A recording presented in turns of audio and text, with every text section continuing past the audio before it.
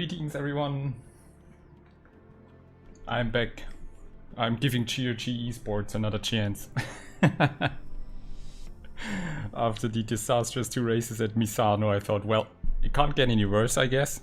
So let's head to the next race, which is on Nürburgring, a track I'm absolutely bad at. I'm really bad at Nürburgring. So you might see some very bad driving today. Hey Alex, thank you very much, mate. You too.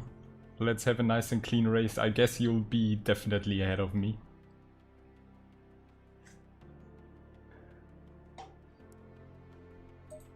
Let's hope it ends a little better this time. Yeah, that's what I'm hoping as well. Just stay out of trouble.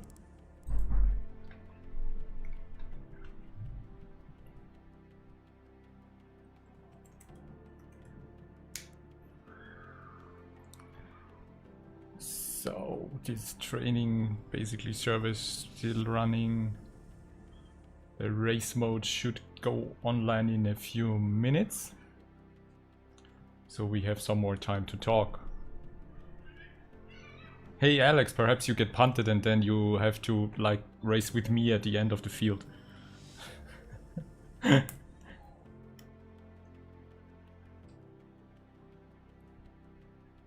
Well, let's hope not.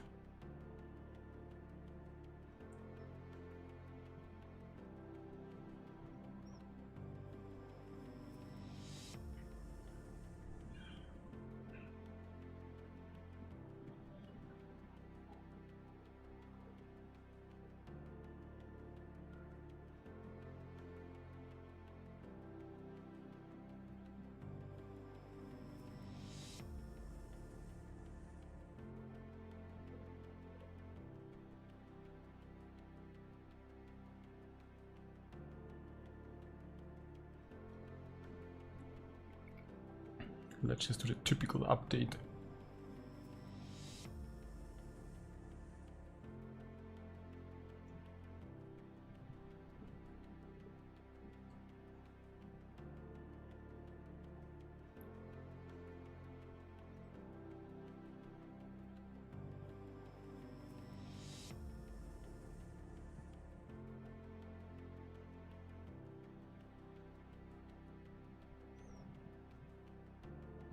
I brought my Magic Dalaran t-shirt today. Maybe it will bring me some luck in the race. Who knows?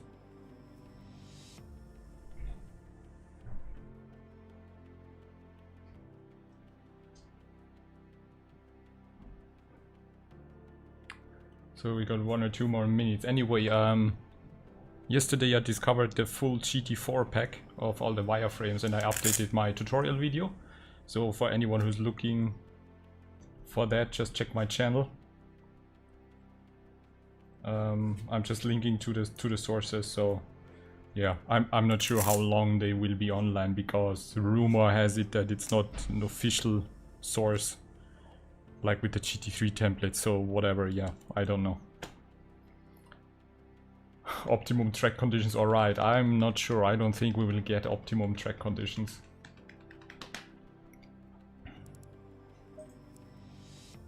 I think we will be starting on green.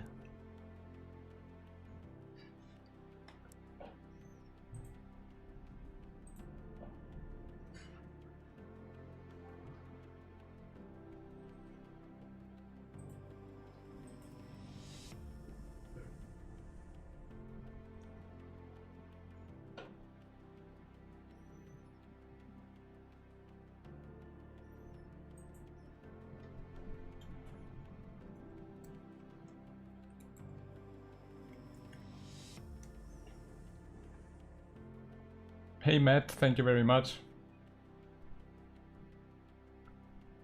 You're just hoping it's dry. I'm actually...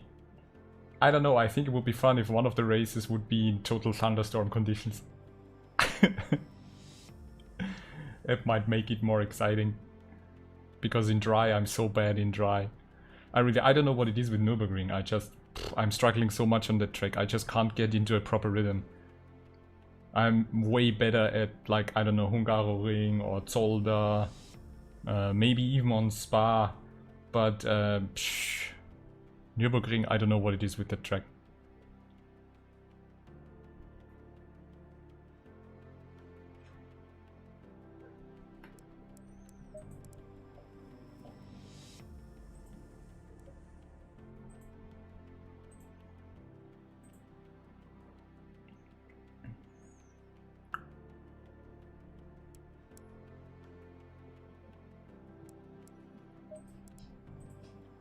So let's connect. I hope the server is resetting, because we should start with free practice. There's still the old qualifying. Oh, and I upgraded to gold today. From silver status to gold. But anyway, in this race and server, I think they are putting everyone into amateur.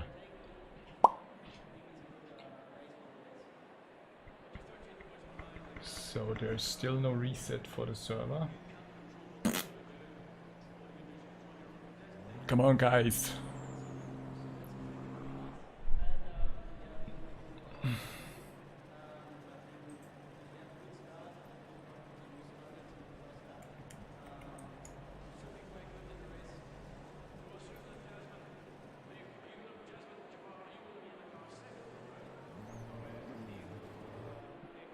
Looks like we're running a bit late today.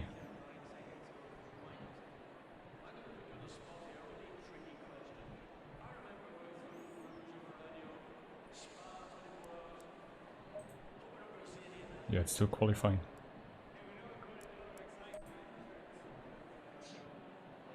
I cleaned out all the custom livery pack that I got for the last race, because when people were joining late it was basically unplayable.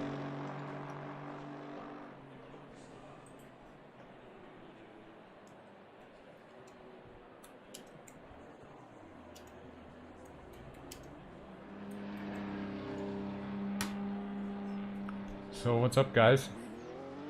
Come on, restart the server.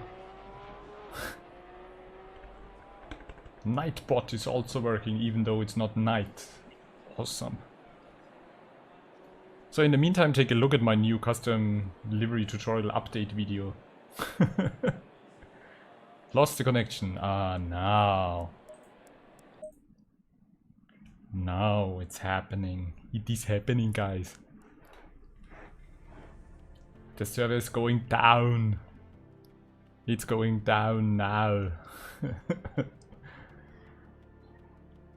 Oh, look at my rating. Safety 98, car control 90. CN, what is CN again? 90. TR, track rating 99. I'm slowly getting there.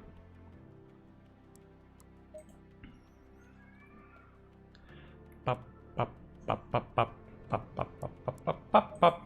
Okie dokie. Let's check it. 34 degrees. Oh boy.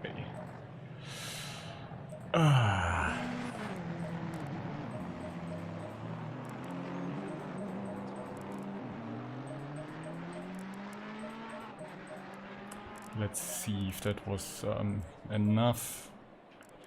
Because this preset is just for a little less track temperature. So let's see what I can or cannot do. Track looks to be not on optimum conditions, which is totally okay. It's kinda strange when you start a fresh new league race on optimum conditions, which will make it even more challenging now. I don't really know what it is about the track. I just can't get into a proper rhythm and have really challenges with some of the corners there. I just hope I can put on a good show for you guys.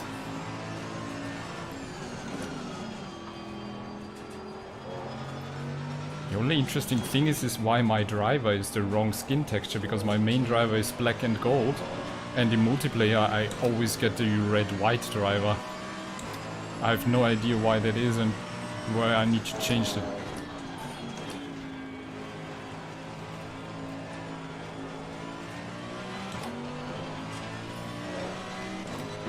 If I can qualify for like the top 12, I'm already happy.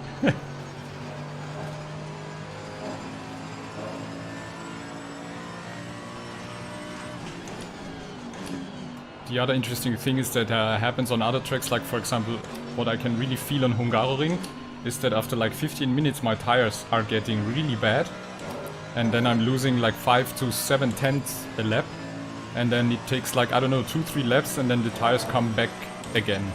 It's really crazy. Let's see if I have the same feeling on this track as well.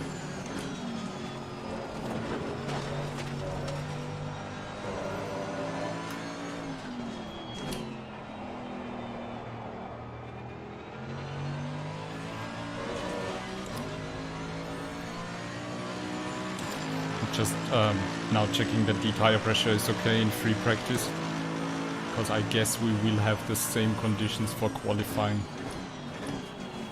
or at least similar conditions.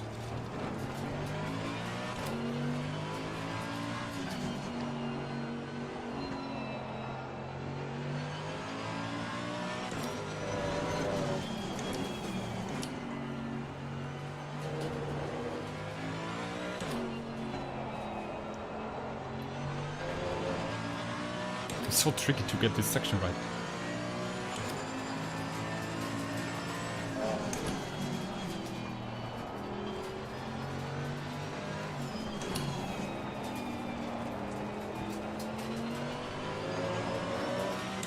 Thank you very much, Mr. Hall.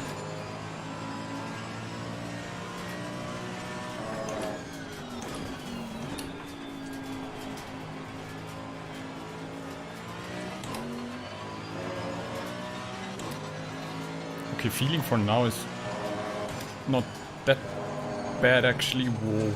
That was... No, please don't. Oh. The moment I say that the feeling is not bad, the car starts to go crazy because I'm doing a mistake. What?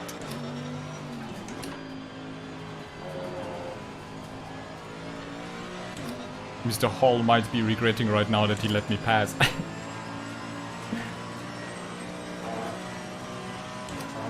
I don't know what it is with this track. Do we have anyone who watches MotoGP in chat and saw the qualifying today? Jesus Christ. What the hell am I doing? Oh, that was close.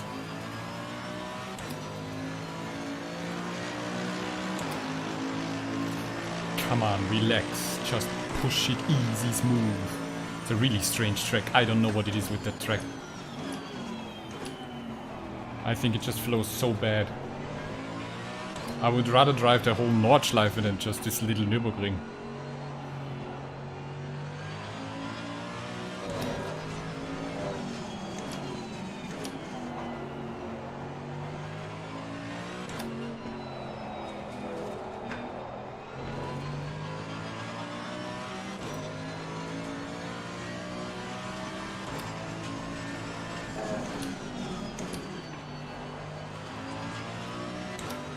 Oh, and I read that they added like Imola, Portimao, and what's the other one for the Formula 1?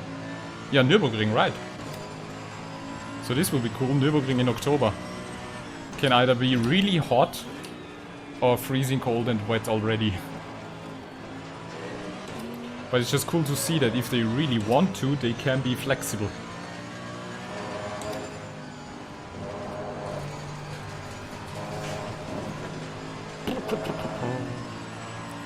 Rumbling around the corner.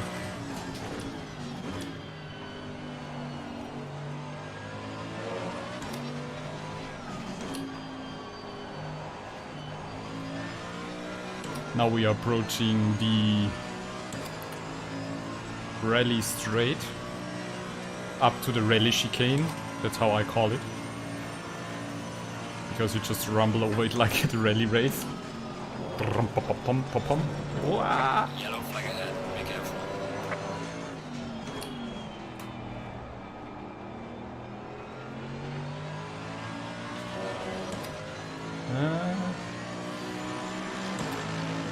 $27.2, $26.9. I might need to increase tire pressure a bit more.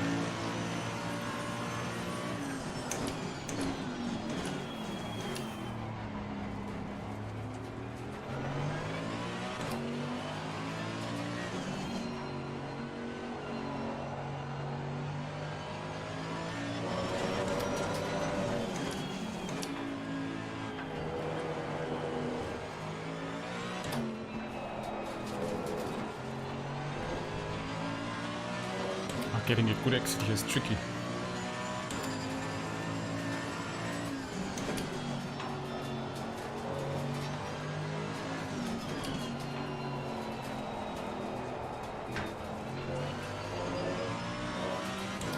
Okay, not looking too shabby right now. At least I can set a bit of an interesting pace. At least I think so. The fun thing is I think I've just, you know, driven Nürburgring too often. When I got the game, this was the track that I was driving countless hours, all wrong. And I think all the wrong laps are just burned into my muscle memory. So learning the track new with the correct line is now the challenge. But maybe I can do that in this hour of racing.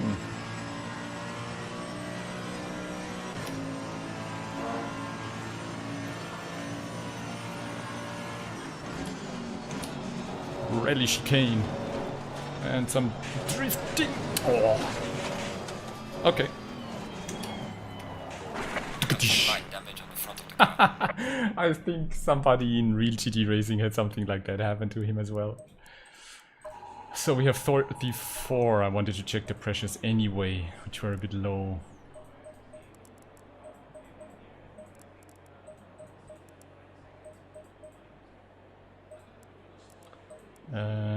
This should be around right, I think.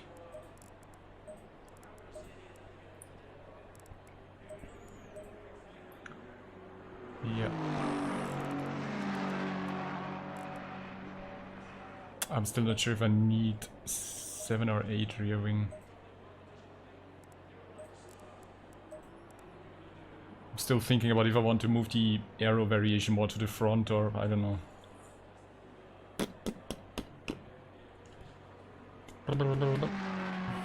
Quali 1 is about to start.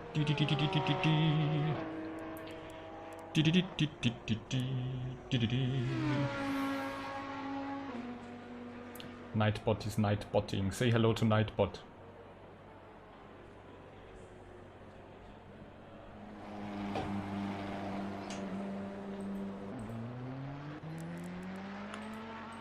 How many people do we have today? 13. I think the last time it was more. With a few less people today. I forgot to switch my driver's category to gold. I got the gold upgrade today. Wireless keyboard only has one reason. To cool me down. So qualifying is 15 minutes at 9 AM, so it might be even colder. I'm pretty sure it will be colder.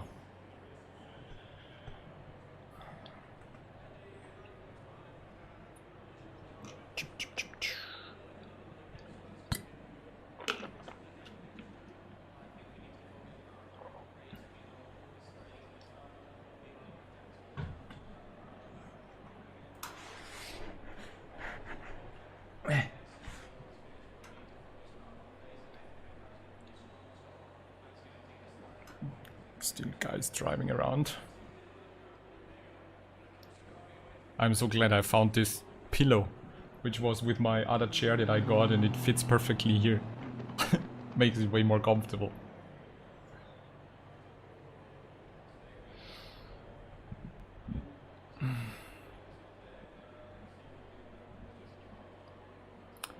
Come on, do it.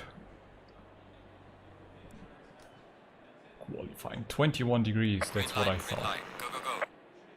Alex, you got blocked. Why? It was just free practice. Calm down, buddy.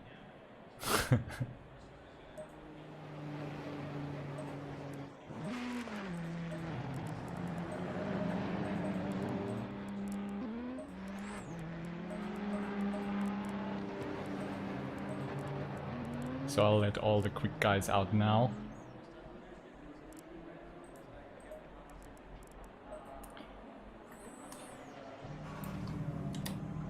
It's important to not get blocked now.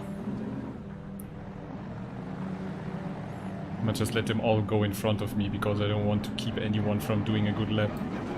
I'm definitely not the quickest here.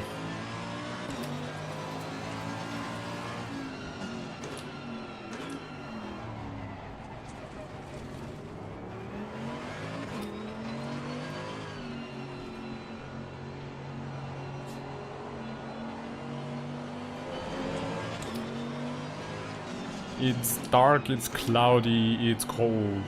Maybe it will rain when racing.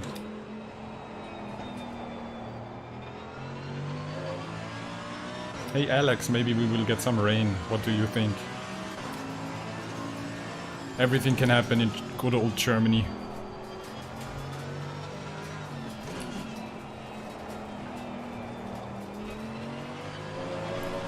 Can have from tropical hot temperatures to cold and windy thunderstorms.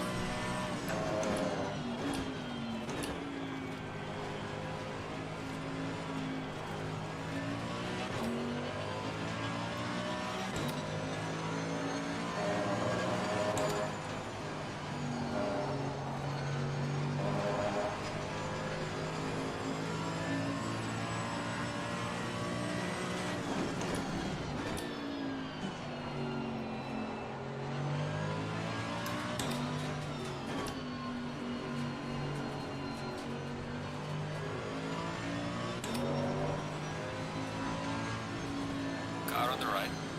Clear on the right.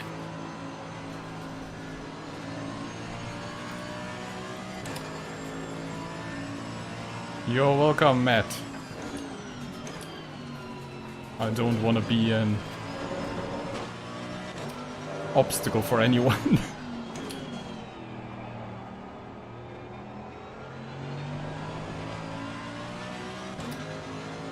Let's see, there's someone else behind me, but I hope I'm not blocking him.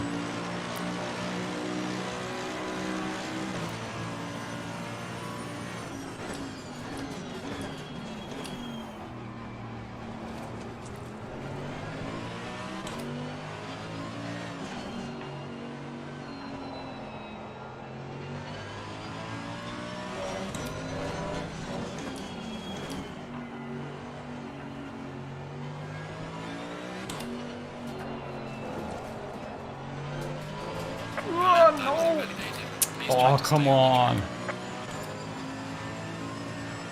It's always the same, the rear right tire.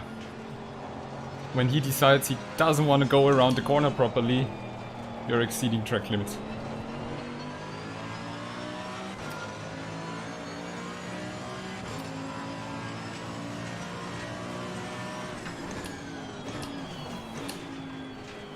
Yellow flag in sector 2.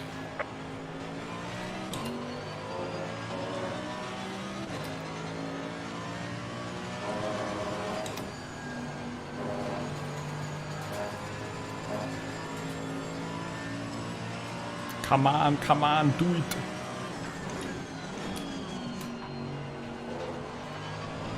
Whoop. I must say that since I changed my force feedback settings, I can really feel when the car is like losing its rear or kind of going into power oversteer or something. I mean, most of the time I can catch it. It's really cool. I think they changed also something in the last patch. With the force feedback feels a bit different since then.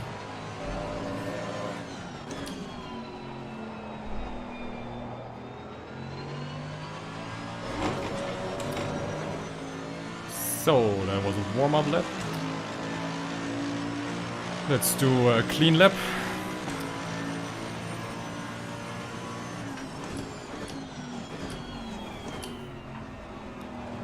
Bit too early on the brakes there.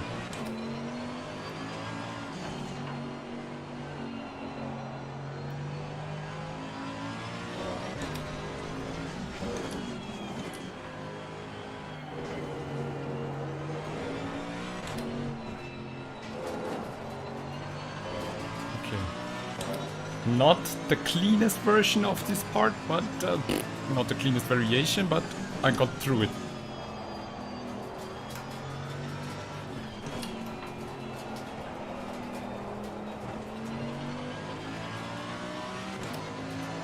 I'm struggling so much on this track, it's crazy. Haven't found a setup, haven't found a good rhythm so far. I don't know what it is.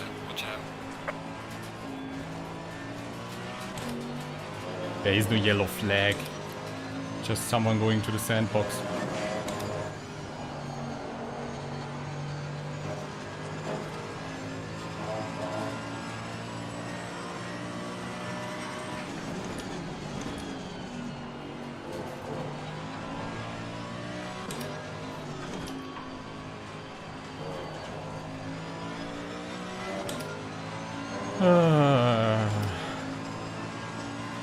not the best lap.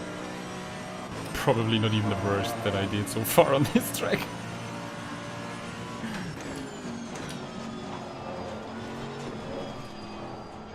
Wow. Lost it through the chicane there. Losing a lot of time now. Ah! 59.3. Ah! The fastest lap so far. Horrible lap. Yellow flag, be careful there.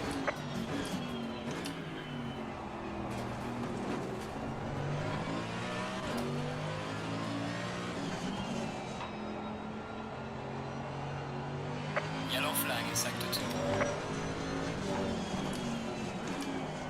What's going on without the yellow flags there?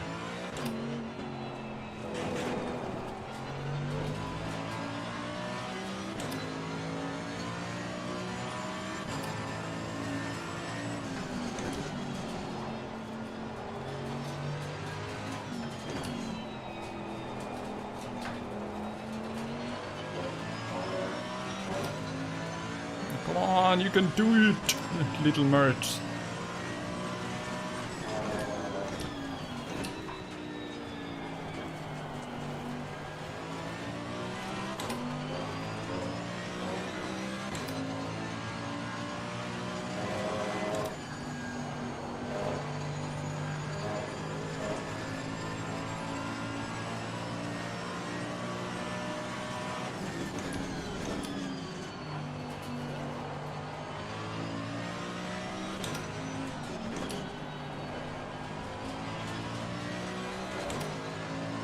Okay.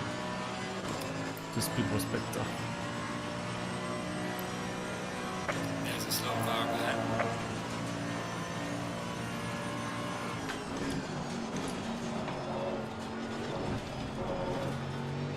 Okay. Ah. Missed the apex again there. Yellow flag ahead. Watch out in front. But I'm catching up. Nice. Well done, mate. Personal best. Little bit of improvement. Left front is getting a bit too warm.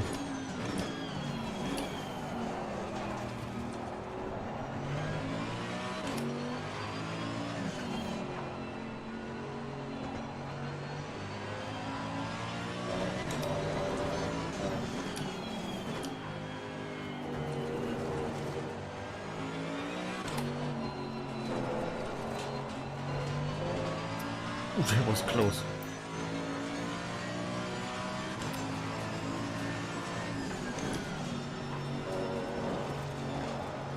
Ah, fucked up this bit, shit. I was on track to do a better lap.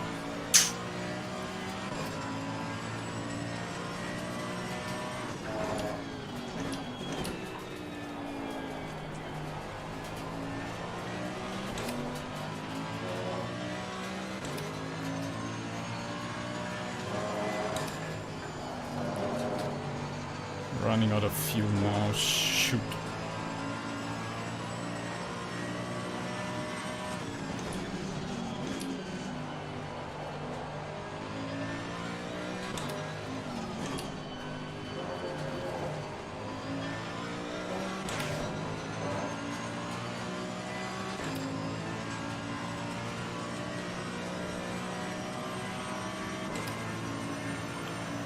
Yeah, I won't improve now.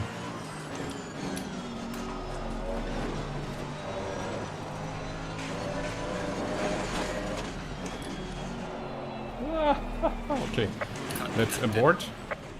Can I do another try? We have 21 degrees, so the front left. 2 less, 2 more, 3 more, 1 more. Let's do it like this.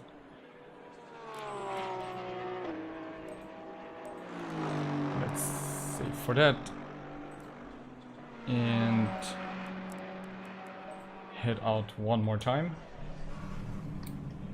Let's see, maybe I can improve a bit, maybe not, but it will definitely help my feeling for the track.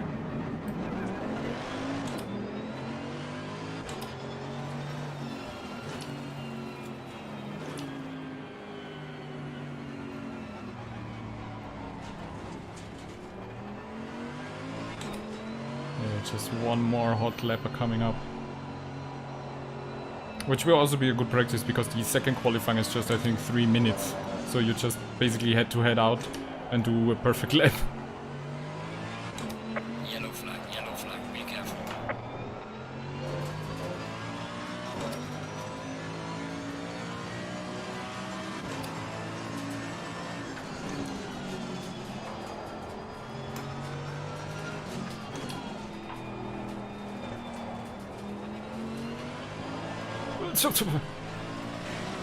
That's what I mean when I say force feedback is a bit better. I could really feel that coming.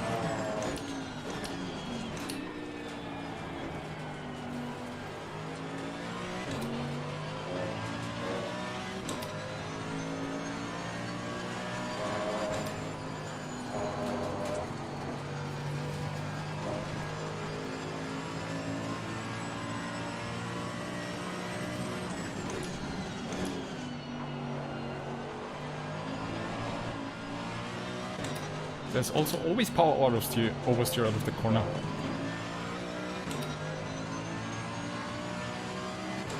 Yellow flag in sector 3.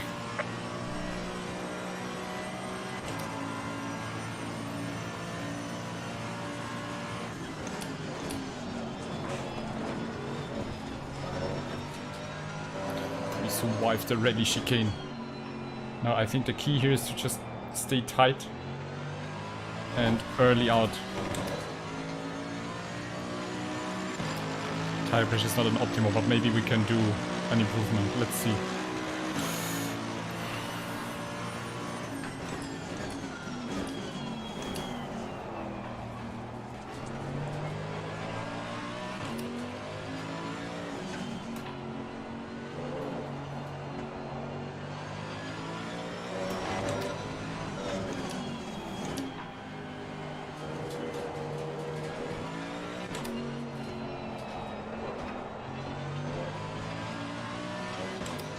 Okay, a bit of improvement through there.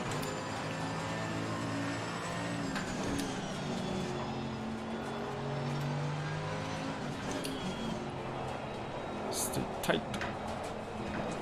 Ah, messed it up here. But not all is lost. Maybe we can find some more time. Get a better swing out of here.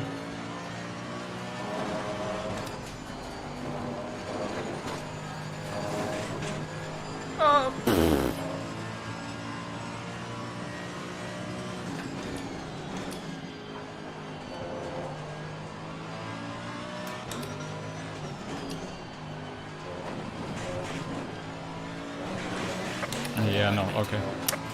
No, that's it. We're basically starting from the back of the grid. Oh boy. The curse of Nürburgring continues for me.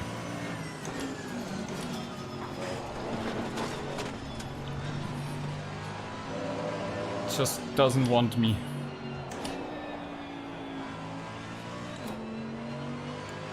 Yellow flag, be careful there.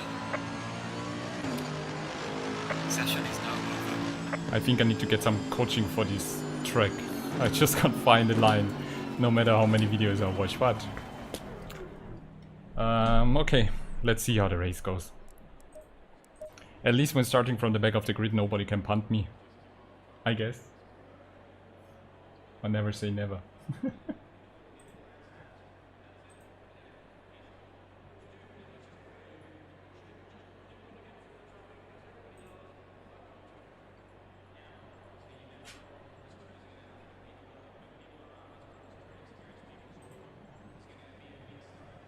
So now we have the race, 30 minutes race, then we have 3 minutes qualifying and then immediately the next race. This will be fun! Fuel! How much rocket fuel? 58. No, the copyrighted 64 is more like it.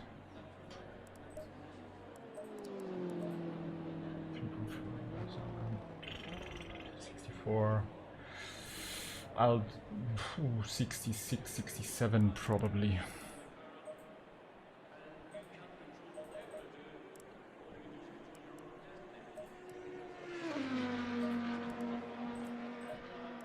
Yeah.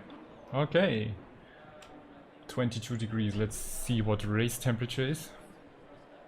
Might be more. 155.2 was the pole position lap. Holy moly. The guy's driving in a different league. I think he's in the wrong racing league with that time. 34 degrees, of course.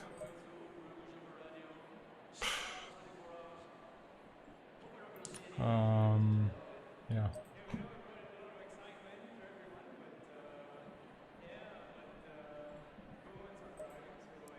I have to shoot in the blind now.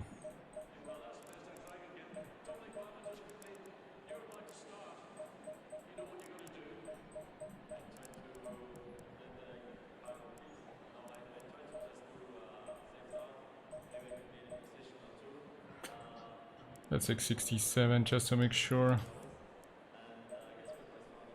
Whoop. Don't take wet tires. Yeah, good luck to you too, Alex. Stay safe through turn 1.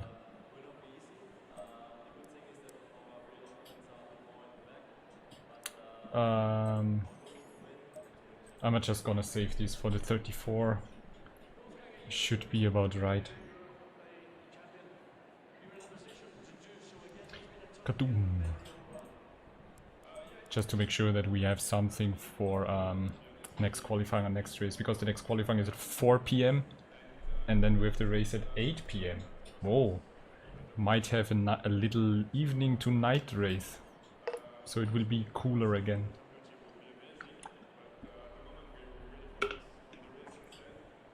Yeah, Alex P1 was 4/10 ahead of you. 1:55. I'm not sure, but that was a pretty fast time. I think you top 3 guys are in your own league. The field is very... yeah, I think the field will pull apart really quickly. Because some guys are really fast and some guys are really slow.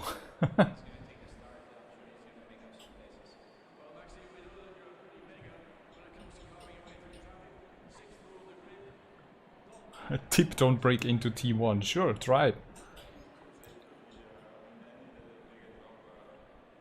I'll just be waiting for some crashes in T1 so that I can make up some places. We make for a good race. Okay, let's get it started. GRG Esports Part 2, Take 2. Action.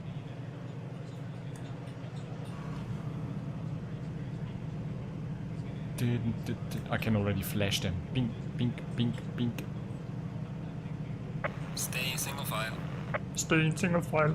This time hopefully I will not be reset into the pits. For whatever reason. Only 14 drivers.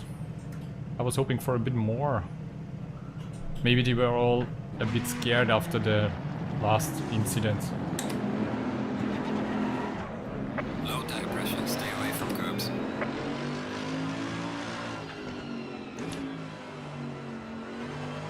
I'm staying right in my green area.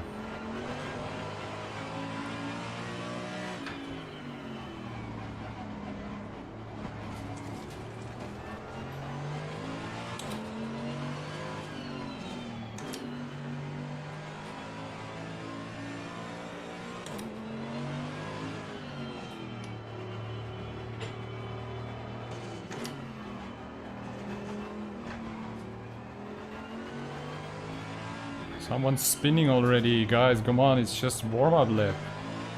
Keep it calm.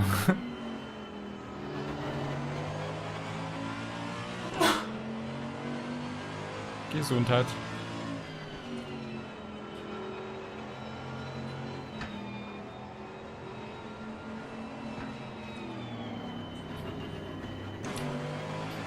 I'll just stick with my brake pedal trick to increase tire temperature.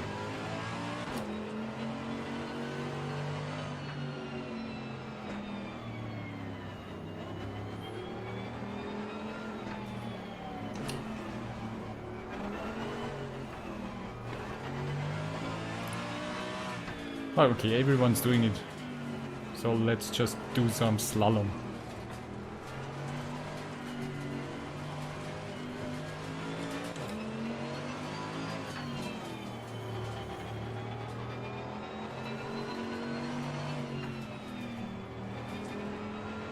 Tires are coming up on temperature, nice.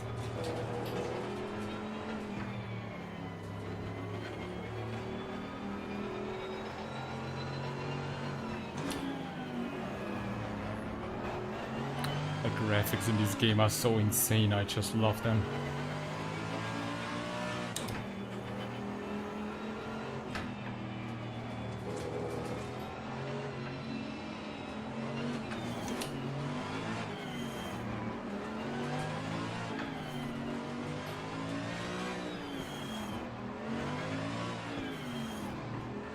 Yep. Stay in double file.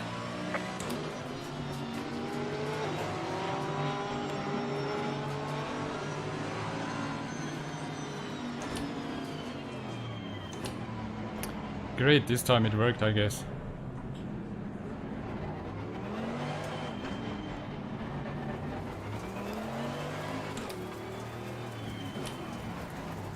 Ah no, I'm on the dirty lane.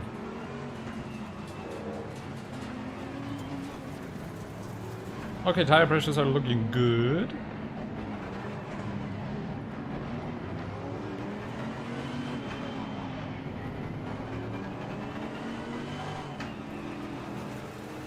Let's hope for a clean start. I guess I have to hold back with my reflexes again because I'm having such good starts. Green light, show them where you go. See again. Car on the right. I was holding Clear on back. the right. Oh Jesus.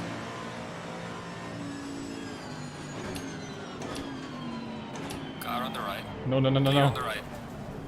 Oh, Got some light damage on the front. Car on the left. Clear on the hopefully left. this is not influencing my aerodynamic.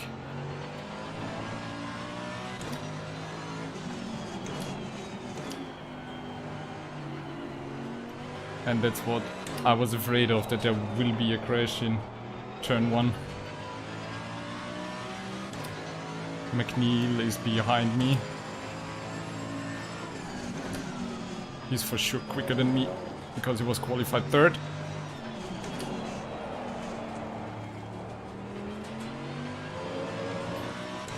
Guy in front of me is flashing all the time.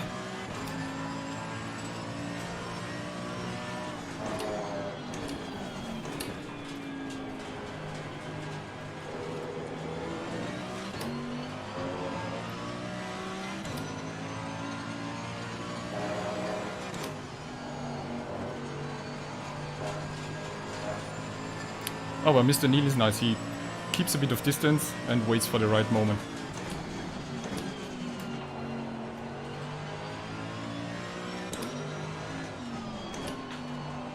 Slow car ahead. What a crazy start! I think I have no aerodynamic damage. Feels okay.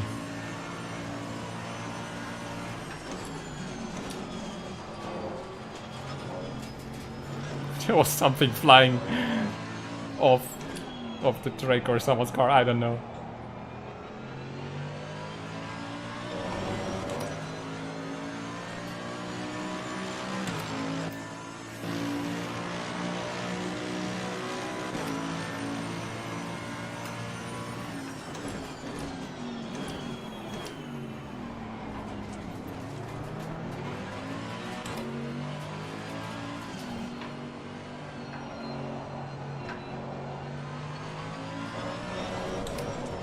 No. Car on the left. What the fuck Clear was on the that? left.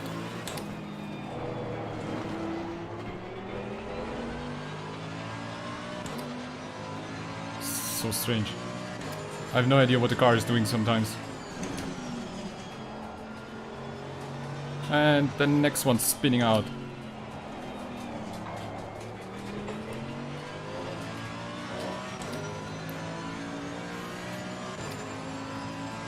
One thing's for sure, plenty of action in the first 2 laps.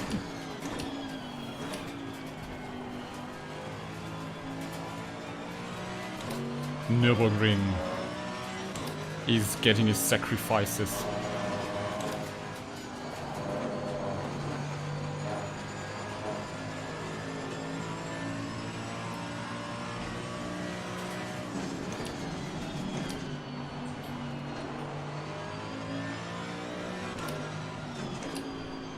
I think it's cool how Mr. Neil is like really driving very defensively.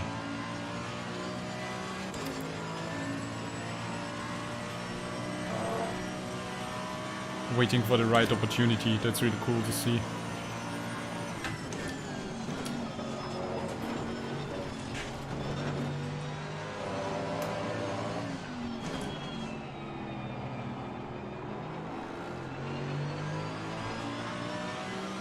He has a cool color on his Aston Martin, I like the dark red. Well done, mate. Personal fastest lap.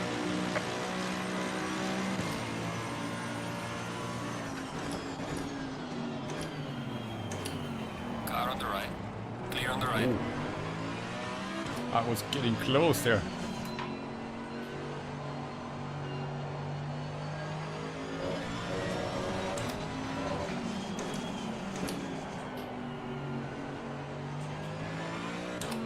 There's a slow car up ahead. Car on the right. Clear on the right. What's happening, guys? Stop crashing so much.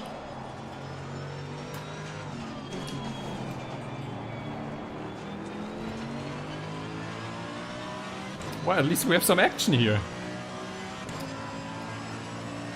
They're all holding each other up today. So, some little punting going on.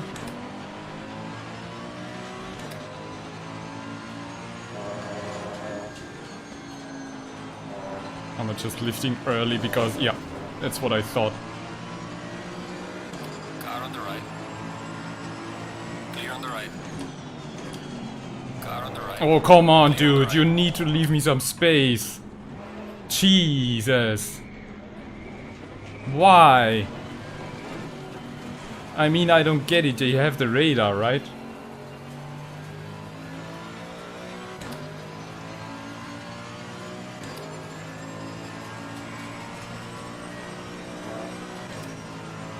I'm really sorry, but man, I was on his left and he was just turning in without anything. Oh.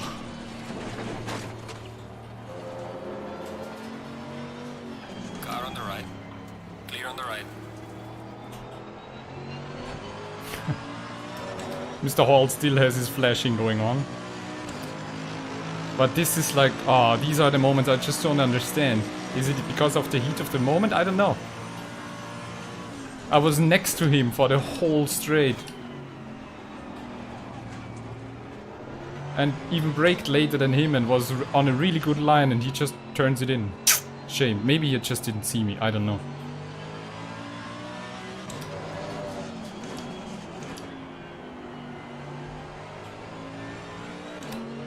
Seems to be the same fun like last race in Misano.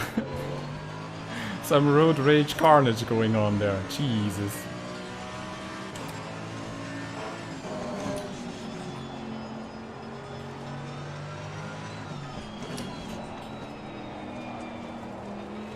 It's hilarious that he's flashing all the time. I don't think he knows.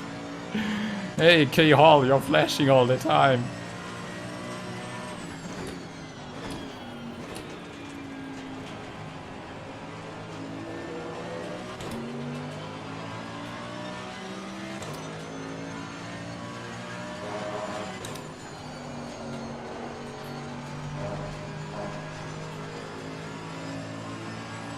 Oh boy.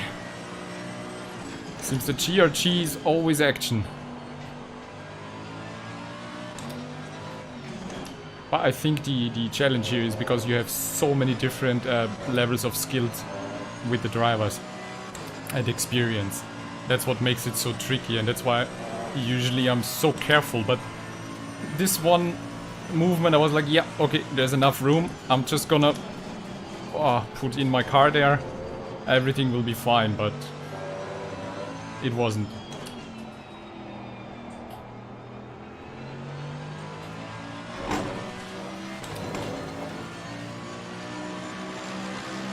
I'm pretty sure it was just not seeing me.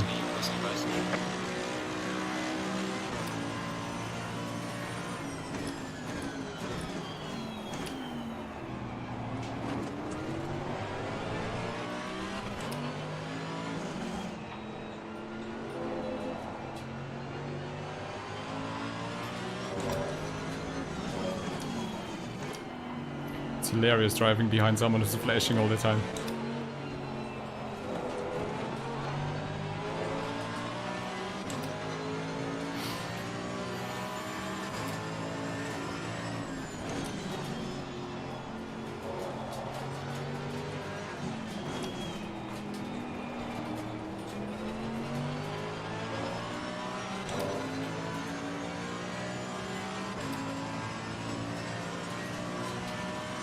Slow car ahead. Jesus, dude. I was expecting him to brake early, but not this early.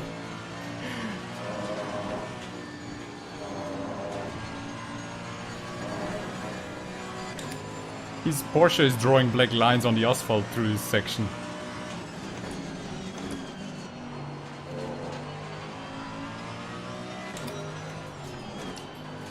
Okay, now that I know he's really insecure through this one double right-hander, I might be able to brake a bit earlier and get closer to him. Let's see if that works out. Let's see if it works out. Holy crap, what is he doing? Another very early braking point.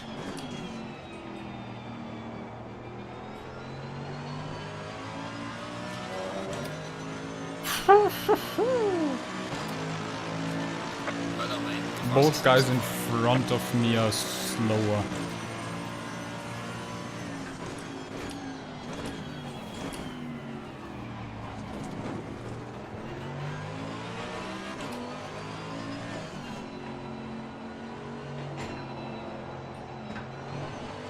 Ah!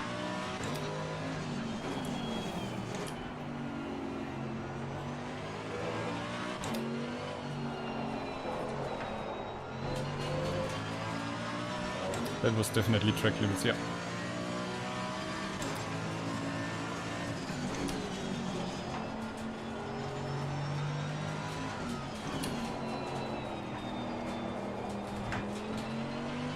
Okay, now comes the interesting part.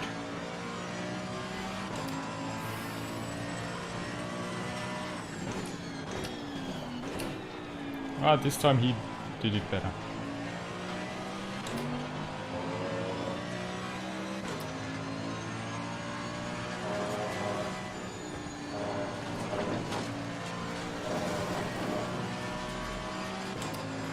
Looks like we are kind of on the same level.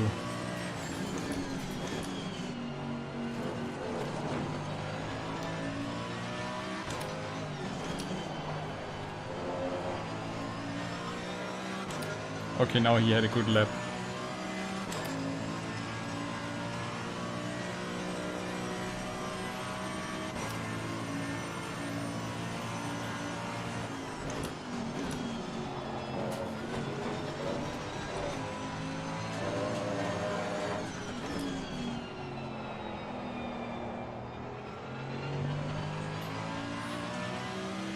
He's still flashing.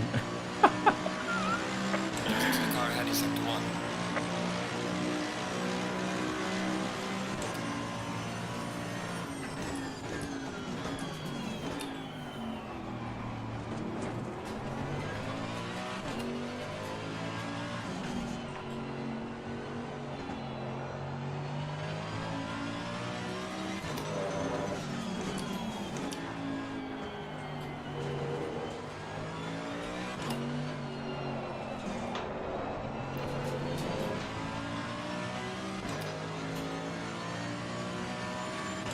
Such a tricky corner.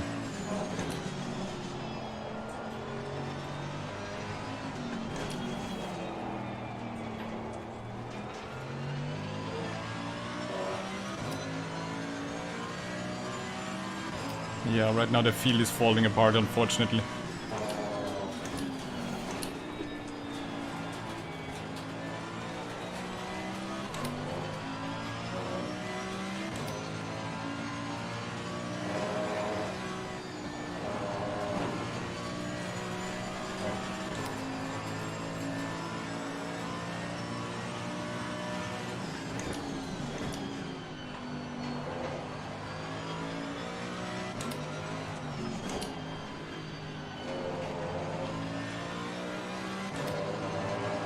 Okay.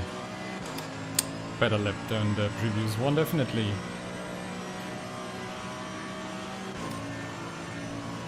Starting to get hot. Ah, shit. It's a tad too late. A tad too late and a tad too heavy.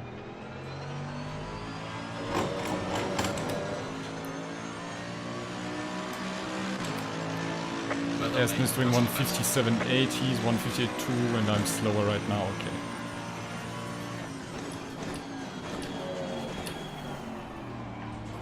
That was spot on, I think.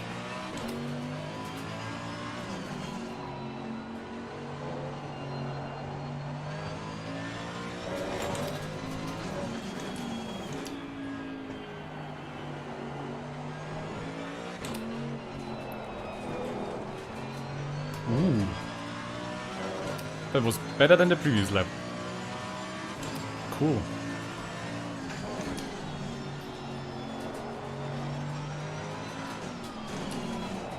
We are halfway through. Keep pushing. Now he had a little mistake, losing momentum.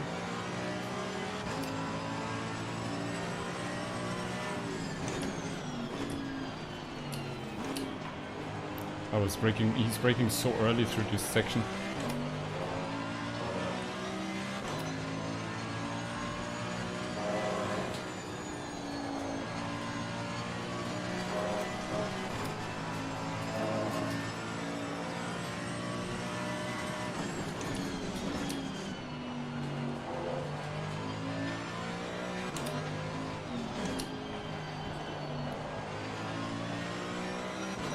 See if I can get more speed on this section.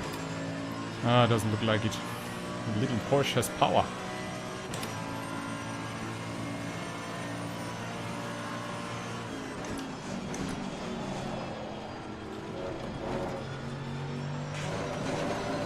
Whoop.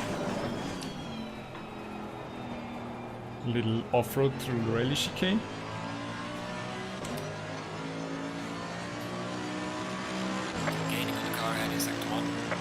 Oh yeah, now he had a worse lap than me. He's still flashing his light stop.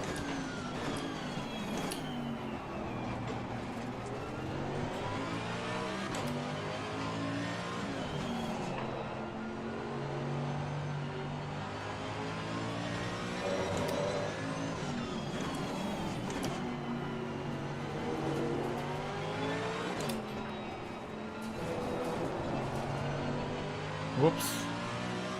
Damn. I wanted to get a good drive out of there, but was too close to him.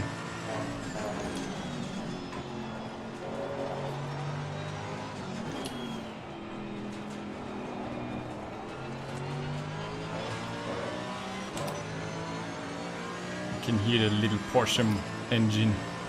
Whee!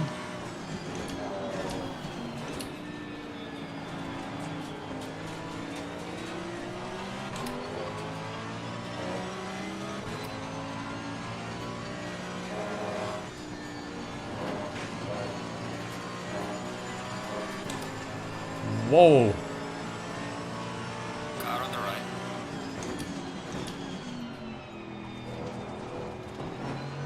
Ah, shit. Clear on the right. Didn't work out. He kept his line. I was probably a bit too hard on the brakes.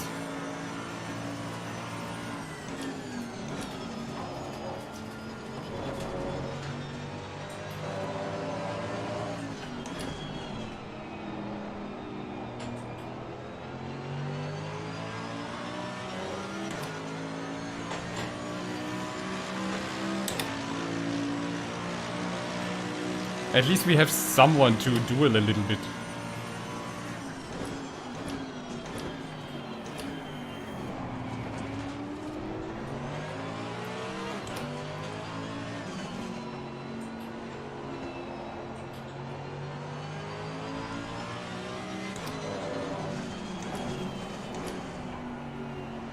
Running too wide there.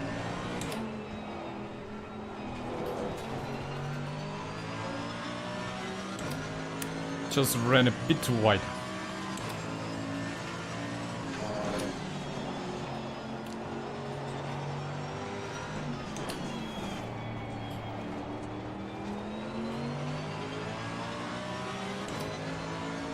But it's cool, he's like me, he sometimes breaks too early.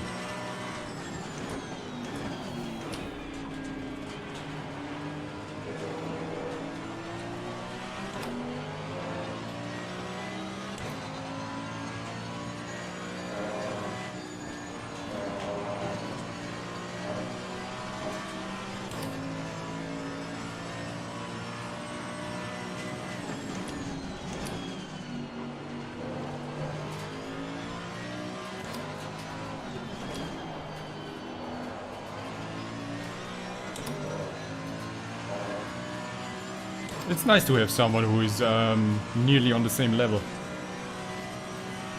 Some sector he's a bit quicker, some sector he's a bit slower.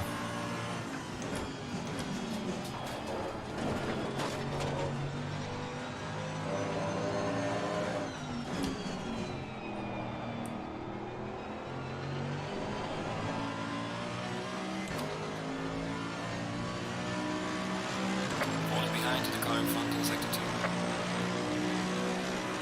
I know, that's because I have to brake earlier.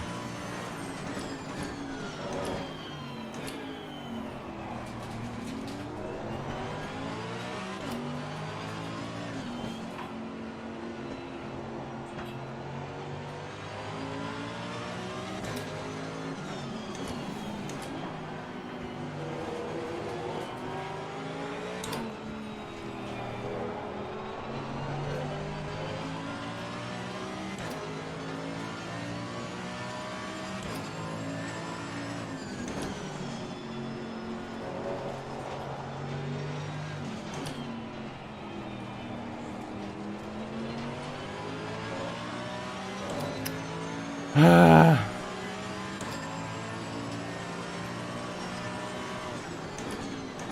on the left. You brake so early here. Clear on the left. I made it stick! Hallelujah!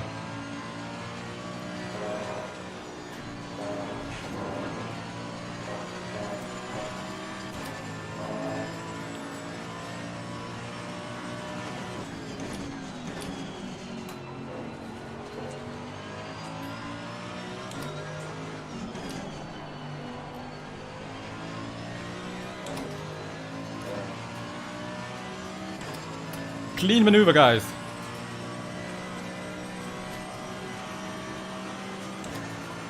Let's see if it works out.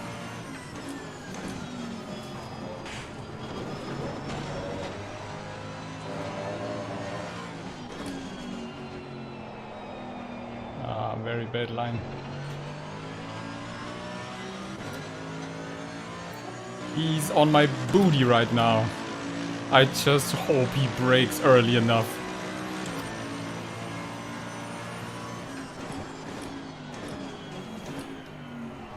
Looked good.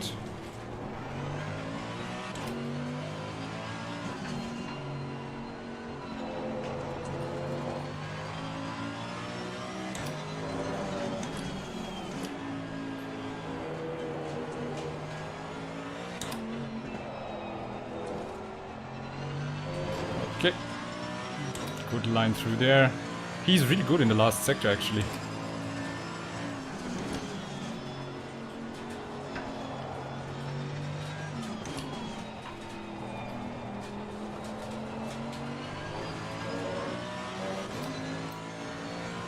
Nice. At least we had one clean overtaking maneuver in this race.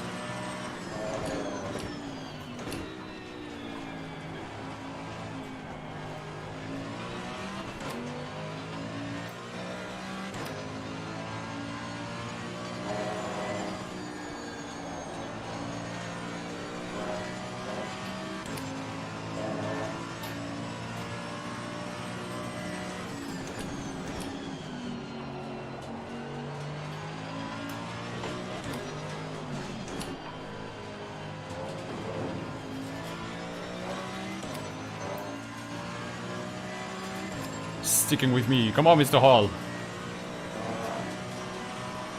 Let's catch Mr. Perez in front of us. What do you think?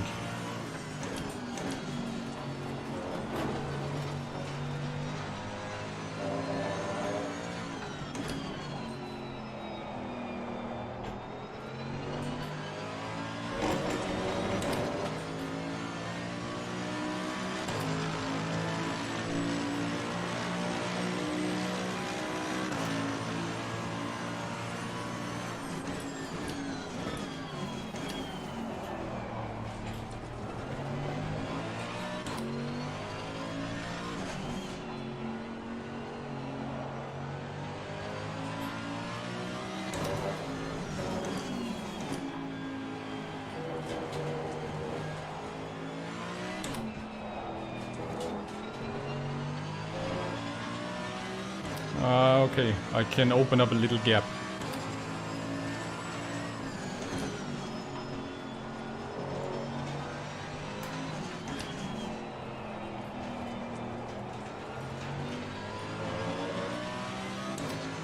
But yeah, 5 more minutes only and the next car is way too much ahead.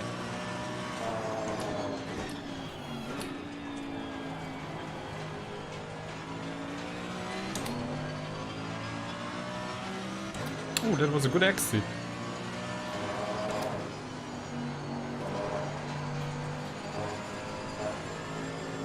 That's a good line through there, cool.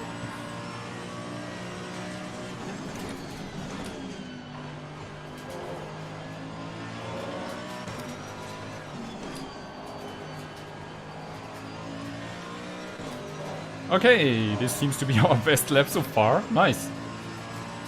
Slowly getting into a bit of a rhythm, even though the lap times are not as good as they could be, but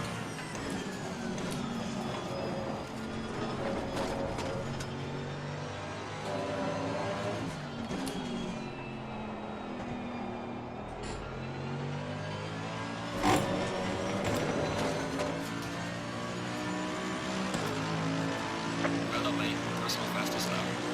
1:57.8, nice. We are improving at the end of the race, which is usually the case for me.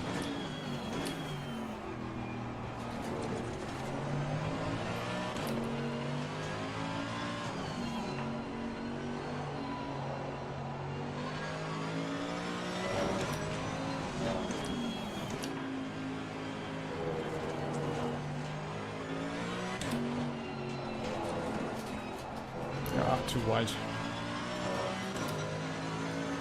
Sometimes I hit it, sometimes I don't. 3 minutes of qualifying will be hilarious, actually.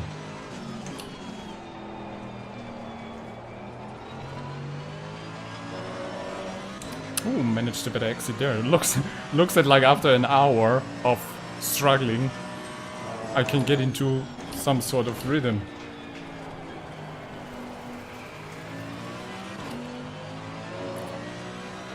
Ah, this time we were a bit slower through this section.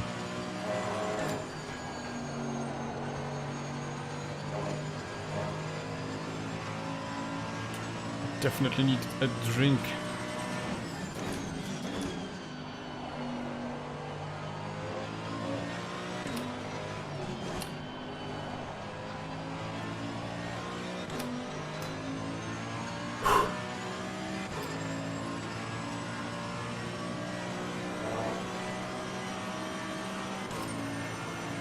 Yellow flag ahead. Watch out.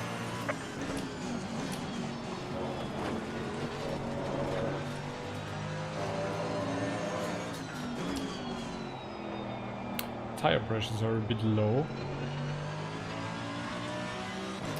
Might have decreased them a bit too much, but Gaining on the car ahead is up to 3. it's okay.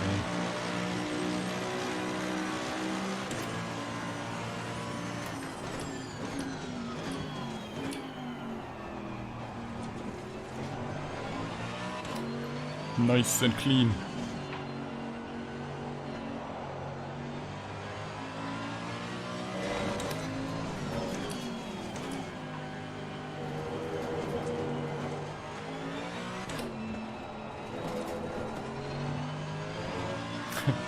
I cut the first part to just get a better exit out of this.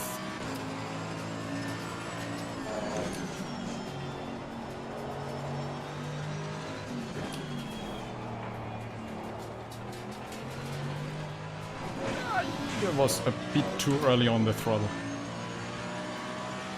I was feeling bold.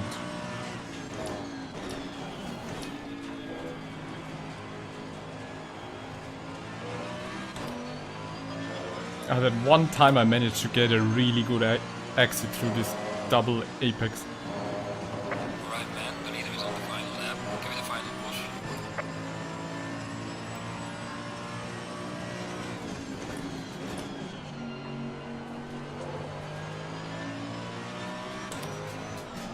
Ninth position.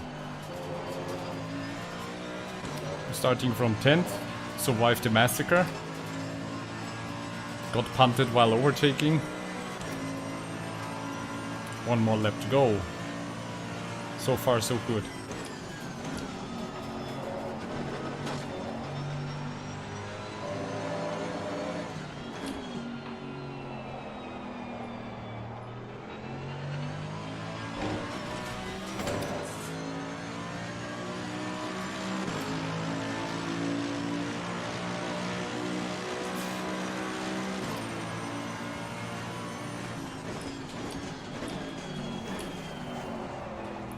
Very late braking point this time. But it worked out. Let's see if we can improve a bit without crashing.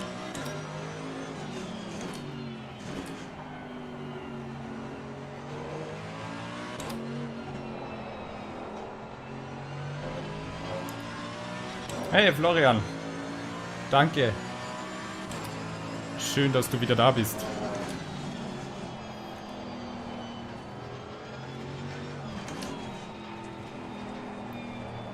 Bis auf einen Little Punt beim Überholen, der mich einige Plätze gekostet hat, weil der Typ einfach keinen Platz machen wollte, lief es echt gut, ja.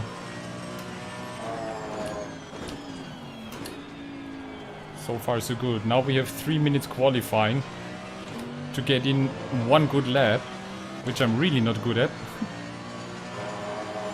The leader has finished the race. And we have another 30 minutes on Nürburgring. Let's see if the weather conditions will be changing or we have the same clear weather.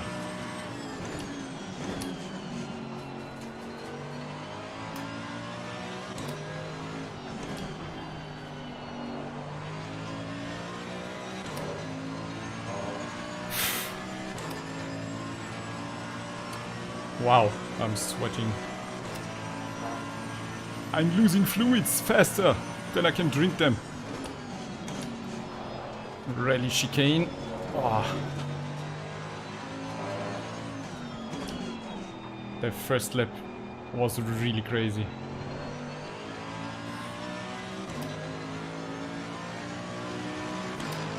Alright, checkered flag. Great job. You did the best you could. Now bring the car back. The T1 was shambolic, yeah.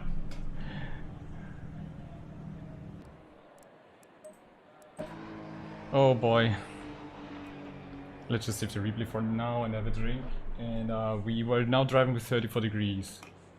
You got rammed, Alex. Well, I got rammed when overtaking somebody. I even don't know who it was. M. Neil, yeah, Easton. I wanted to pass him. And I was on the left, and I think he just didn't see me because I was having the inside line and he was pulling in. Boom. 3 minutes now. 3 minutes of qualifying only.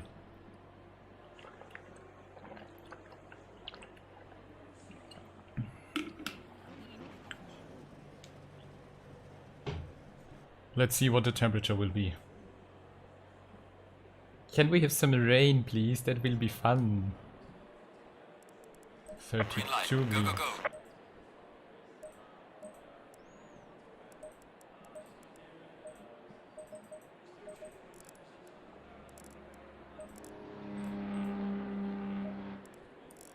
Okay.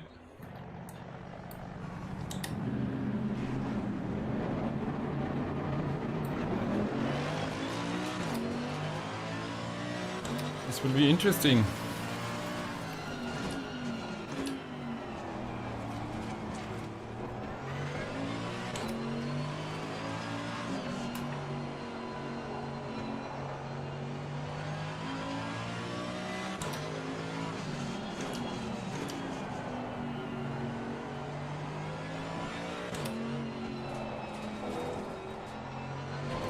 Mr. Neil, the bumperino, is again in front of me. Alex behind me. I think you need to pass me because I'll hold you up. I'll just let you through, mate. Come on. Car on the left. Clear on the left. Because you're definitely quicker than me.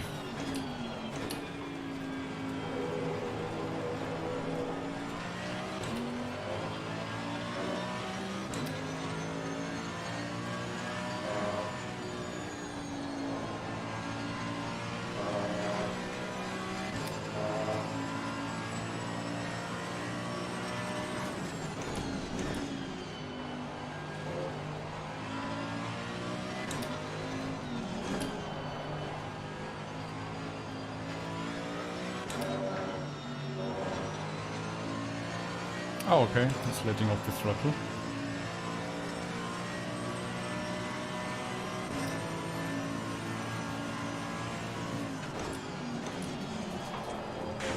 Ooh. Too much ready through the ready chicane.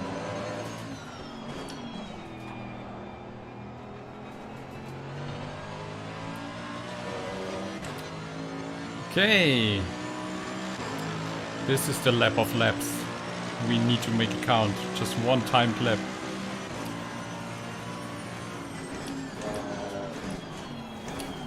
Wow, really late there.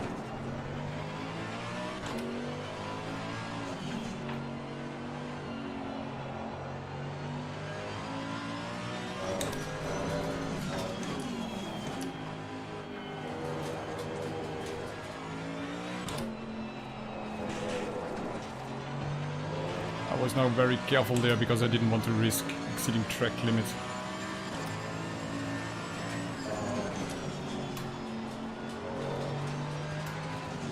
Yellow flag in sector 2.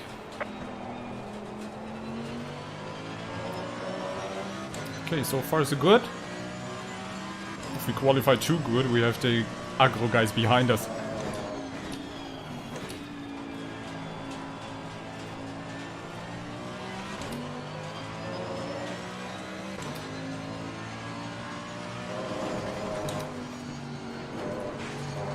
Ah, this was not as clean as possible.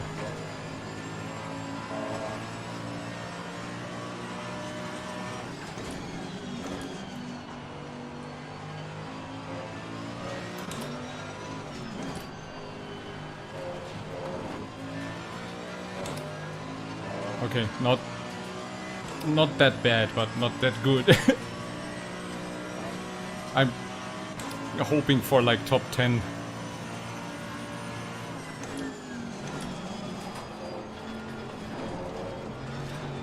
Ooh.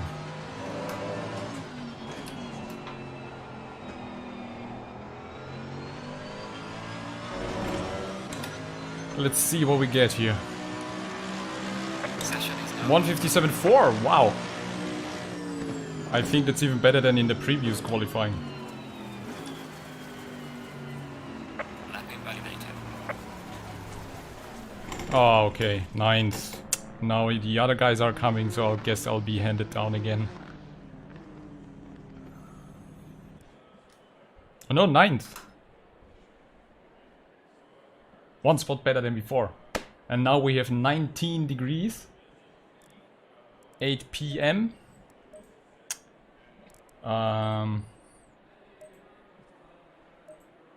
So I think the tires will get colder. At least I guess. Fuel was looking good, I think. Can't remember now. Okay, so second 30-minute race. We're starting from 9th. Let's see if there will be another starting disaster. That was like a crash with 5 cars or something.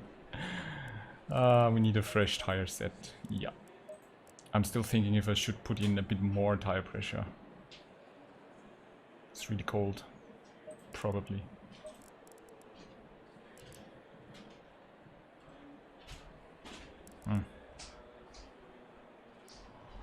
I'm not sure, I mean... Well, what gives? Anyway, 67, fresh tires, everything else looking good. Car was feeling good. So let's just stick with this. And don't forget to drink and drive. Drive to survive.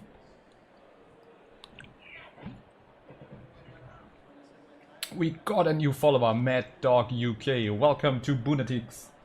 Thank you very much, mate. I hope you enjoy the show. And if you haven't, feel free to check out my new custom livery tutorial, which I did. Let's see how long those GT4 wireframes will be available.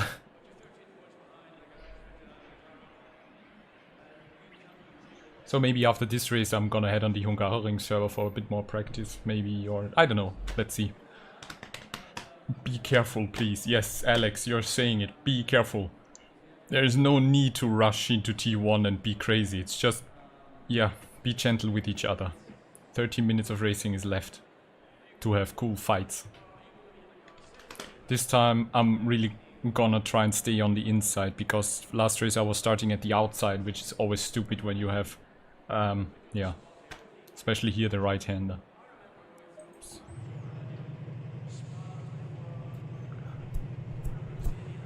Whew, it's getting hot in here.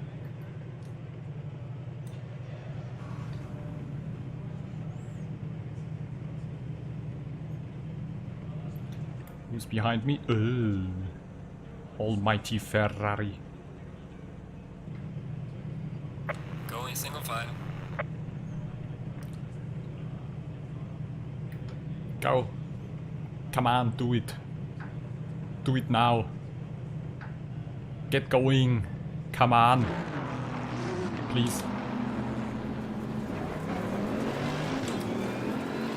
Low tire pressure. Stay clear of the curves. Let's do our brake pedal trick again. Whoa. We're going a bit too fast. Too furious.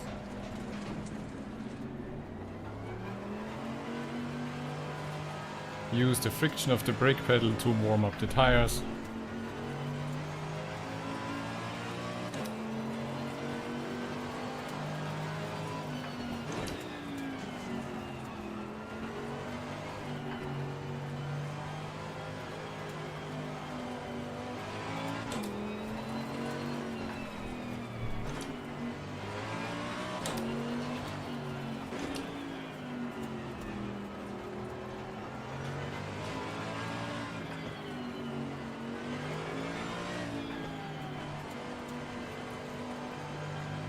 I actually really like the formation lap. I think it's one of the coolest features of this game.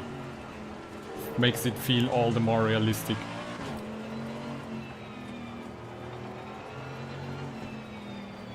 Zoop, zoop, zoop.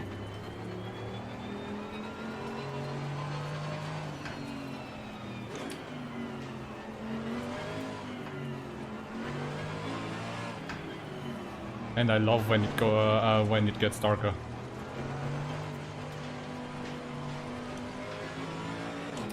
I think this gives the whole race more atmosphere.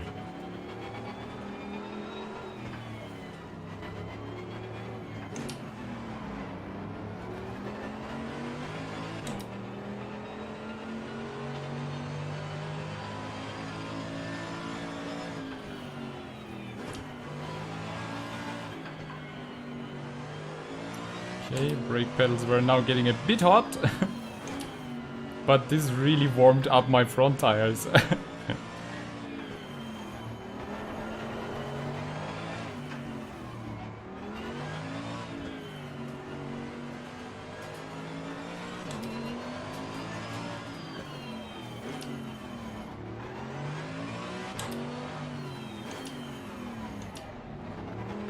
Going double file.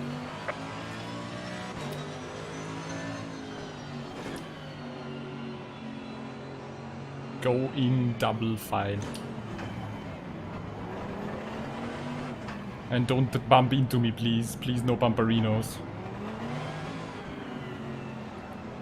Okay, tire temperatures are okay-ish. I hope I didn't put in too much tire pressure because it's really cold. Just, well, cold, 18 degrees. Track temperature.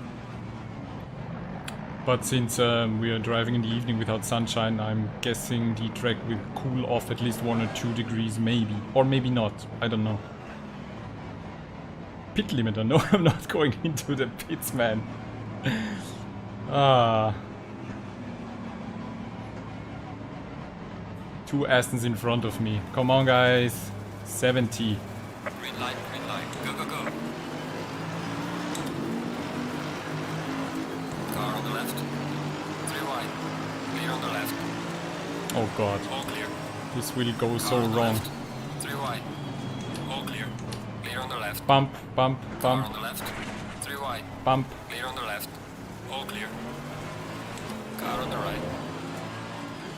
Looks like people just can't have a proper start in GRG Esports League.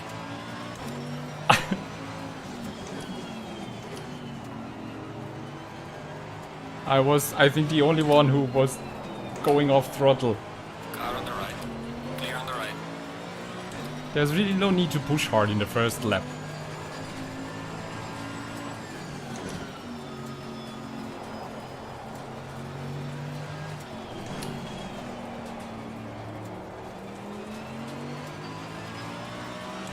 Mr. Hall is in front of me again, cool. Car on the right, clear on the right. Car on the left. Come on, dude, on the leave left. space. Fuck me! Light damage on the front of the car. Box this lap, we have to repair the car. That's it with race number 2. He was braking way too late, and then he's just swerving to the inside, not leaving me any room.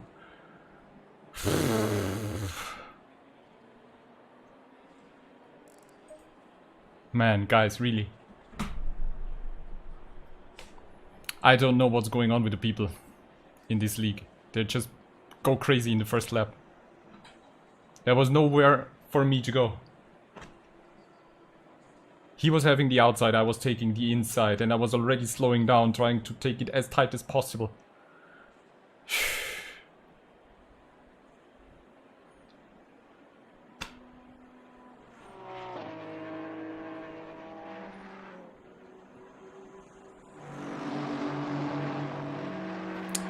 Well,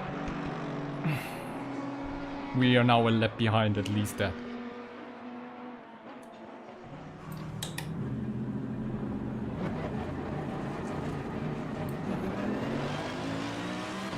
So we can play lap back again. It was such a cool start. I was taking up so many positions and then this has to happen. Why is it always me? What did I do? But it was a pretty bold move from him anyway to brake so late in the first lap into this corner. I don't even understand why he was doing that.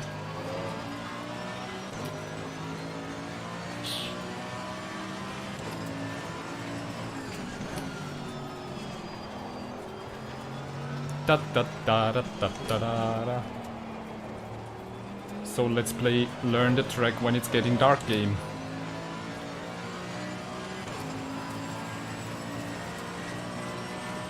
Yeah, he was way too late on the brakes here. And then I was keeping tight inside and he wasn't leaving me any space. Somehow similar to the first race where I was trying to overtake someone and he was also not giving me any space and just turned into the corner and crashed me. Ah, interesting, interesting.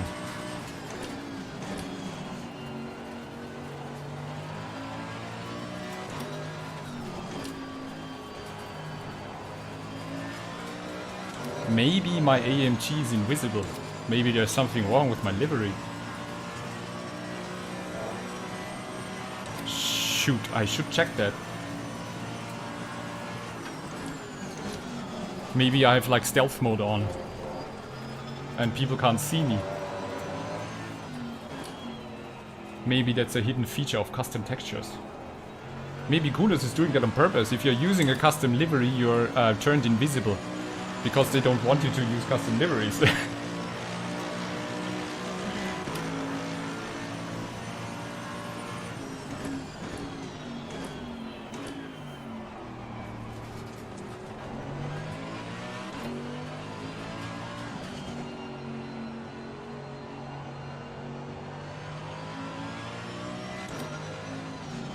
we somehow unlock the invisible custom texture feature. Turn into a predator and hunt them all down while being invisible. Nobody can see you coming.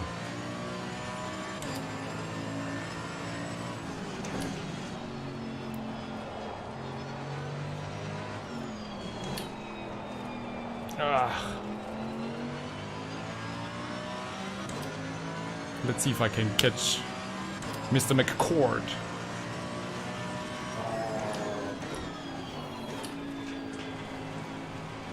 It looks so cool when it's getting dark. I really love how the game looks.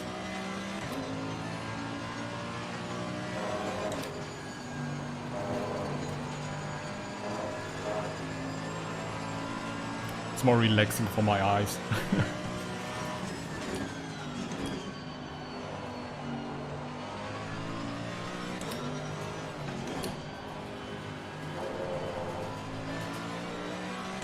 Tire pressures. Okay.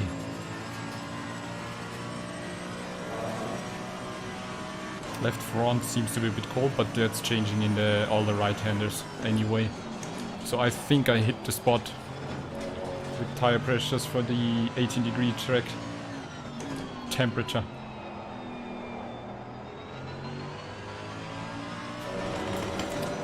Let's see what lap time we can pull in now.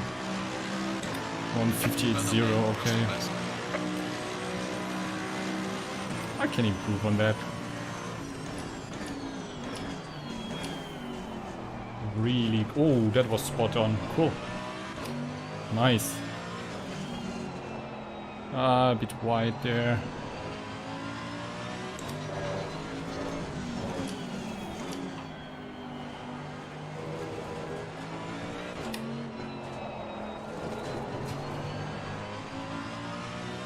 Always drifting, always power sliding. I was told it's called power sliding, not drifting.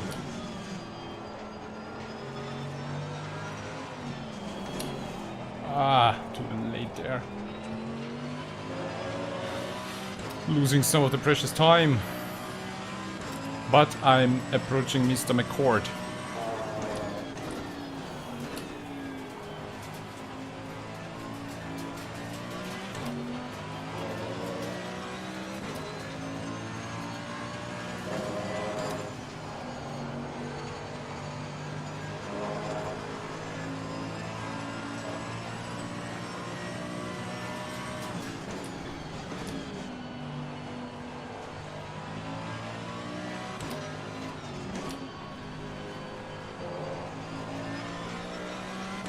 But the good thing is I'm starting to get a better feeling for the track after 13, 14 minutes of driving it.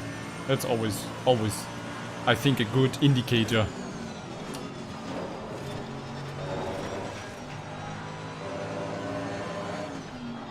That not all hope is lost with me. I don't know so far what it is about Nürburgring, why I don't like the track so much. I don't know. I think it, interestingly enough, there are some tracks where it just takes me longer to get into some sort of rhythm.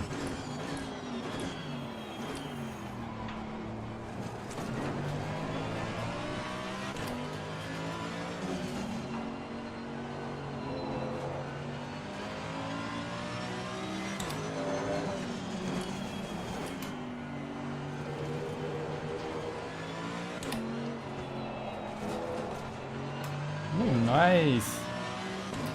Okay, good. Get the consistency in, and good lap times will be handed to you. Brake a bit earlier here.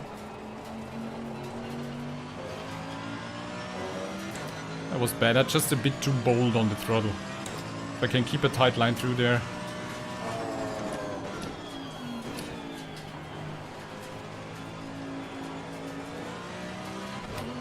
We are catching up with Mr. McCord really quickly.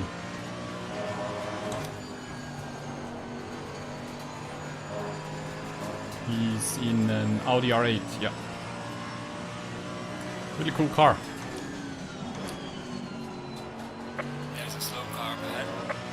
Yellow flag ahead. Watch out in front. Oh no, no, no, no, no, no. No, no, no, whoa. Nice, power slide. Car on the right. Oh, he was being careful as well. Clear on the right.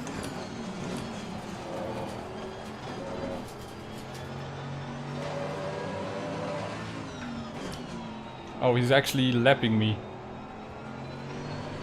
Well, let's see if he can lap me. He's on 11th place. I'm not sure he can lap me. Car in front in sector 2. Ah, yeah, okay, now we lost time to Mr. McCord. Oh, he can catch up.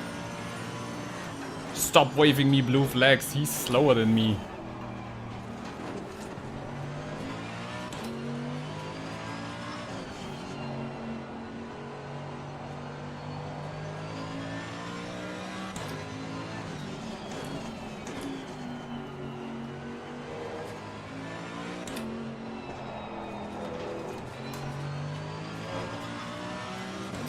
Okay, I'm starting to feel a bit more comfortable on this section.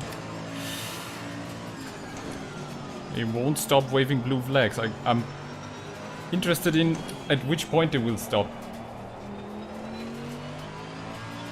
Now they stopped. After 1 second, okay. When the gap is more than 1 second, they stop.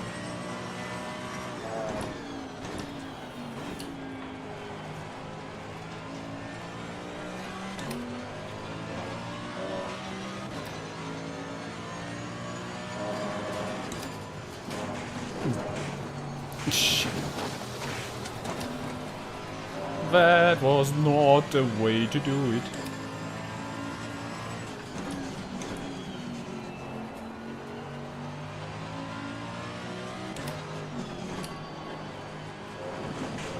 And that's also not the way to do it. Jesus, no. Please don't lap me again. I actually should make way, but he's slower than me.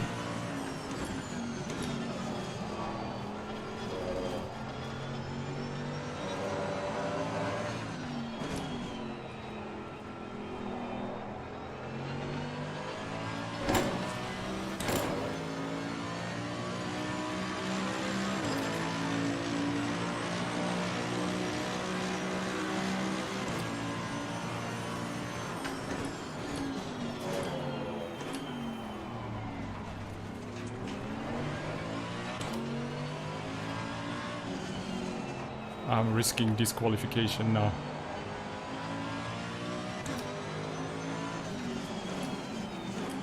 But there is no live stewarding, so... Ah, no. Wrong line now.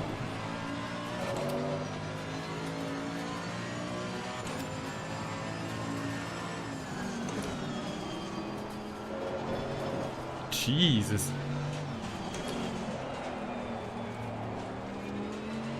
I need to focus, I'm driving like a crazy man.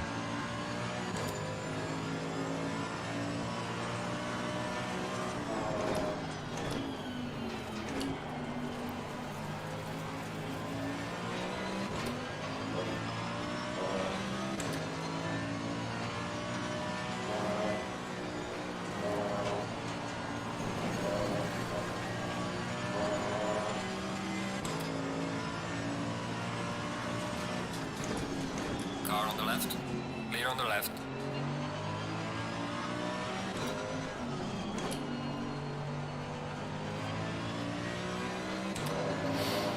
That's kind of fun situation because somehow I'm quicker and then I'm not because I keep making mistakes. Hey Ian, thanks for joining, mate. What's up? I'm in a really interesting race. Let's call it like that.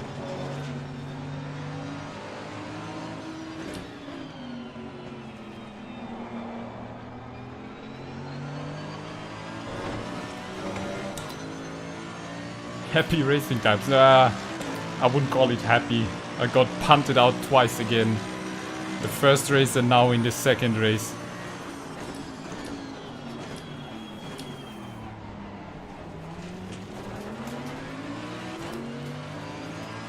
Car on the left.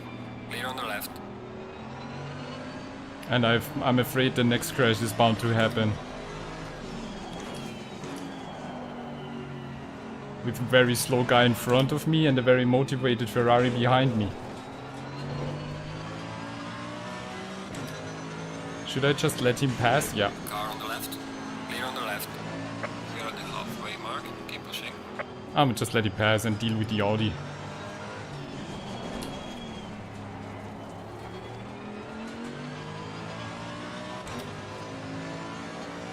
You are so fast. Thanks, Storm Apex.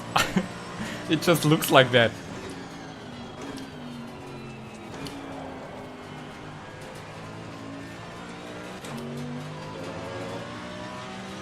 Oh yeah, that's what you and Amir feel all the time. Man, bro. I'm totally with you, but this...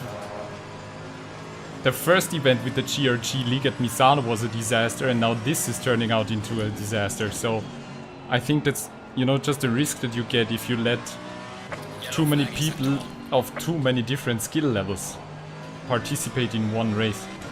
You have the leader, which is going like 154, 155, and then you have other people going 59 or 2 minutes. So that just can't work out.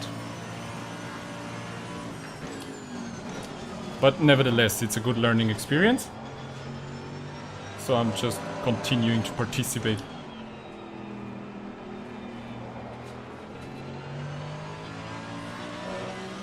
Yeah, let him take the Audi out. That was actually exactly my thought. Let him struggle with the Audi. Because I'm actually a lap behind, as I had to go into pits. Car on the right. Clear on the right. Jesus Christ. This is interesting. This is kind of fun, even though it's absolutely of no... no relevance whatsoever to the race. For me. The two guys are kind of fun.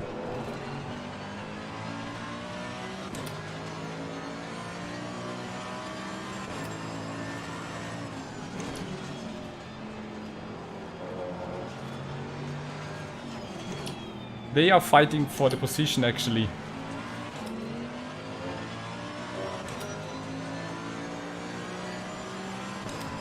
Hey Kali!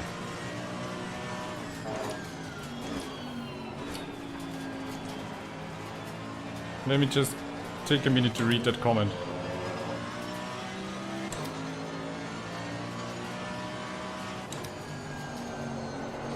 Car feels horrible through that section.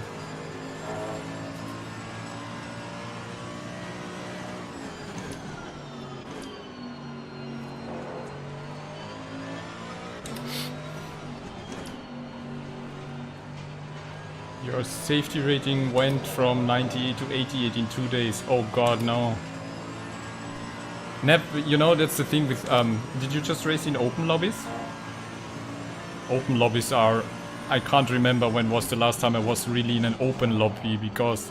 Especially as a GT4, when you participate in like also mixed races, it's horrible. Just, I would suggest if you're still kinda interested, find a league. Like for example the SimGrid is doing, or ACCSS is doing, or there are so many leagues out there who have special races for beginners, or races that are, you know, with stewards. So that we have clean races and stuff. I mean, honestly, GRG Esports now, they are really great guys, but so far I really can't recommend that league.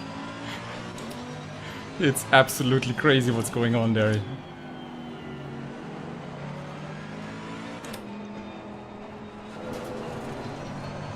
Whoop. I can also maybe recommend you some closed servers with password, where you can go online and, you know, where it's just not so crazy full.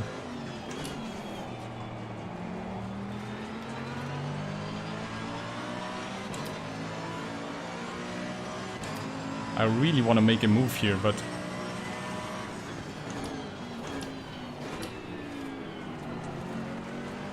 Okay, the Audi went wide.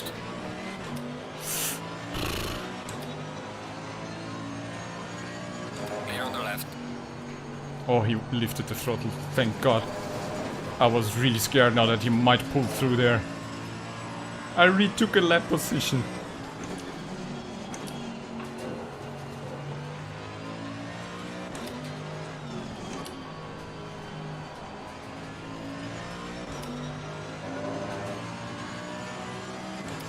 the online mess turned you off. Mate, I absolutely understand. I was, when I jumped from single player into online mode, I was really struggling as well. And then I just, you know, took the time to find some communities and race with them, and that really enhanced my experience.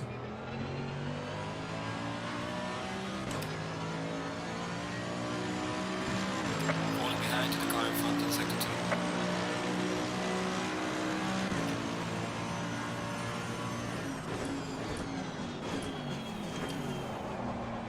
But the thing is with, I mean, the rating system of Assetto Corsa Competizione I think is brilliant.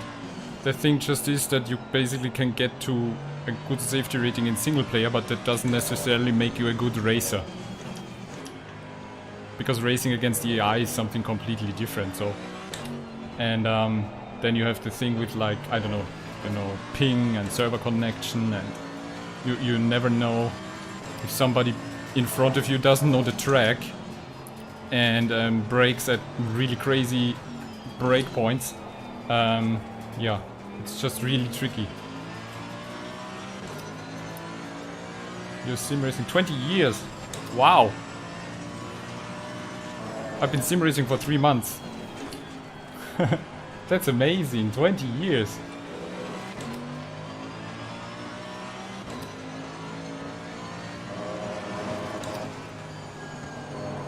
Maybe you are just saturated, you know, and need a break. Which also fine. I have like the same with roleplay games, like, you know, Diablo and World of Warcraft. I've been playing them for like 10-12 years since school, and I reached a point where it was just not fun anymore, and I'm absolutely not interested in that anymore.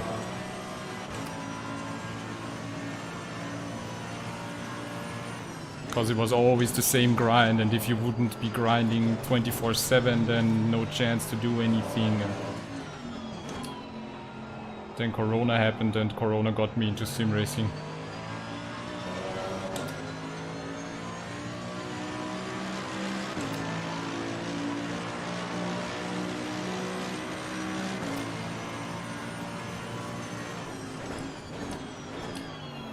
But really nice of you for stopping by, Kali. I'm very happy to meet you. Somebody who has been sim racing for 20 years. That's cool. How was the equipment 20 years ago? Was it like only keyboard? Ah!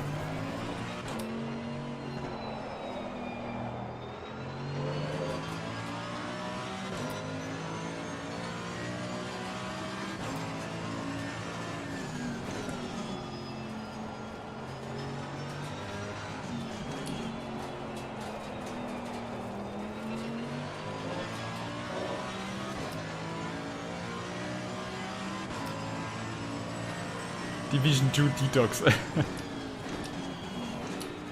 I have my Activision Blizzard detox.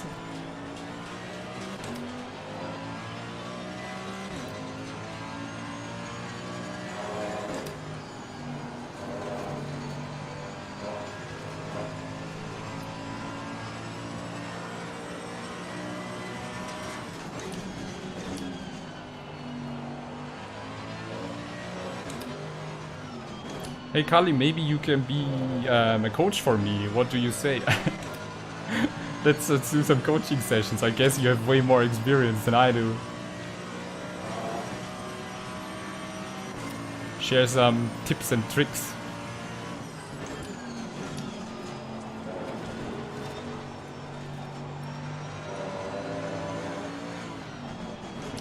Like old school sim racing meets new school sim racing. Jesus, I'm driving horribly right now.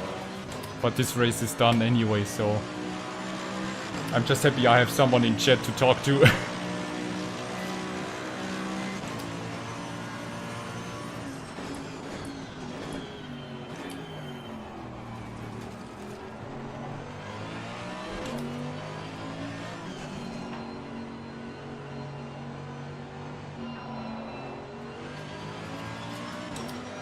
It's a good idea to up the tire pressures a bit more.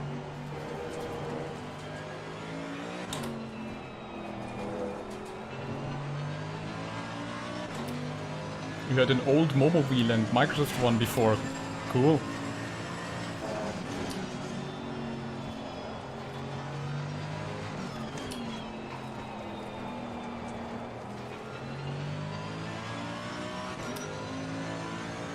They use CPU power.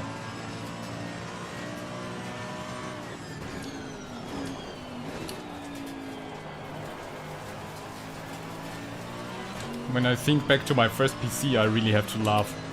It was like a 133 MHz Pentium with 2 GB hard drive and 8 MB of RAM, and it was amazing.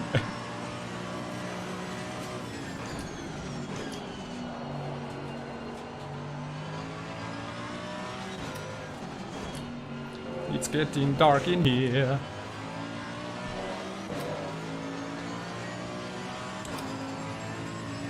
Oh, so you played World of Warcraft and Diablo as well, cool. Mentoring Kali. Tons of experience doesn't mean I'm fast. Hey, it's no problem.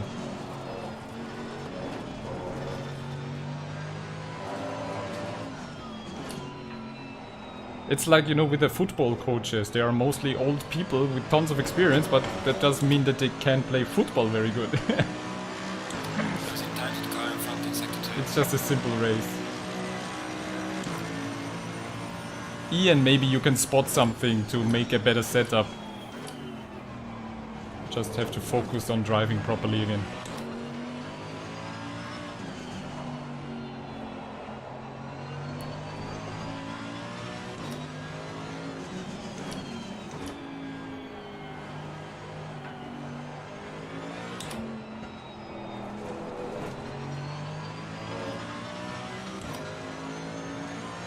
Play GPL on a 56k modem.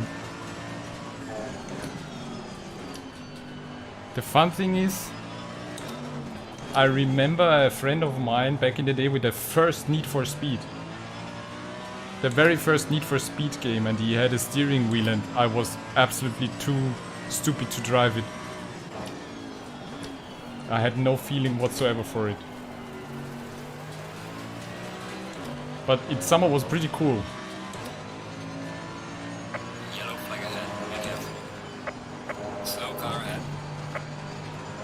Yellow flag, slow car ahead. Great news. Was it a Ferrari? Oh, I love when it gets dark. This game looks so cool when it gets darker.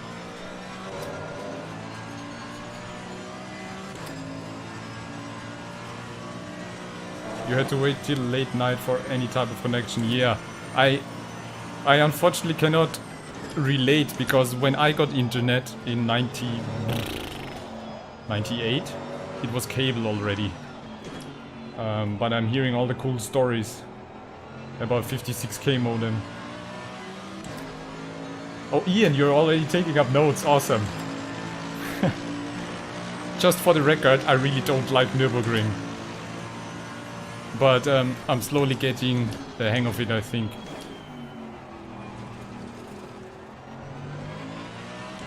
And I'm just using some aggressive setup that I found online, which feels somehow okay. But I'm not driving the best line there.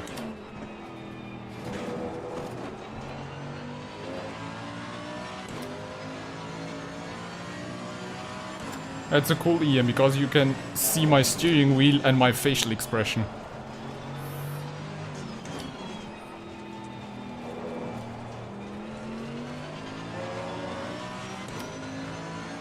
V-Rock? I think I heard of it. Just please refresh my memory. V-Rock. Rings a bell. Leaders on final lap now.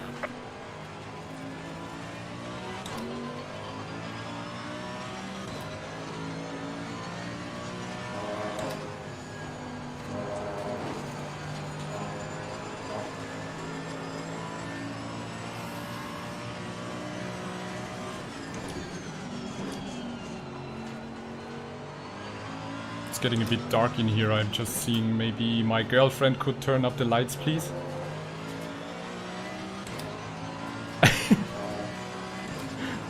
I'm now getting her out of her sim rig.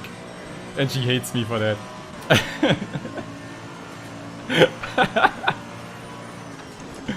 Thank you, darling. Oh yeah, that's better.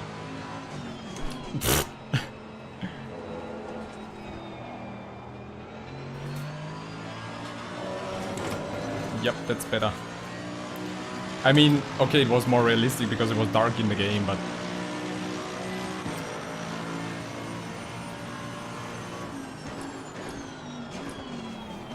Hold on, guys, let me just survive the last lap and then I'm gonna catch up on chat. And Ian, if you have some more time, I'm planning on driving Hungaroring for a few laps. Maybe you can keep on watching for a bit. Or maybe you have some time for my girlfriend because she's struggling with the Lamborghini.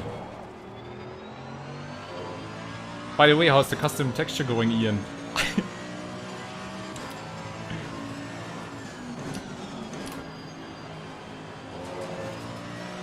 I'm so slow now.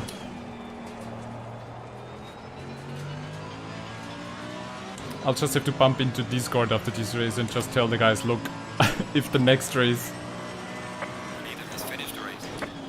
I have to expect the same thing for the next race. I think I'm gonna quit this league because, yeah, it's just not fun to get punted and crashed in every race. But somehow it's still an experience.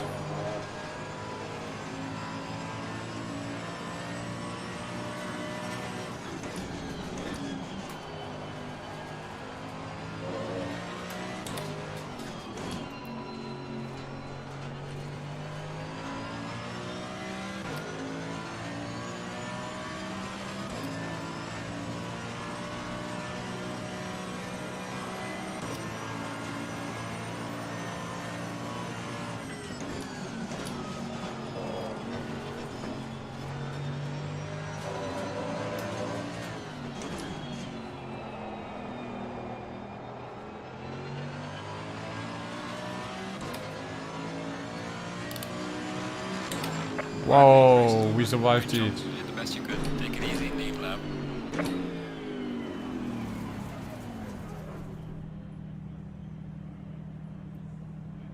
So...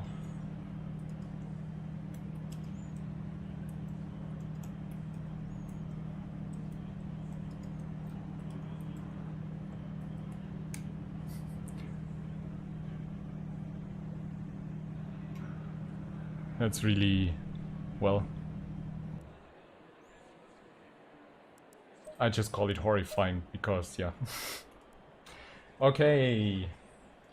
You are braking somewhat too late and you lose the time on the exit. Go, go, go. Okay, that sounds interesting. GPL as in... Oh, GPL online racing program was called V-Rock.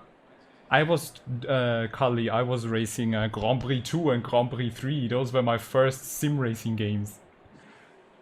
2 sim rigs. Yeah, my girlfriend has her own sim rig. Because before that we were fighting who, you know, gets to drive. Ian, you were busy. How is the car automotive thingy going? Alex, check out my overtake lap 2 turn 4. Alex, I had 2 horrifying races again because I was crashed out of both races again. I'm really... yeah. Not happy with that league right now. You're eating lunch and brunch and dinner. You know you basically only need 1 meal every day, Ian. You don't have to eat 3 meals at once. Hey, Matt. Oh, you were... Matt, were you the Aston Martin? You didn't see me, right? I was like, I think this was one of my boldest moves so far. And I wanted to overtake you on the inside, but you just moved in. If you are the Aston, I'm not sure now.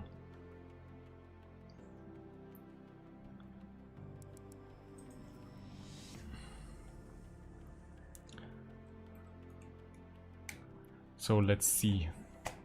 Oh, nobody on the Hungaroring servers.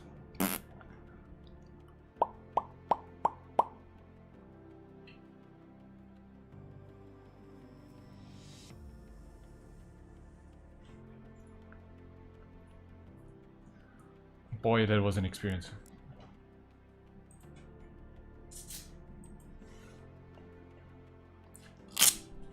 I just need to quickly give them feedback in the Discord.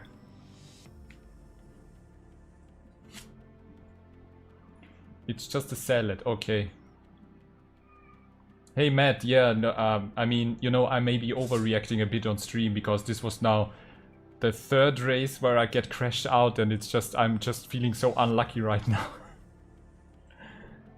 I totally understand you, Matt. I was pissed off at T1 as well. I just saw the crash, I could not evade, and I was bumping someone, also damaging my car.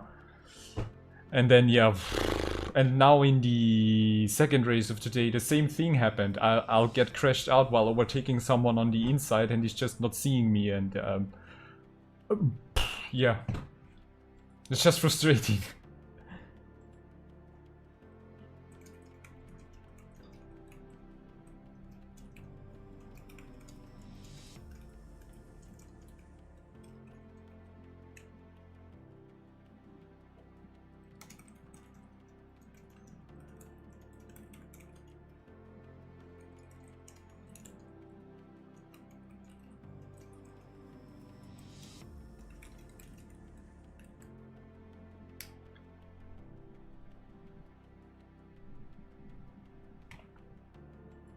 Okay, Ian, while you're eating your salad, I'll hop on Hungaroring.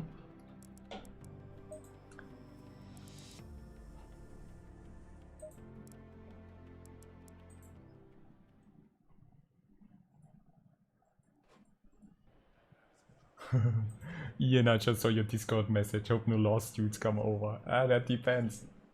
Somebody told me this leak is like not a real leak, but it's a rip. Somebody ripped it off the blah blah, whatever. I have to see and wait.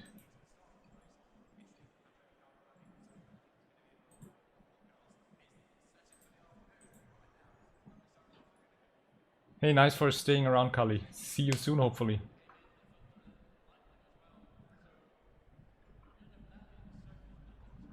Matt, I don't think people know what brakes are. I don't know, I think everybody's just... I don't know why everyone is so crazy in turn 1 and lap 1. I mean, we have half an hour of racing. I'm always just so focused on getting clean and smooth and not, you know, punch anyone. And it's like, whenever I do that, somebody just blasts next to me and crashes into someone, and then it's all chaos. So, yeah. Ian, I actually think I found a really good setup here. Oh god, it has 18 degrees. Why does it have 18 degrees?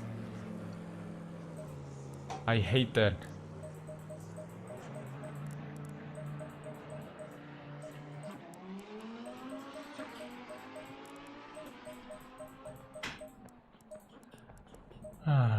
Ian, is there like any rule of thumb for like adjusting pressure to temperature? Let's say 5 degrees is 5 or 6 clicks.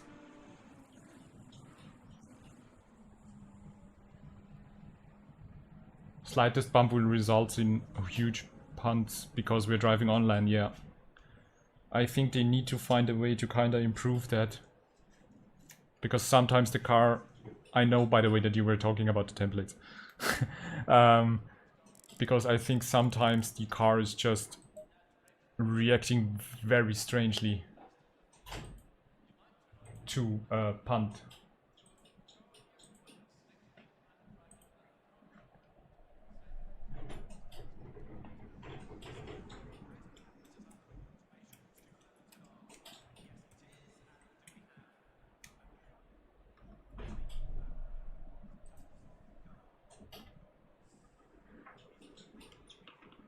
No, Alex, I'm not watching the replay right now. I don't want to see that race anymore.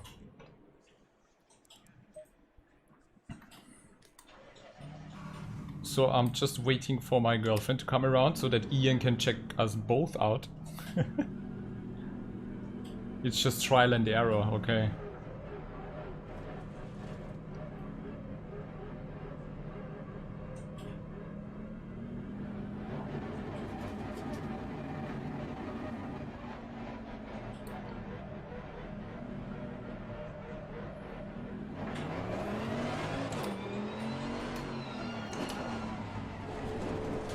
Oh wow, we have sunrise. Look at that. Wow. Ian, did you ever see that? The game is so beautiful.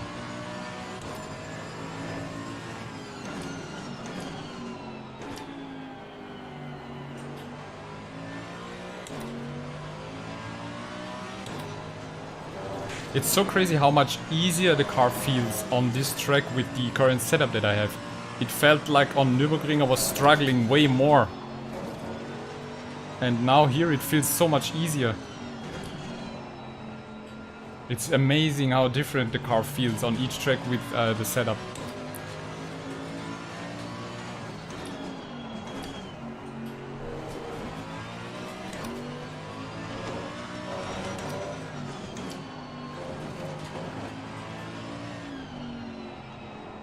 It feels so smooth and easy right now, that's insane. It felt the opposite on Nürburgring.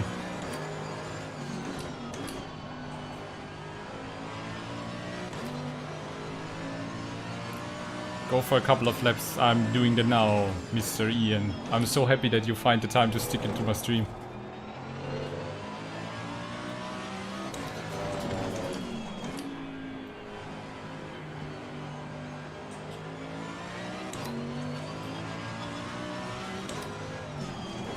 It feels so soft on this track, it's crazy.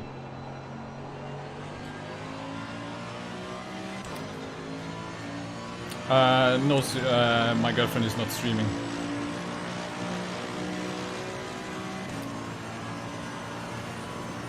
I just found that setup online in a hot lab. Okay, that was a bit too late. But it feels really good. It's one of the few setups that actually feel good from someone else.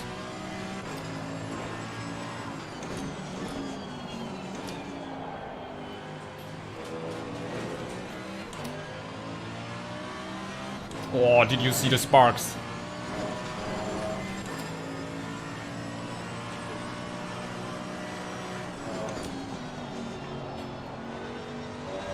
I was able to pull off a 145 yesterday here, I think. 145.2 or something.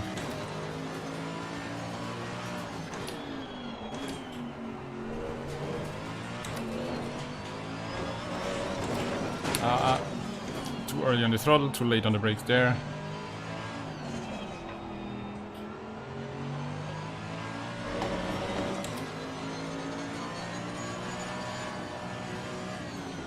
Completely wrong line now. Ignore that one, Ian.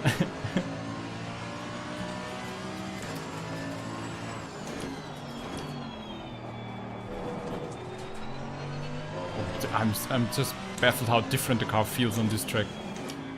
It was really not feeling good on Nürburgring.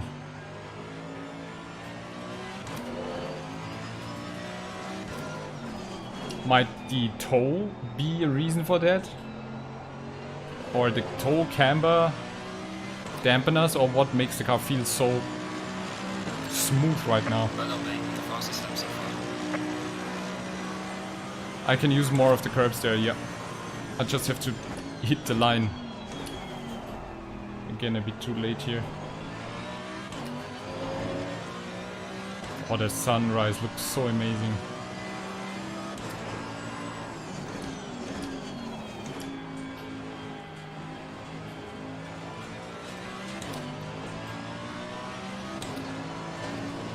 Okay.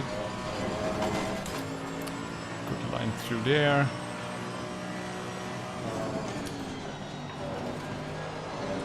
Ah! Dang. Too late, too wide, too quick.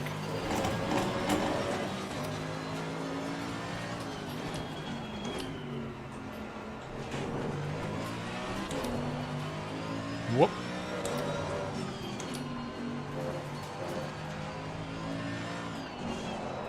Come on.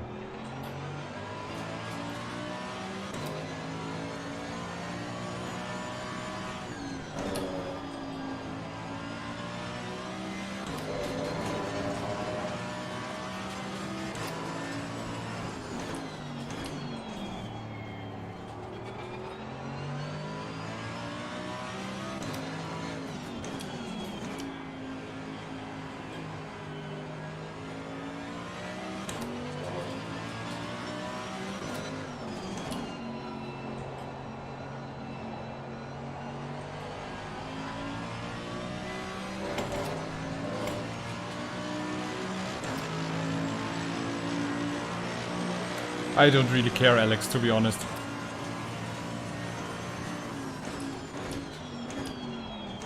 As of right now, I'm not continuing in that league. That's my standpoint right now. Yellow flag, be careful.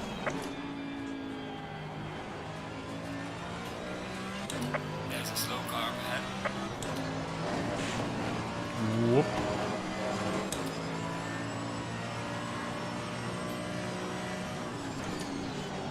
I'm braking a bit too late here, I guess.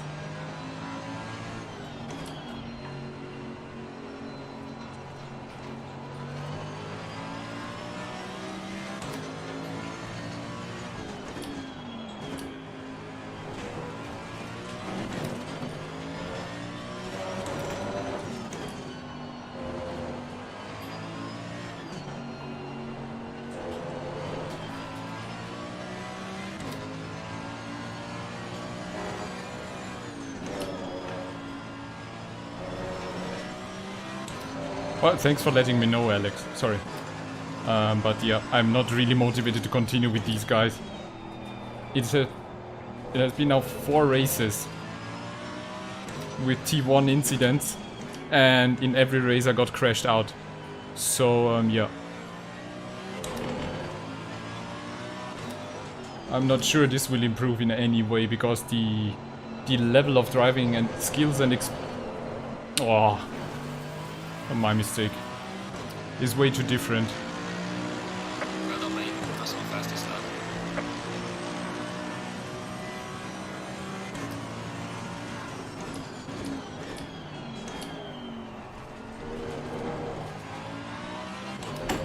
Ian, my biggest challenge is to just be consistent in every lap and hit the mark, you know.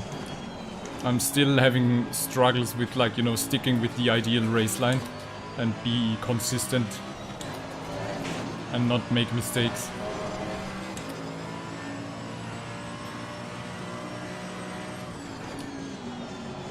Ah, that was not good. See, that's what I mean, Ian.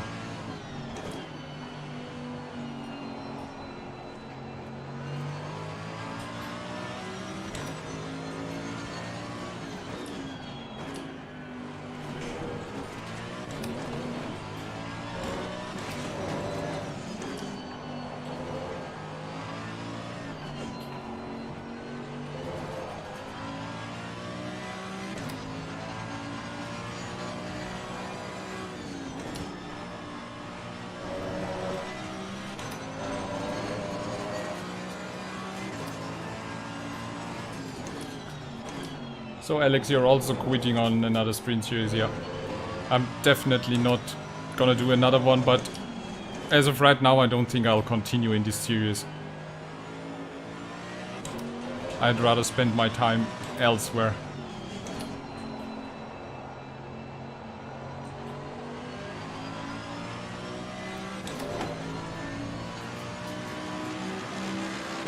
.146.9.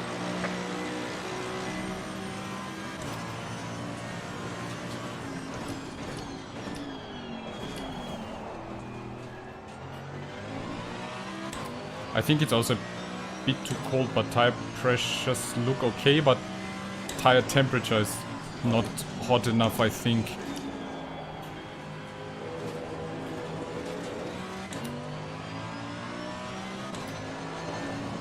So these are not optimum racing conditions.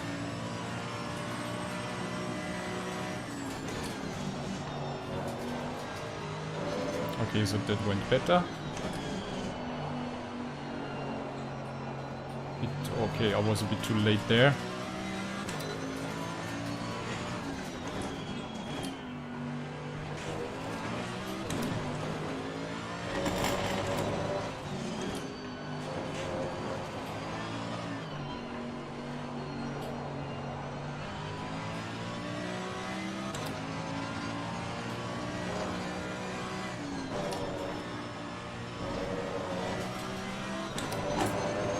I think I was a bit too early on turn in there. This corner is still giving me a bit of headaches.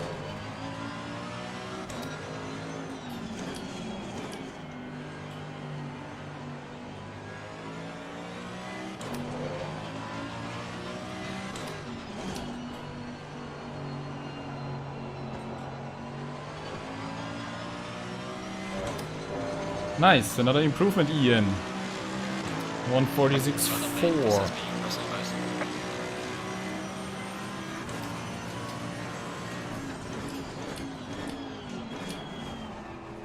Ah, 10 too early.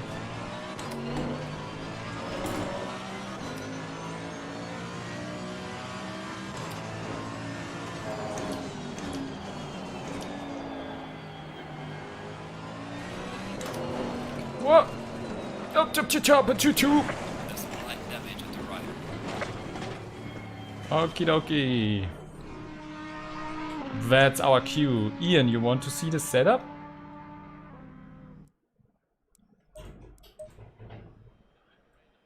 Practice is what makes it better. Yeah, definitely. I mean, the first time I went to Hungaroring, it was awful. Let's hope some more people join.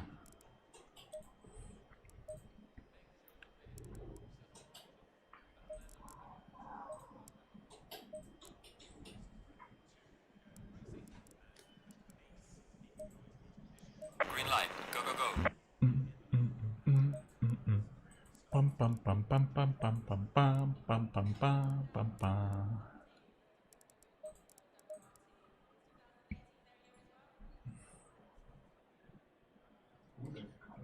So this is what I have in mechanical grip, Ian. I don't know if you want to do screenshots or something.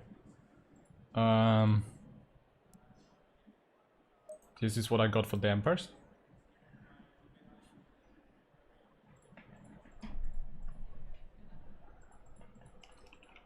Tires are worn now after just 10 laps, come on.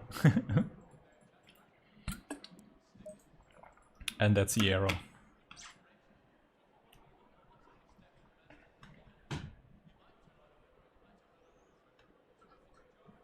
My tires. I put on new ones now. These are fresh tires. Hey, Raphael. 3 months actually, and I upgraded. Yeah, because I'll just pushing into this hobby like a crazy guy. Was the next logical step because it's really a lot of fun for me, and I'm sure that oh boy, Raphael, my girlfriend was using the G29 longer than me, and she also got the Fanatec now, and we both are like, I can't even describe it, because the way the force feedback works here and gives you feedback is just, I'm able to catch drifts and power slides that I wasn't able with the G29 just because you can't feel it. What do you mean they are not fresh? How can that be? I'm putting on new tires, look. Where? 3.0. I'm not sure why it shows 2.9 there.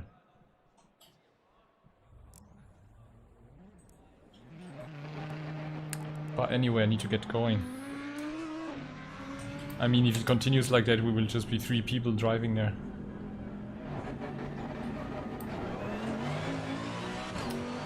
You're welcome, Raphael. Thanks for stopping by, mate. If you have any questions, just shoot. Ian, you got it wrong. Ian, you should get a gaming PC and the game. You saw the wrong number. Okay, cool. Did you catch the other stuff? Boy, the sunshine is crazy.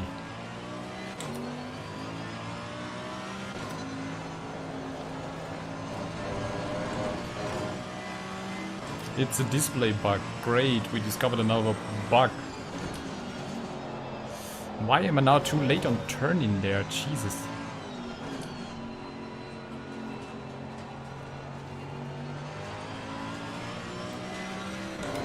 Try to push the car as hard as you can. Yeah, I'm doing so. Right now. Oops. Yeah, I'm really trying now to push it. Slow car ahead. It always takes me a bit of time to get comfortable with the car and get the feeling back. I don't know why, it's just maybe still the lack of experience.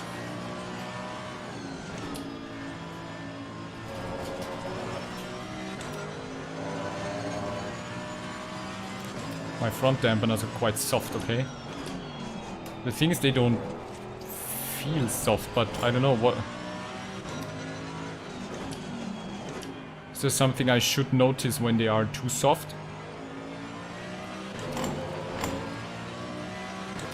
We have some really educational streaming going on, guys, by the way, because Ian is a race engineer. Now here I said it, and now you will get questions from everyone. So, I'm just gonna focus. In the meantime, you guys can ask Ian some questions.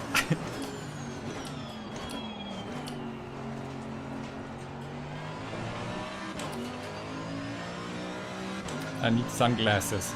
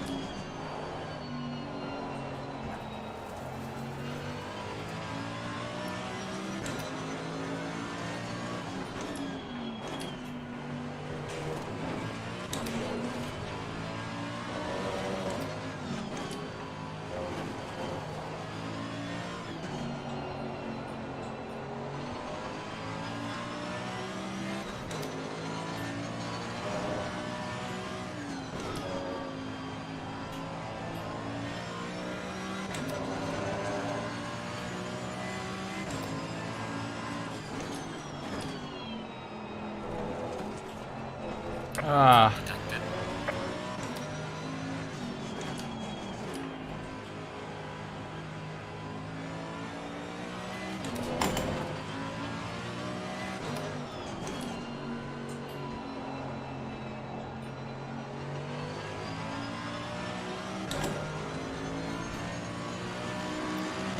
My just low on interest, I need a bit more oversteer. Okay, that sounds interesting. I'm always a bit scared of oversteer.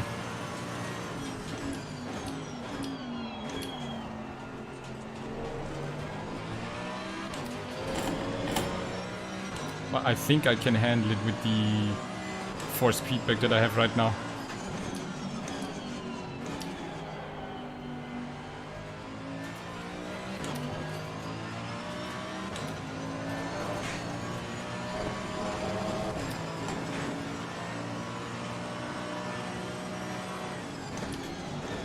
Oh, mistake.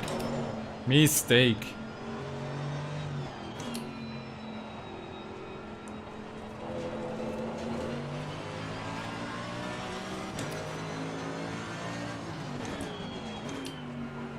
If you don't mind being live on stream, Ian, we can hop in my Discord.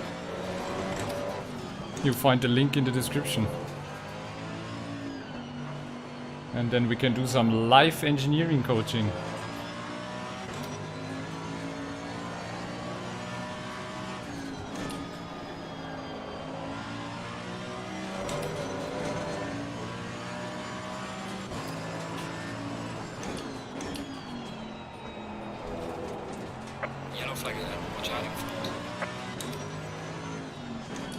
But right now that's not really possible in the qualifying and if we do the race.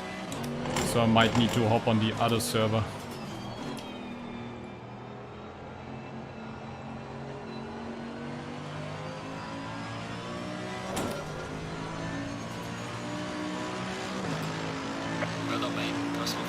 So yeah, sure, why not? Let's do it. I'm gonna hop on the other server.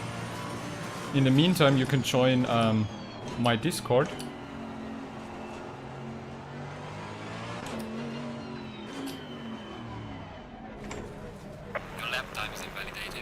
And then we do some live engineering.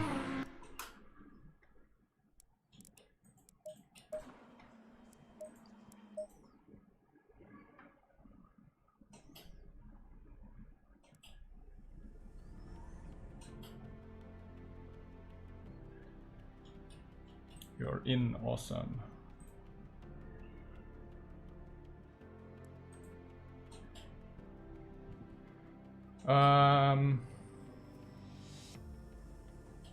Can you join the live stream channel?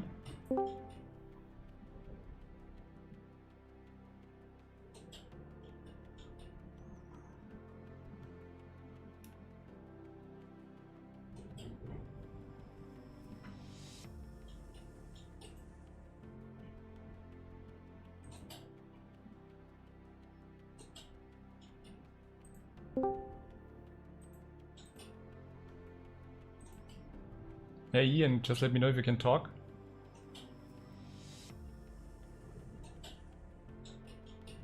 I'm in your channel right now. Awesome, everything works. Cool. Okay. So just let me hop on the other server. Does my Green light. Give it voice all you can. go live on your stream? Yes. Because I can't hear myself on your stream. I think you should be live. Say something? Yes. Right now? You're, Yes. you're, Okay. you're live. Okay. Okay. Awesome. I'm watching you on your stream. It has a bit of lag. Yeah. So yeah, I was listening to your past sentences. So you need to shut down the stream now. Okay, Yeah. everyone on stream. This is Ian. He's basically, I don't know, Ian. Who are you? Just introduce yourself. Everyone, hello. I'm glad to be in your stream, Stefan. I don't know. What do you want to describe me? You're I bet- I basically, get- you're doing some, how should I explain it? You're basically a race engineer for Amir. yeah. And Amir is racing in the ESRO, and you're helping him out doing setups and all this stuff. And you have your own design studio doing custom liveries and automotive design courses and lots of cool stuff. Yeah, basically I do, a bit of everything. Yeah, I noticed it. So Okay. Ian is actually the guy that did my custom livery that I'm having on my AMG right now. And if anyone else wants a custom livery that looks as cool as this one, you just contact Ian and he does the rest for you. Yeah. And thanks to Just, you, just a note, buddy. it's not for free. Yeah, thanks to you, because it was you who put up the tutorial video of the how to design your own livery. So I figured it out, and we were working with Amir at that time. I wanted to design a nice livery for his Lamborghini, and Stefan was the guy who helped me so much with the livery and how to set things up in the general. So yeah, Yeah. half of the credit, at least half of the credit has to go to you. Yeah, let's see how it goes with the new GT4 leak, because I heard that Oh boy. it's like not an official leak and somebody exported it with like a software and it's illegal and whatever. So there's always the Yeah. crazy rumors going I still around. haven't heard anything about it from anyone. I tried to contact Aris, but he went offline ever since. So no official Yeah, news right now. So is it legal or not? But I can do liveries. you can do so much more. I hope so. Okay. Cool. So, well, I mean, you still need my stream to see my setup, Yeah, exactly. but you Because can just mute. I'm watching your live stream on YouTube right now, and it's oh boy, there's a lot of latency. Yeah, you just maybe just put it on mute, and I'll just open Yeah. I just open the setup with the tires, and you'll just let me know once you see it. Okay, so what I've observed from your quick stint around the track is that the car has a little bit too much understeer, and it makes you a little bit scared to push the car. Yeah, So that being said, you need a little bit more of a stiffer rear suspension setup. So how can I see your display? I don't see it right now. it's just Are you sharing your screen? such a delay. Yeah, you just entered your setups menu right now for me. Okay. Now I open up tires. Okay, so it wouldn't be anything to do with the tires for now, or at least for now, because your toe on the rear, I think it's okay. It's more with the maybe with your dampers. Okay. So I switch to dampers right now, so you can see it in 30 seconds or something. Yeah, probably. I'm still on the tires right now. So in the meantime, I mean, how is it going with Amir? Have you been training together a lot? When's the next race coming up, actually? Well, we're trying to set his car up for the upcoming SRO race. It's the final race, and you know, it's quite a bit of controversy going on around the race itself, the league itself, and we had a lot of trouble setting up the car. But the race is in Suzuka, I believe, and we set the car up for the race. And as we're talking right now, there's another guy on our team in the engineering department with Amir, and I need to give him, you know, all of the credit because I Yeah. was busy doing my stuff Yeah, in yeah. real life, but he was doing everything with Amir. But things look pretty promising if we don't get into any troubles with, you know, any type of stuff. I don't want to really talk about it because I don't want to Yeah, put sure. Amir in trouble. But yeah, if we don't get in any trouble with anyone or any jank stuff going on with, you know, his car, we might be able to do somewhere on the podium. I'm not Cool, going yeah. to say quite up there on the pole position, but you know, times are telling us that we're close to the top. He's a great guy. I like him. He shared a few setups for Misano for me next week, so I'm gonna have to try these out. Yeah, for the Okay, so Mercedes, right? yeah, for the Mercedes, do you see the dampers right now? Okay, yeah, it's been like a minute since. So we can do some small talk while we do some setup. Oh, okay. So if you need more rotation at the entrance of the corner, that means you need to lose a little bit of weight on your rear wheels. That Okay. means you need to transfer your weight to the front of the car. Okay. So that can either be done by softening the front, you know, fast bumps, you know, putting more fast bumps. More fast bump means the dampers go down faster. Okay. And so that's one way to do it. And the other way is by, you know, putting up the fast rebound or the rebound itself. So as I am seeing right now, you have a pretty high rebound and a pretty high fast rebound. So it's probably going to do with your front damper bumps. Keep in mind you need to be a little bit more careful because it's more oversteer, right? Okay. So I believe if you put your bumps, and keep in mind the Mercedes is super sensitive to its setups. Yeah. So yeah, we are having a lot of problem with fine-tuning Amir's car for the SRO race. He's using a Mercedes as well.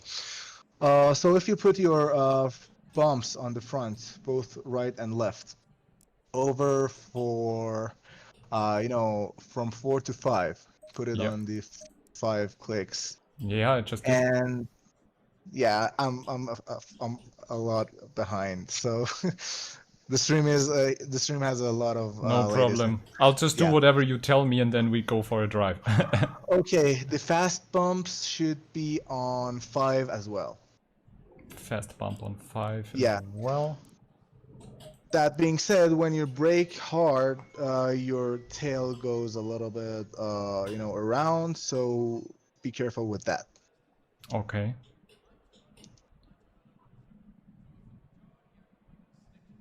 Cool. Anything else with the And dampers or? not for now. We need Okay. to go one by one. So now I'll just head out on track and have some fun. Yeah, like 1 or 2 laps, and we can see how the car behaves. Okay.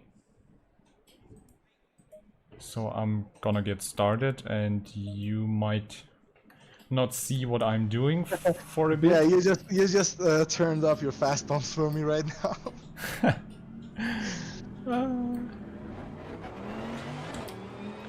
I mean, I'm not sure if we should have a direct call, how that is going to influence my upload rate for the stream, so... Yeah, I realized that. Yeah. So it's okay. I'll keep my notes to myself for the end of the session, the end of the stint we're going to. So first corner actually. Okay. I mean, at least the conditions are way better right now. The previously was just too cold, I guess.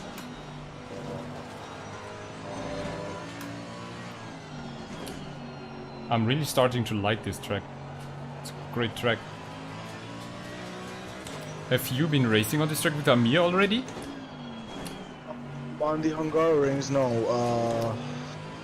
I've not been working with Amir for a long time, so Okay. it's since we got together. No, we haven't tried the car in the Hungaroring. Okay. So if he decides to go with the AMG on the Hungaroring, you already have some notes. Maybe, because Amir's driving style is super aggressive on the car. He pushes the car like... Oh, okay. Yeah, like I'm watching your racing, watching you driving, and it seems like you're not pushing the car at all compared to Amir. But it's because Amir pushes the car too hard, that doesn't mean that you're going too slow. Yeah, the thing is, I guess Amir is driving for much longer time than I do. Yeah, of course. I guess around 1.5 years. Yeah. Like that. That's the difference, I guess. Yeah. I mean, honestly, I don't feel much difference, and so the car doesn't feel nervous or something. It's still stable as hell, actually. But I might not be pushing it too much, so... Yeah, you're not pushing the car. I'm watching your stream with a late video, but so far you're not pushing the car that hard, but the car does a better rotation, I believe. Yeah, it you need feels... to stomp on the brakes to feel the car going loose. Okay. Brake super late, super hard. I mean, not so hard that you lock off your wheels, but Yeah.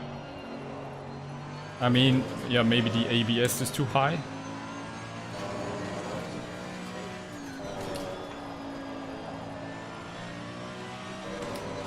Oh, invalidated lap time, come on.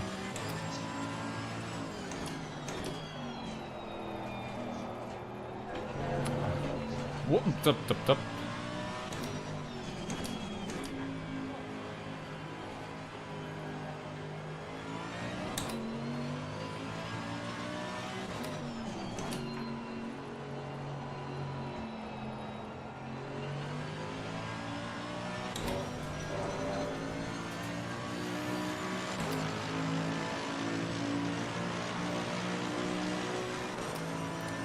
Okay, 147.9.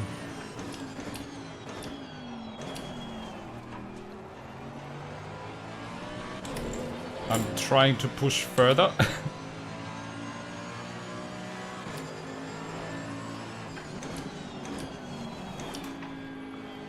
But honestly, it really feels good. Maybe a bit more.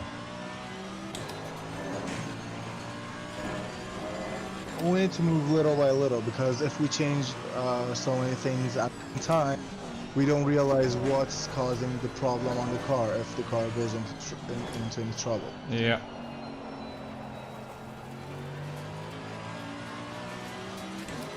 So, on the exits,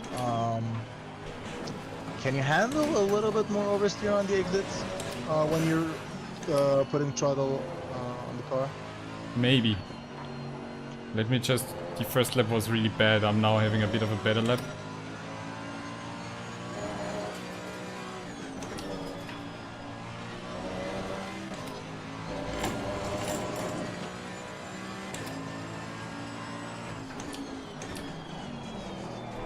I'm now really smashing the brakes and the car feels really good.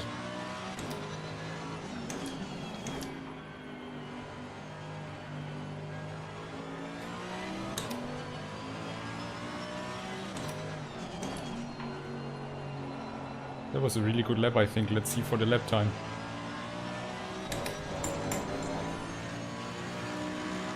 Ah, 1:46.7, okay. I can go faster, but the car feels okay. Yeah. So you're still not done with the lap for me on my screen. Yeah, no problem. I'll just keep driving. Maybe you I'm wanna... watching the car's body roll and everything. We usually try to work with telemetry with Amir's car, but you know, it's okay for now. Ah, We're shit. trying to do it, you know, quick setup. Yeah. I hope the people on stream can hear you. If you, I don't know if anyone can tell me if I need to turn up Ian, just let me know on stream. I guess I can hear myself on the stream. I know it's just it's just because of the noise of the car and everything that's going on. Maybe I need to turn up the volume for you.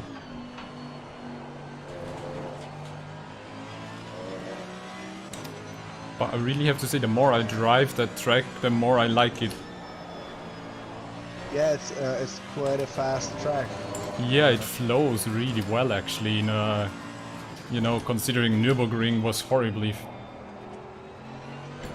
Hey Pete, thanks very much. He says volume is fine. Awesome.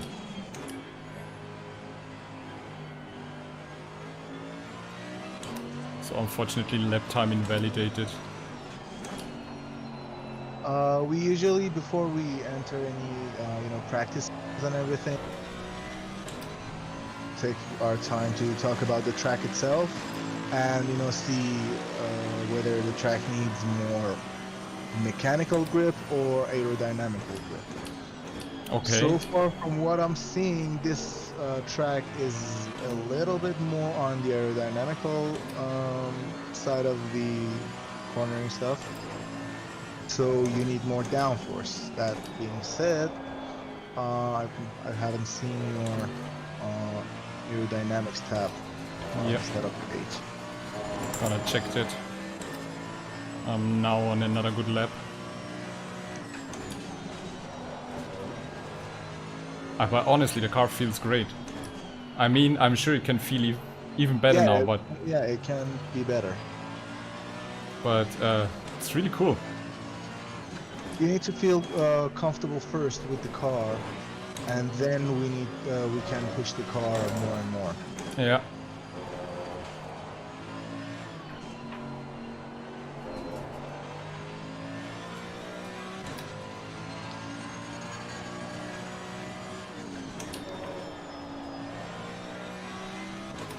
Boy, oh boy.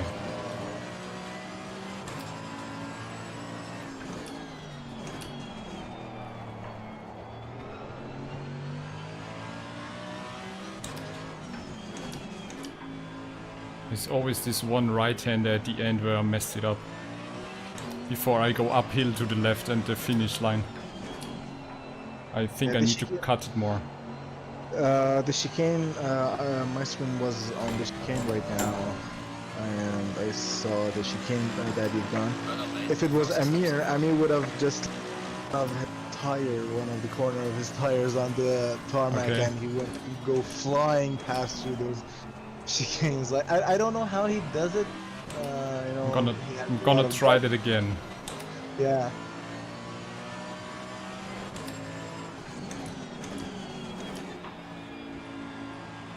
But so far the car doesn't feel oversteery at all. Maybe I need to push it even harder. Maybe it needs more, you know, oversteer. More rotation, but it doesn't feel that much bad for right now. No. I messed it up again.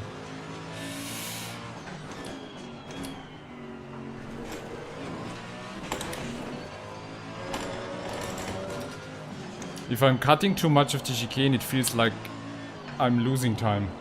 Because it's so bumpy and rough. Yeah. But my issue right now is the consistency, that I'm having a consistent and good race line every lap.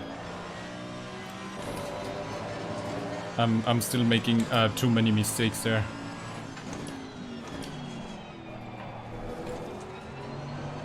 I have some slight power oversteer out of some corners.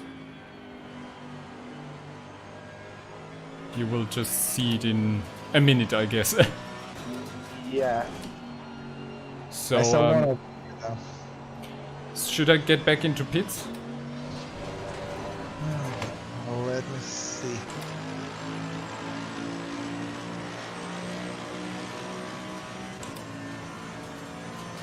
Guess we need to work more on your aerodynamics. Yeah. It's probably an aerodynamical issue.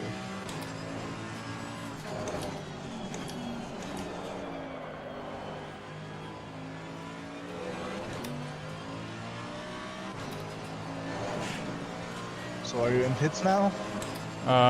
Wait a second.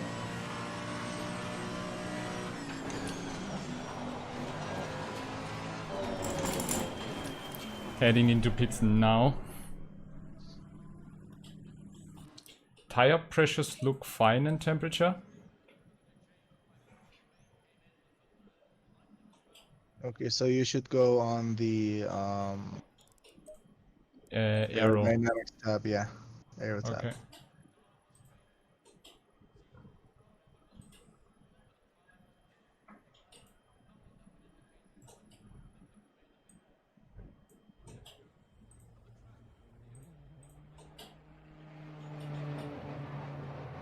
You just went into the pits. Yeah. How late is this stream It's for me? Oh crazy. my god. I think it depends from region to region. I don't know. Yeah. Okay.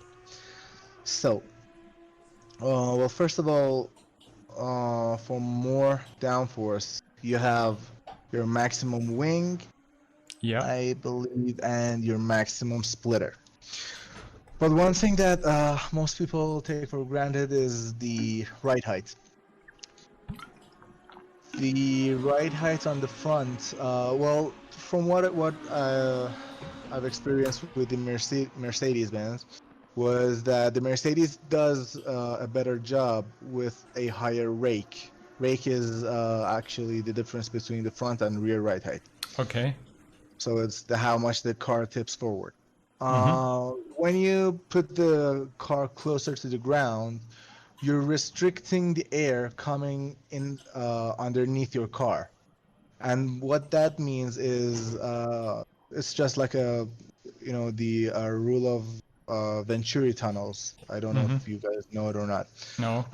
The more pressure you put for the water hose. Have you ever played with a water hose? Yeah. Like when you put your thumb over the water hose, it just goes further without changing. Yeah, it's the exact opposite for the car itself. So when you put the car lower to the ground, the surface, the entrance area of the air underneath your car reduces by some amount. Okay. That means the air comes in with more pressure, and more pressure will result in faster airflow. And the faster the airflow goes, the further back the the air wake behind your car, behind your diffuser will be. Okay. And that will make more downforce. So I believe you need to put your ride height on the front down to 25, I guess, and your rear ride height down to 51. I can only go down to 67 millimeter in the rear, and the right hit front to 42 millimeters. So from 42 to 7. What was the rear end number again? Wait a second. I can't remember right now. So wait. The front was 45 and the rear 71. Yeah, it was that before. The rear right head goes down to 67 only. So, yeah, 42 and 67. Put it like that, and let's see how the car will work. Okay. 1.8 to the front. What? Say again? I'm looking at the percentage on the bottom. Oh, That yeah. says the aerodynamic balance. Yeah. So shall we try it like that? Yeah, put the car down. Put the car down to where it is, and Yeah. It's now at basically the lowest, 67 rear and 42 front, and just do another few laps, okay? I don't think yeah, I can... couple laps. Can I really cut the chicane now that much? It's not about the chicane. It's actually not gonna help. Chicane Okay. is actually a mechanical grip corner. It will help you more on the faster corners. Yeah. I'm just thinking that I shouldn't cut so much with the chicane right now, because then the car might really start flying. Maybe, yeah, it might start to go a little bit crazy. Okay, so let's see. I'm just getting back up tires on temperature.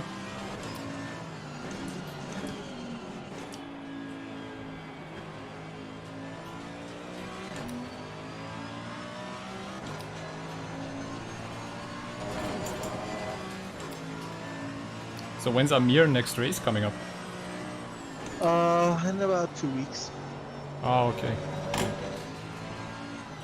And we're trying to, we're planning to take part in the final round of the Lamborghini event as well. Cool. Because you can win something, right? Yeah, the prize is actually a tour of the Lamborghini factory itself. And, Awesome. probably taking place in a season of the real race of the Lamborghini teams, maybe Sparco Corsa. Cool. I mean, getting a tour of the Lamborghini factory, awesome. Yeah. Can I mean, take some I've carbon been there parts before. with you. I've been there before myself, but Really? yeah. Yeah, I've been to little places. Oh my god. I would love to get to see the Lamborghini factory. The only factory I saw from the inside was the Ducati in Bologna. Oh, the Ducati is amazing. It's not much different from the Lamborghini. Lamborghini is a little bit bigger, but it's probably the same as Ducati, because Yeah. Lamborghini is an almost automated place. And when I visited Lamborghini, there wasn't the ad personam room there before.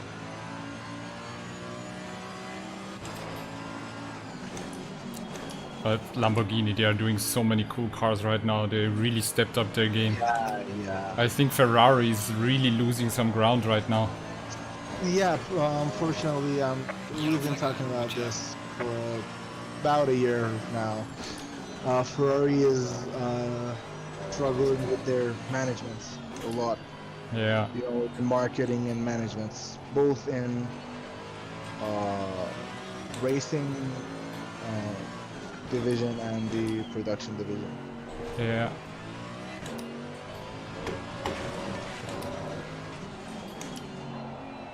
Ah. The car feels definitely different now. Yeah, it should be a little bit more bumpy.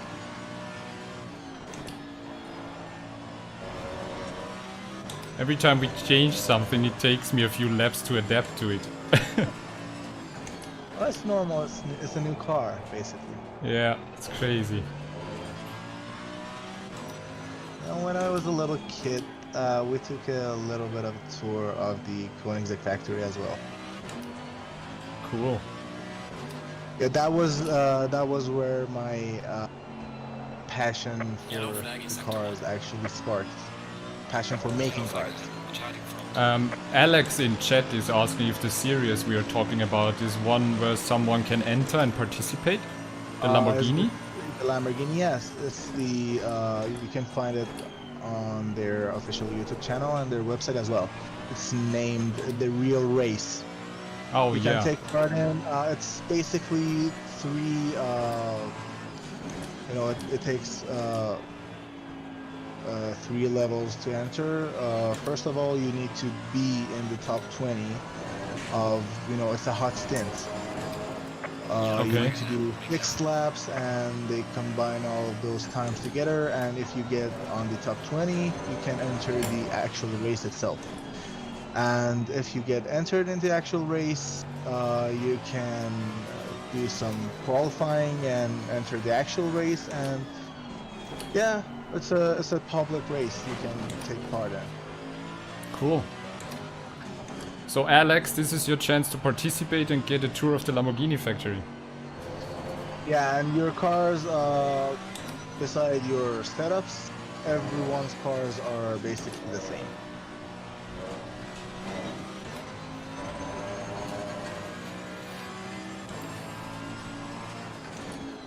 So, well, despite your reduced ride heights,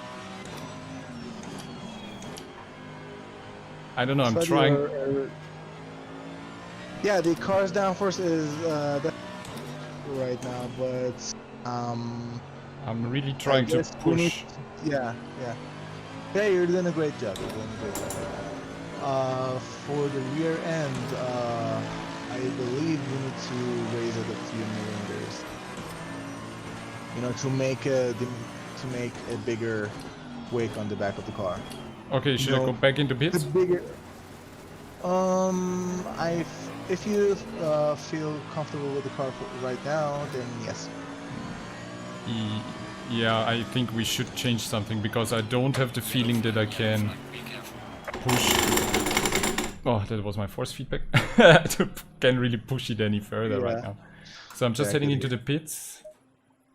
And you said rear right height. Yeah, a little bit higher of a rear right. So the rear right now is on 67 millimeter. Yeah, so then it will need to be around like 70, I guess. Okay, I'm putting it on 70 and then heading out again.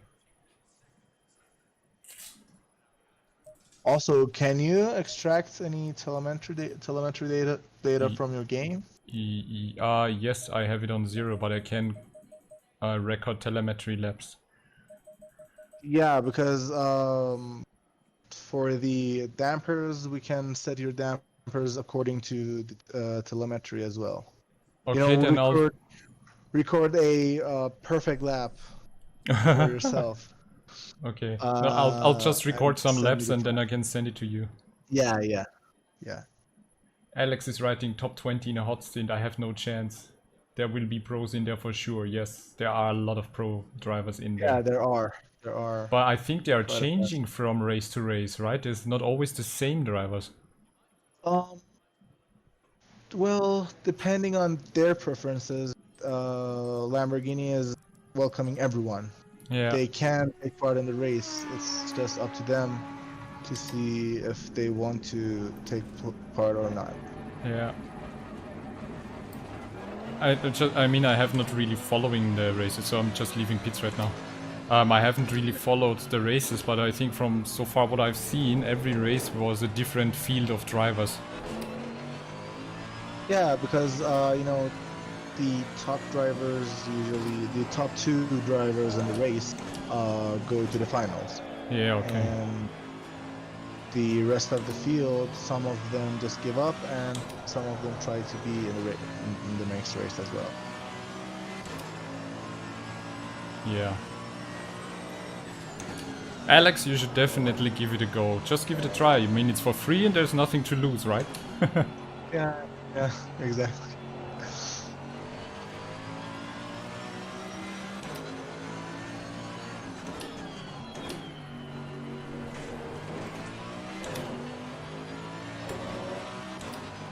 So I have a new car again. What? I have a new car again, great. Oh yeah. How does your car feels overall? Is it worse than before? It actually feels better, I think, but I'm just now in the first lap warming up the tires.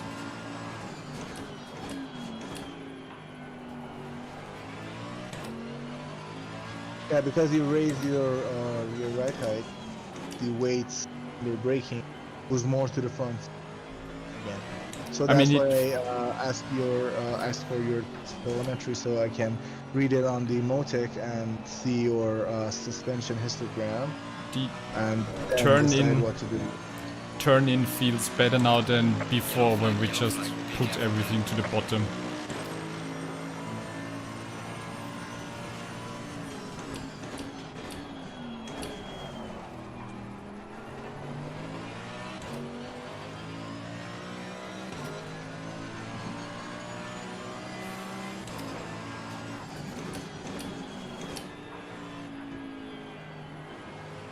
What we gathered with Amir, Mercedes is the hardest car to set up, and probably the Lamborghini is the easiest one. Okay. Because Mercedes is so sensitive to each and every click of change on Yeah. its setup. But Lamborghini is like, yeah, throw everything at me. I'll try to make it go fast. That's cool. But Mercedes is way more competitive in like every circuit. Yeah. Amir's favorite circuit is the Bathurst circuit. Oh, really? Yeah, he loves it. It's just a roller coaster. We watch his stream. He streams his laps around the track. It's just crazy how this dude drives his car. That's a short circuit, right? It's a short circuit, but the problem is that it's extremely narrow. Yeah. Like, if you do, if you make a little bit of mistake, you're like dead on the wall. Yeah.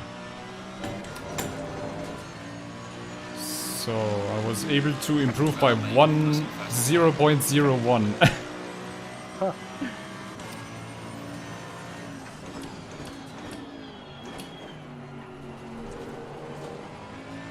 So, had a nice exit on that one.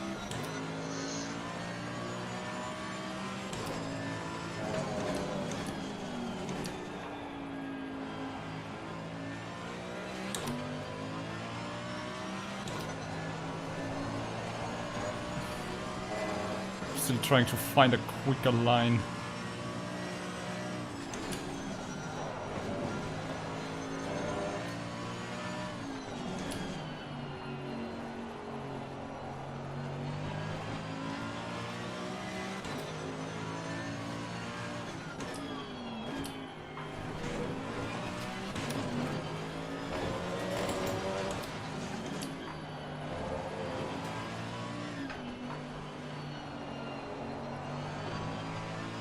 Okay, I'm slowly getting there.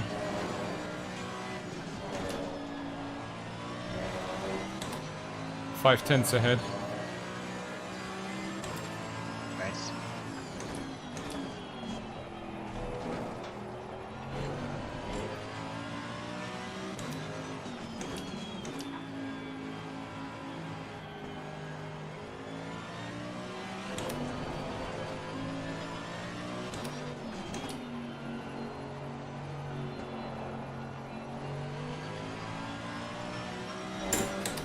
Yep, 5 tenths improvement. 146.2. Well done, mate. This has been your personal best. Watch out for that lap. That was a good one. Yeah, I'm watching.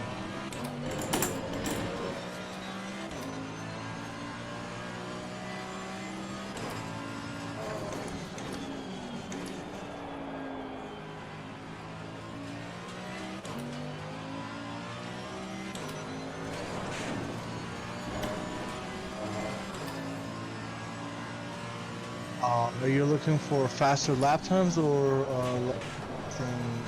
consistent laps? Consistent faster lap times. Oh, okay. Because if you need to save your tires, then well, I guess the toe and the camber is okay. But if you want to be a little bit more aggressive and faster in certain laps in shorter amount of time, then you can have go with the more toe on the back. Yeah, like for qualifying, for example. Yeah, qualifying. Yeah. Which does what if I put more toe in the back? Well, if you put more toe in the back, it actually opens up the rear tires more. The toe is actually kind of like steering wheel. What does the steering wheel? It turns your front wheels, but it Okay. makes your wheels go in a outward or inward shape. Yeah, okay. So, more toe in the back actually means more rotation on the corners, so your car turns in more. But in straight lines, you will suffer from a little bit of a because the tires are rubbing against the tarmac in an angle. Yeah, so you will have more tire degradation, okay. Yeah, so I'm watching you. You were waiting on the tire stop for this entire time? No, I just switched to it a minute ago. Yeah. What do you need? Okay. So, the toe angle. Let me do a little bit of a calculation real quick. Um, So then I'll save this one what we just did for like a race. Probably And is a good idea. the other one will be for qualifying.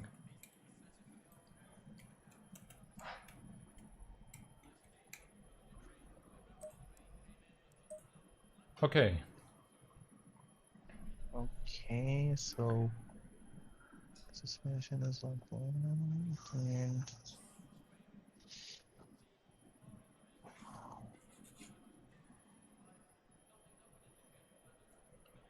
You're calculating, that sounds cool.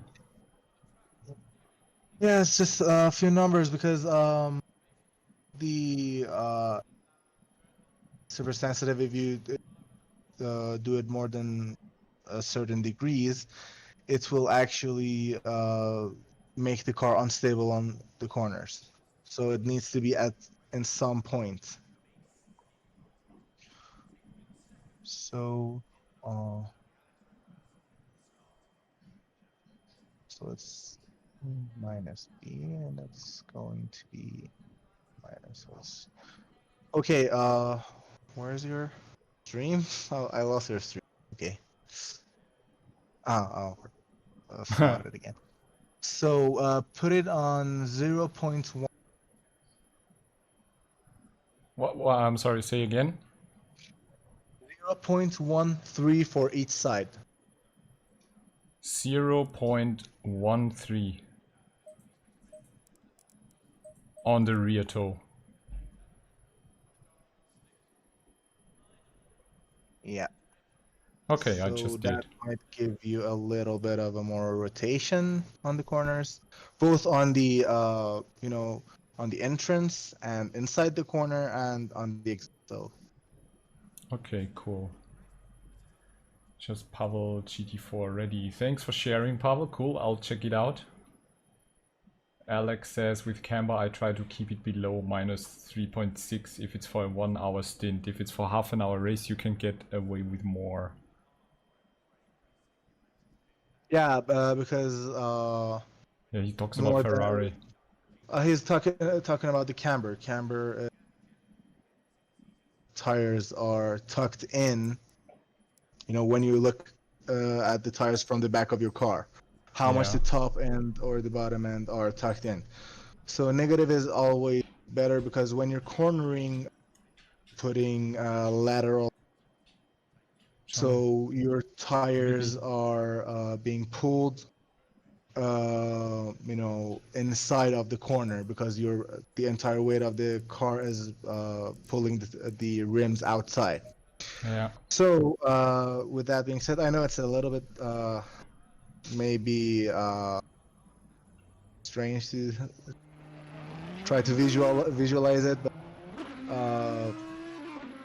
it actually straightens up the tire when you're in the corner. Yeah, yeah. Just hold on a second, please. Just one moment. Yeah. Ladeteil ist schon weit weg. Schade. Vielleicht irgendwo entgegenkommen oder so. Er hat mich ja angerufen, auch du kannst ihn gerne anrufen, wenn du es magst.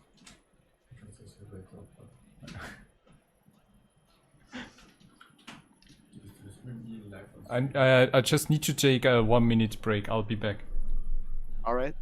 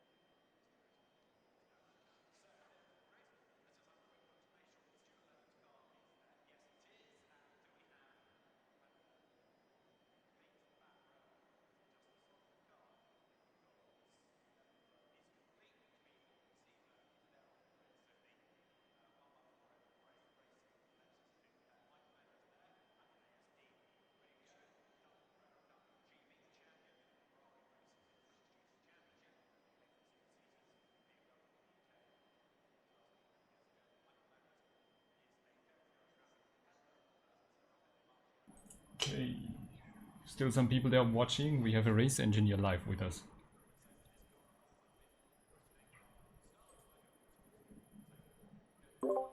Okay, I'm back. Right. Are you still there? Yeah, yeah. I mean, Cool. So now we adapted the toe, and that yes, it was a. should be for better rotation. So now I should probably head out again, right? Yeah. So I was talking about the camber. Yeah, the camber is basically when you take hard. Oh, It we keeps got a the new contact follower. at- Günther Jan07, welcome to the stream. Sorry, Ian, continue. So I was talking about the camber. It will keep your contact patch of the tires consistent on the tarmac. Yeah. Okay, so I'm now gonna head out again and see what you did to my car. So now I should expect an even quicker and easier rotation, right? Yeah, quicker rotation, or we call it a more oversteer. Okay, let's see if I can feel this. Yeah, I hope it does. It might not be that much, but it's, I guess it's something you can feel about it. And it's not probably such a good idea to do this for a race because of the tire wear. Yeah, it depends on tire wears before, because I haven't looked at your tire wears. But Yeah. you had a lot of tire wear, then to have that. I also don't really look at tire wear, to be honest. I, do 1 hour races and that's it. Before Amir, I really actually looking into motorsports because, it's kind of boring for me. I don't like to put myself under pressure because I like to enjoy cars more than making them race against each other. Yeah, okay. I like the car to feel better rather than be faster. Yeah. I mean, so far that's actually my thinking, because when the car feels better and I feel more comfortable, I feel more comfortable to push it and to trust the car. Yeah. But it's not the fastest car. It wouldn't be the fastest car actually. Yeah.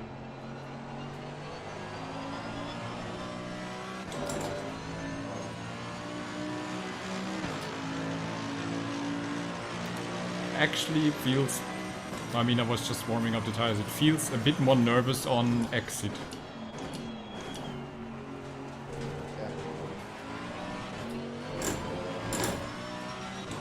But I had a way better rotation into turn 1 right now already.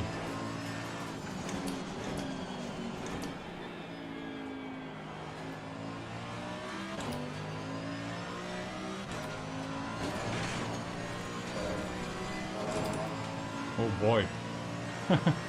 I guess it's quicker. I hope so.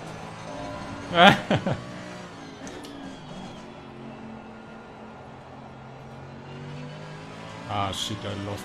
I'm still, some of the corners I'm not taking properly, so I'm losing time where I shouldn't be losing time, you know what I mean? Yeah.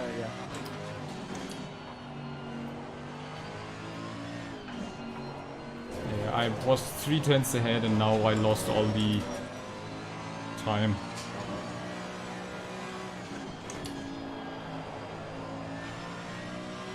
Okay, might need 1 or 2 laps to adapt to this change.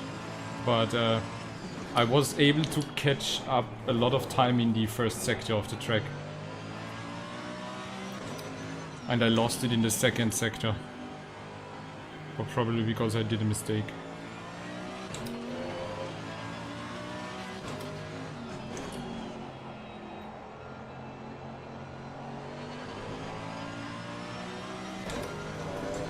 I think you will see my first lap now.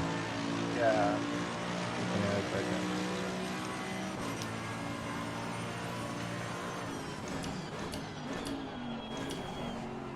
But the car definitely feels better into turn 1. Way faster into turn 1.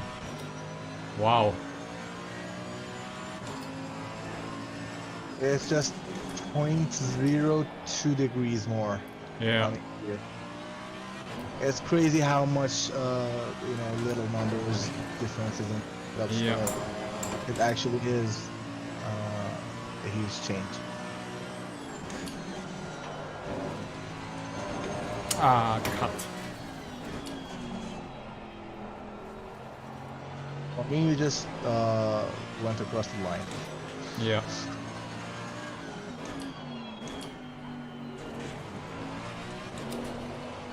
Whoa. A lot of stuff happening with the car right now. I'm starting to get a bit tired right now. After 3 hours of racing.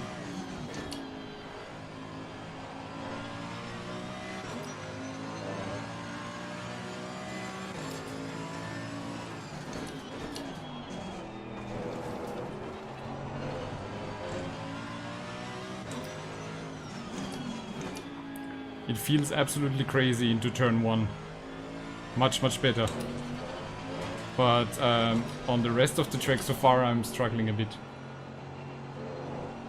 Yeah, I need to take a look and see what is the actual problem. Is it the entrance, is it the corner itself, or is it the exit? I need to find that out.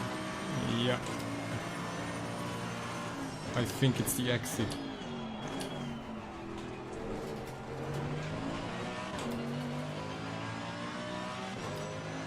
But the other problem is consistency. Yeah.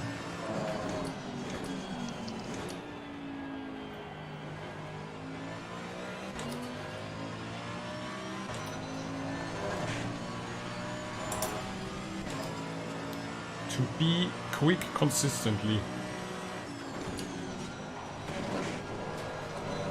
Now I had a little lag because someone joined and I messed up the line again. Jesus.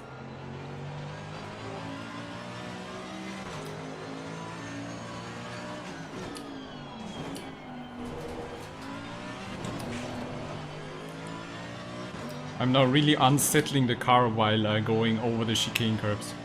Yeah. Whoa, whoa, whoa, power slide.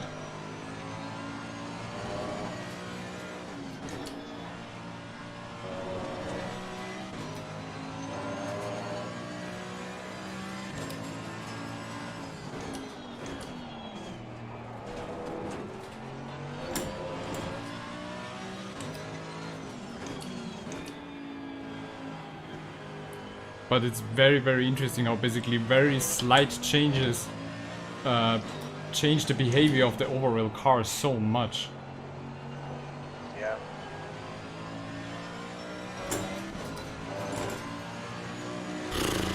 Okay, nice on the chicane. You did the chicane right now. Yeah, the car actually.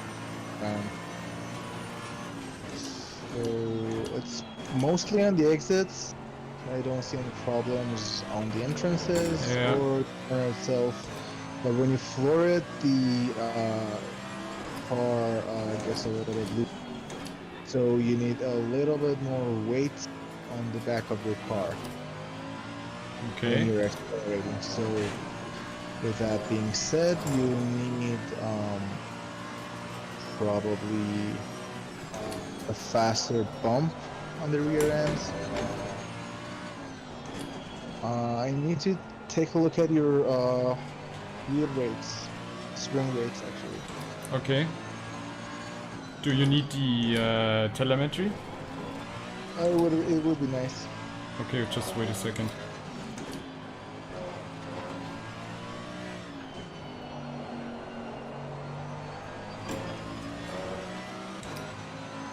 Let me just finish the lap, it looks like an improvement. Whoa, power oversteer. Okay. I've lost it again after flooring it. Okay, yeah, I'm gonna just quickly head into the pits and then the telemetry file is in the Assetto Corsa folder, right? Yeah, I believe it's saved there. It's a what was the code of it again? I forgot it. I just drop it into the app itself. Let me check.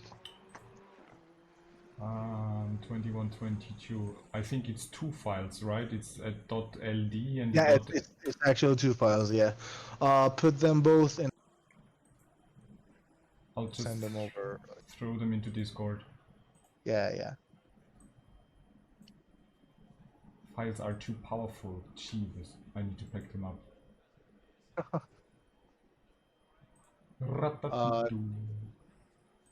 I don't have my phone with me right now, so I can't actually launch WhatsApp. It's a little bit bad. No, I'm sending you as an archive. It works. Cool. So you will be loading that up and checking it Yeah, in we'll tech. reload that. Would you like to see how your telemetry looks? Yes, that would be actually cool to share on stream somehow. Yeah. So I can either share my screen or Yes, let's give it a try. I have no idea how that works while we are on stream, but let's give it a try. So should we hop into a call or does it work in the channel right now? I guess it will work on the channel. I'm trying to launch right now. Okay, let me just switch And to display capture. So people should be seeing my Discord right now. Anyone? Alex just writes in chat, thanks for the GT4 wireframes, he can start on a Cayman livery. Let's just hope we can keep those wireframes. Okay, and then existing, we go to the new base 1. And I'm going to start to share my screen. It's going to be this. So, at what quality should I share it? What can you share? Well, 480, 720 at either Let's try 15. 720. Okay, at either 15 or 30 FPS. 30.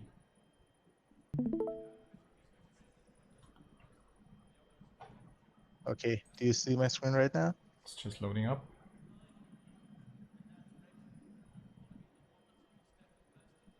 Ian has minimized their application. I haven't, but maybe it's because I have a triple monitor setup. Maybe. So let's again change our window. I can change it to my screen. Let's make it that. It would be better.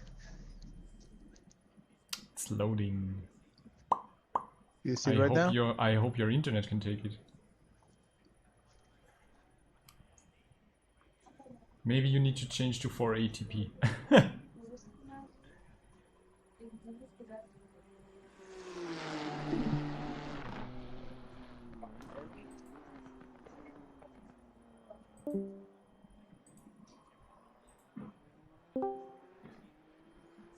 I think it's too much for your connection. Ian, are you still with us?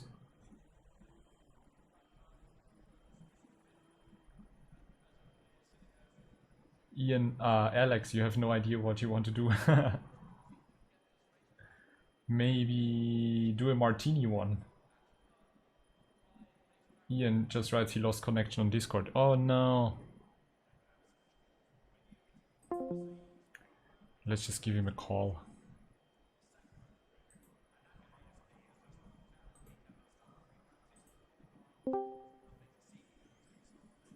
Can you join the call, Ian? Are you there, Ian?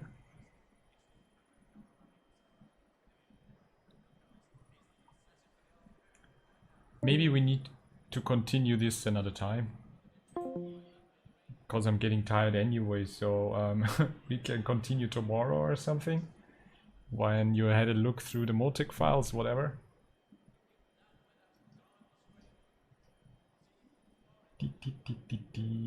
But I think this has been really interesting and helpful for everyone, at least I hope so.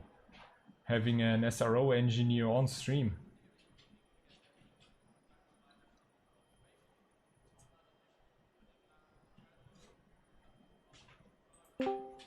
Hello? Yes! Finally. I don't know why it does this thing, but it's super annoying. Maybe it's the bandwidth. Yeah, probably because here in Iran we don't have the best connection in the world. Yeah. So Share your screen. let's share my screen. Base. I think maybe just go with 480. Yeah. Do you see my screen right now? It's loading. It's loading. And now it says stream paused again. Why? I'm using the application right now.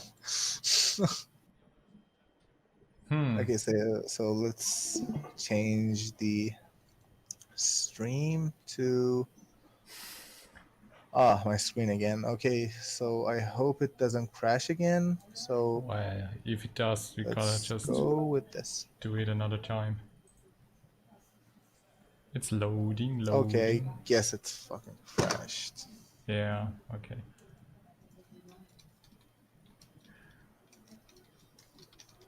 Well, look, it's no problem. I mean, let's just do it another time. You just take a look whenever you can to the Motec data, and then we do another session and record it.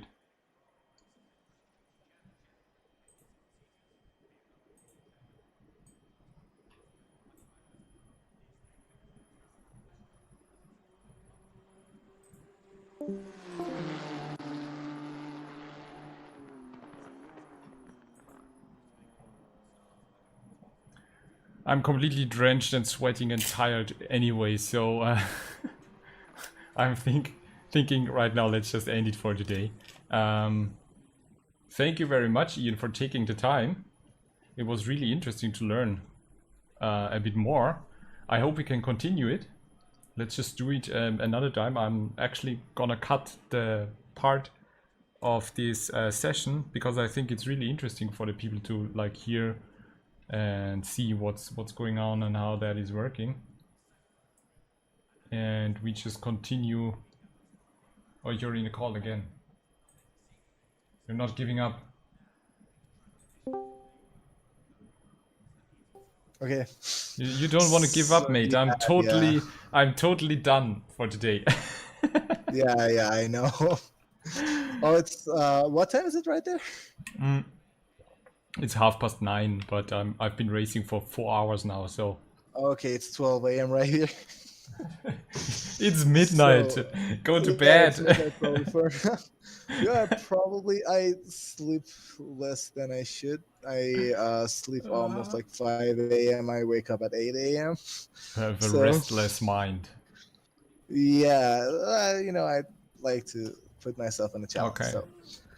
So you want to still send me streaming? screenshots? Yeah, just if you Yeah, don't mind. I just sent you a screenshot because it's just a static image. It doesn't matter. have, Okay. you know, yeah, it doesn't matter. So the image you're seeing right now is your suspension histogram. So Yeah. what is this telling you is actually your entire suspension system, and at what percentage of time is it more inside of the car, inside of the wheel well, or more coming out of it. Okay. So the best situation in here is quite a bit like your front ones, the top two ones. Basically, in the middle is where the suspension sits normally. It's actually no bump and no rebound situation. So as you see on the top of each window, it's writing bump and rebound. Okay. Do you see those?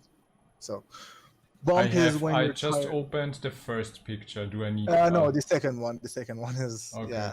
Sorry. My Discord was on the way. Okay.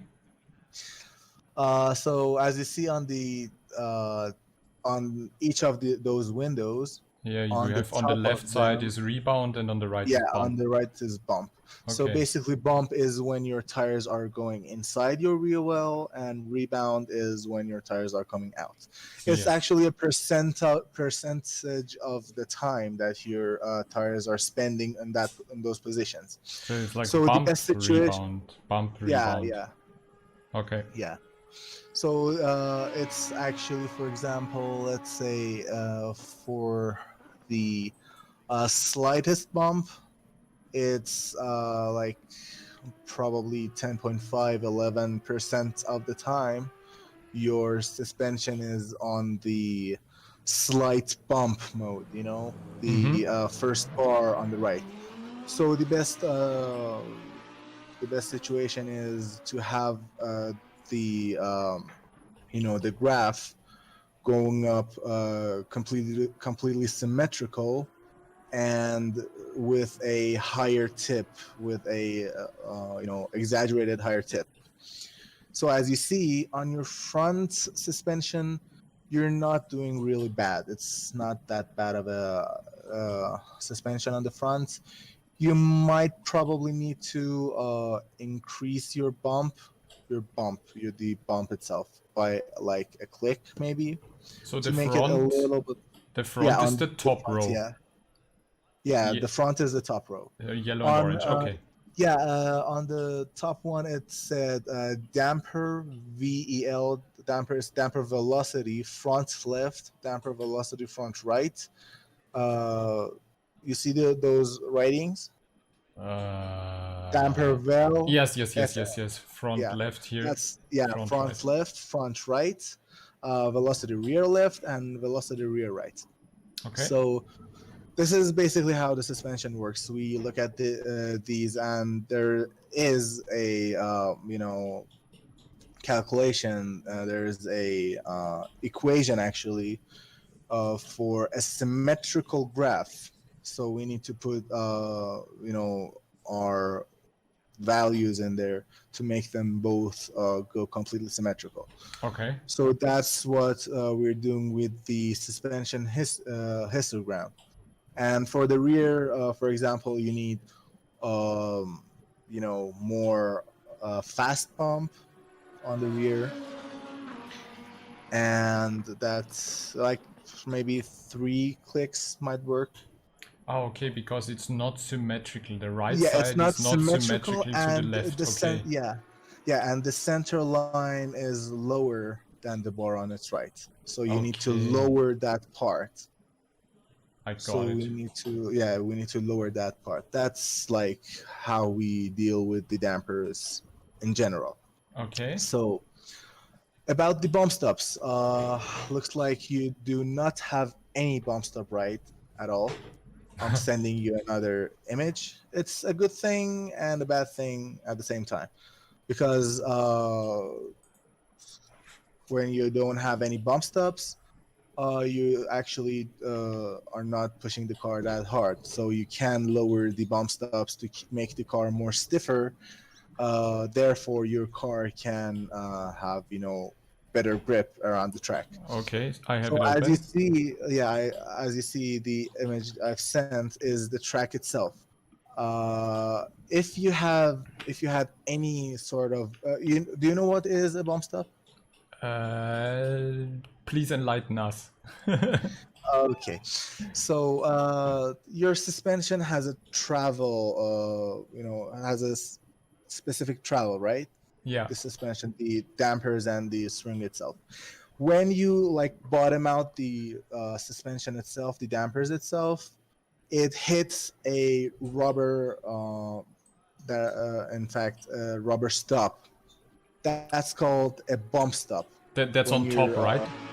yeah, it's on the top of the. Yeah. So when the suspension, the dampers gets compressed, the maximum amount of it that is allowed, it will hit a rubber stop. That's called a bump stop.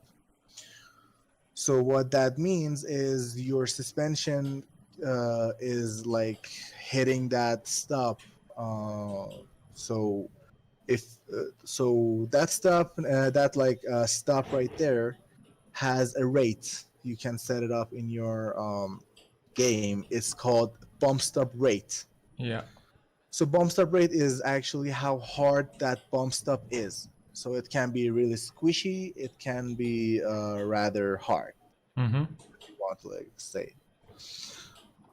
So what that means, if you have bump stop ride, if you have bump stop ride is when you're actually riding your car on the most compressed situation of your suspension. Mm-hmm. So when you have bump stop ride, if you have a high bump stop rate, that means your bump stops are stiff. That will make your car bounce around, and it will make the car to tend to do more oversteer. Yeah. So the back end of the car will try to loosen up itself, because the wheels, the axles are bouncing up and down at that point, and your weight balance, your center mass, the center of gravity of the car, is actually going back and forth between each corner of the car, because Yeah. it's bumping around. It's like the car is bumping around. Yeah. I hope it makes sense. Yes, Like that, yes, I'm yes. trying to explain it as simple as possible. So what we're trying to do with actual race setups is to make the car ride on its bump stop to prevent additional softness for the car, because a car being soft and squishy will make the car to go in a higher body roll and everything, Yeah. and it will make the car slight less grippy around the track. Yes. And that brings us into our roll angle tab, the next picture that I'm sending you. Okay. I will got try it. to make it quick because I know you're tired. It's been a while that you guys have been. I'll need to take another spin anyway. So once we are through that, you just give me the thing to update, and I'll save it and give it a try. And Yeah, I mean, I don't think I can make a lot of changes like in one telemetry data and one go, but no I'll try problem. my best. Just a Okay, as you suggestion. see, what? Just a first suggestion to change, and then we Yeah. continue another time. Okay, should I go to the setup or No, should I explain? continue, please. Okay, so this one that I've sent is actually the roll angle. This is how much your chassis, your car is rolling around. The body is rolling around. Okay. So it's actually longitudinal roll, and it's actually the same as body roll. When you go on the corner, you feel the car is like rolling over. That's the same thing. So as you see, I can point. The red dot is actually your situation in the track, and I can select your position in the track and see how much body roll you have, how much is the angle, how much is your speed, how much is your throttle input, how much is your braking input, and how much is your steering angle.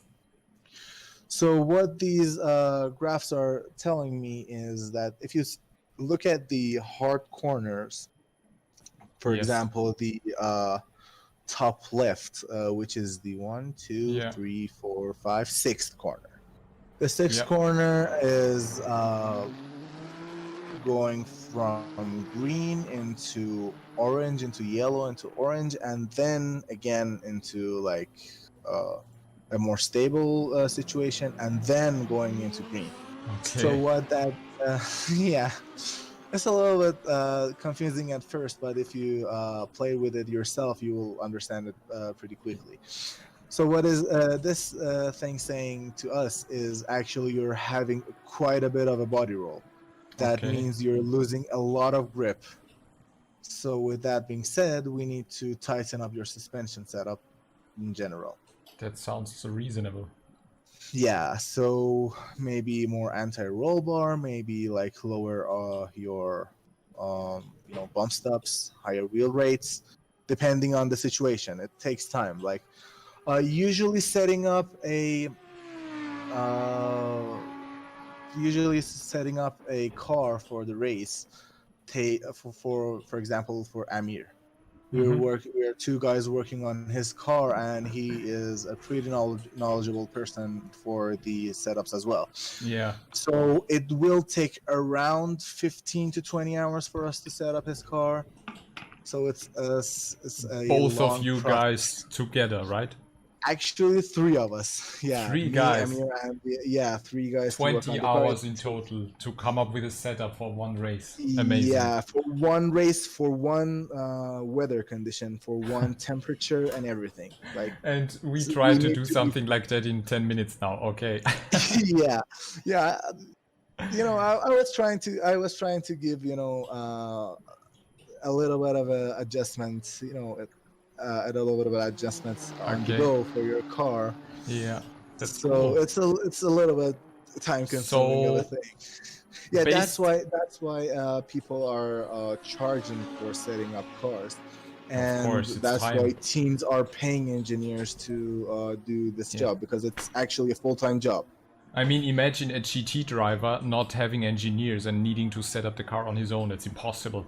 And this game is such an in-depth simulation that, of course, I completely understand that if you really want to be fast and get into it, you just cannot think about setups and calculating and experimenting and driving at all the time. Yeah, that's exactly the same thing. I think it's And really interesting for the viewers to even understand that, I mean, 3 guys, 20 hours for just one race that has one weather condition and one temperature window. Now imagine that you might have a race weekend at an afternoon where you have a qualifying which is cold, and then you have the race which is warm, and maybe the second qualifying is wet, and the second race is even colder and even wetter. So you need to come up with 4 different, well, let's say 8 different setups, right?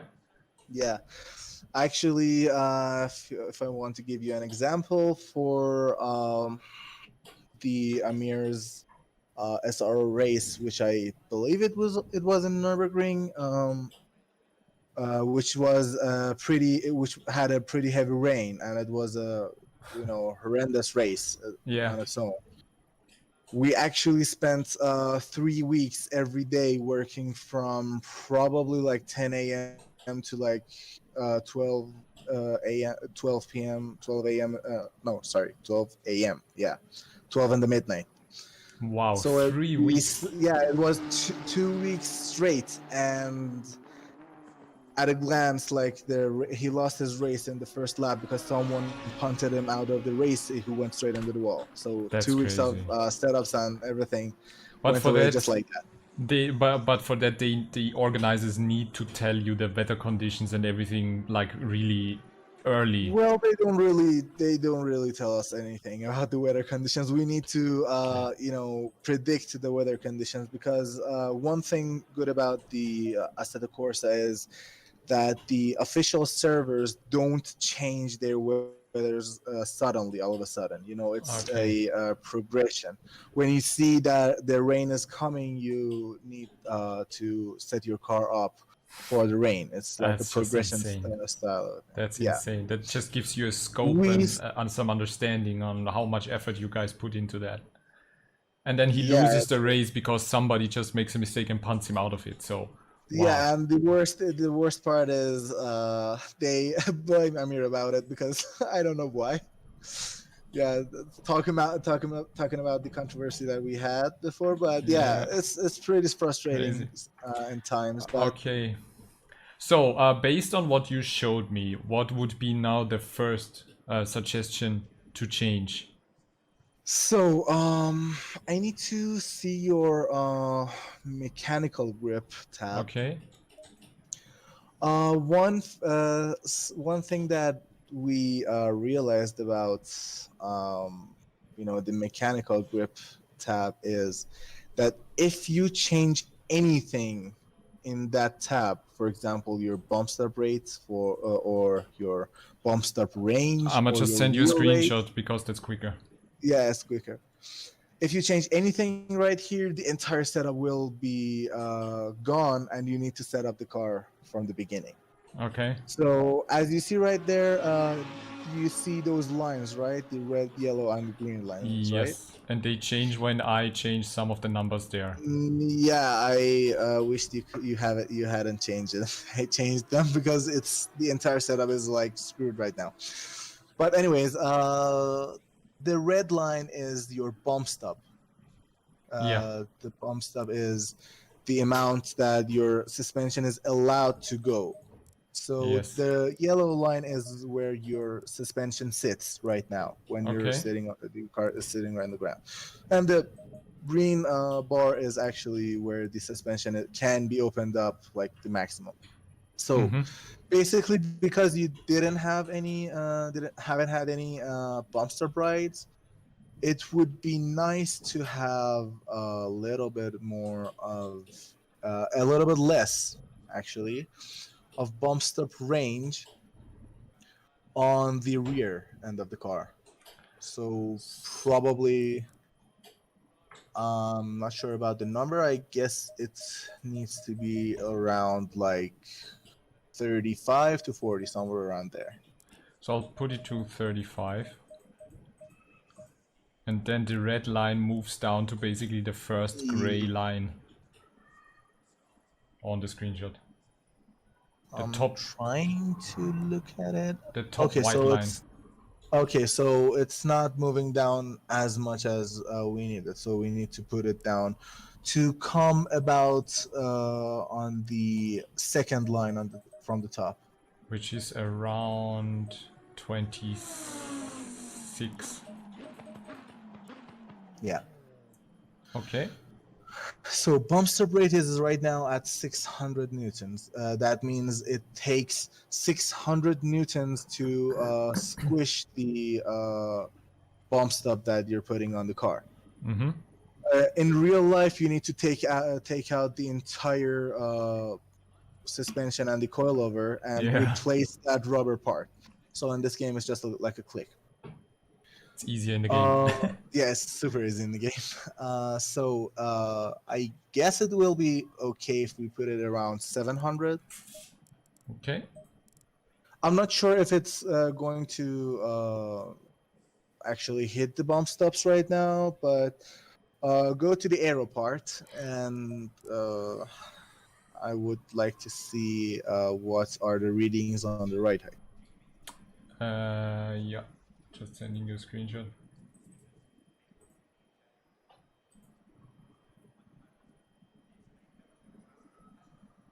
Okay, so probably same as before. Yes. So, right, 70, 42, bump stops are right. And put your anti-roll bar to around probably like 4, rear anti-roll bar. 4. Okay. Yeah, so your car will have a little bit more oversteer on the exit right now, and it will be stiffer on cornering. So inside the corner, you will have a little bit more rotation. On the exits, you will have more oversteer. So I'm So just to gonna give count- it one more try. So before that, I'm trying to do one another thing. This is like the most outrageous setup that I'm doing right now. I'm changing like 3 things at the same time. Which you should never do. Yeah, you should never do that because it's super, super dangerous for your driving. So I'm a little bit scared because I believe you will have a lot of oversteer on the exits, but I hope it does work. So on your dampers, Yeah. on your dampers tab, we need actually less fast rebound. Yes, I'm just quickly sending it to you, mate. Yeah, to keep your rear suspension to like slam down and just make the car go all over the place. Okay, yeah. So fast rebound should be reduced to around probably like 3. Wow. Or yeah, make it like 3 Okay. on the both sides. So this is like a change that I've done for your car. I hope it works. I'm not sure. Don't blame me. Just No. Look, nothing can happen in that game. I won't crash and die. So no. Like I don't want to feel bad about myself to make your car slower. no. So Look, I'm just saving it. I'm saving it under a different name, so no problem. So that's a good thing to do because I'm trying to show you how much difference will it make. Yeah. Depending on the changes that you're doing. So anything else? Not really. Like, give it a try. Let's see how it does because So you're tired. You don't want to spend a lot of time working on the car racing. I'm just doing it for the stream right now because we got a few people watching, and I'm guessing. To do this for the stream as well. Yeah. So already I feel a difference from turning it out of the pit, which is good. So let's see, I'm now taking it a bit more careful into the first lap. Yeah, probably should be more careful with that. So basically what we take account with is, first of all, the general situation of the suspension, which is how much the car has oversteer or understeer. what are the G-forces at each corner, Yeah. and the damper velocity, which is how fast the damper works. That's basically what the fast bump and fast rebound does. That's the Okay. damper velocity. And I showed you the suspension histogram. And basically the ride height is how much the car changes its rake. Rake is actually how much the car is tipping forward or back. Yeah. So rake is super important for aerodynamics for us. And that's basically the next tab is rake. Rake is actually, like I told you right now, what it does. The next one is the racetrack itself. It shows how much you're like putting your foot on the throttle and everything. Pitch rates, basically how much rotation the car has on the corners. Bump stops is that like little squishy thing on top of your suspension. Yeah. Roll angle is your body roll, and roll rate is the velocity of your body to go left and right, roll left and right. And then we get into the anti-roll bars, which are two fixed bars connected to your suspension, both side of your suspension, preventing your car to have any body rolls. Yeah. So on that tab, it shows how hard the anti-roll bar is actually working, and then the differential, how how hard, how stiff the suspension is. Because I don't know, do you know anything about like how differentials work on the race car? Yes, kind of. Yeah, so basically if you put them on the stiffest setup, it will basically lock your both wheels together, so they're rotating at the same speed. So you will have more, oversteer because your car tends more to slide. The opposite goes the other way. Yeah. And then that's the ABS, which we don't really use because that's something that the driver can change. Oh boy. The car feels really, how to say, on the edge right now. And I'm really struggling to put in a reasonable lap time actually. Yeah. But it's just, I think, because I'm so, like, concentration is basically gone. But let me just try another lap. It feels, just to try to describe it right now to also the viewers, it feels way more direct. Like it reacts to every little input I give it. Yeah, that's because your actual body roll is less. Because I've added more anti-roll bar on the back of your car. That being said, the back of your car tends to twist a little bit less. So both of your tires are actually working more than before. Yeah. It's really crazy, it's absolutely direct. Every steering input is followed by the car, absolutely precise. Ah, I cut corner again, shit. So is it faster or is it worse? It's hard to see right now. I think it's faster, but I need to be more precise. Yeah. I need to race. I have the feeling right now that I'm racing really dirty. So I need to be more precise and cleaner with my inputs, because the car is reacting so quickly to anything I do.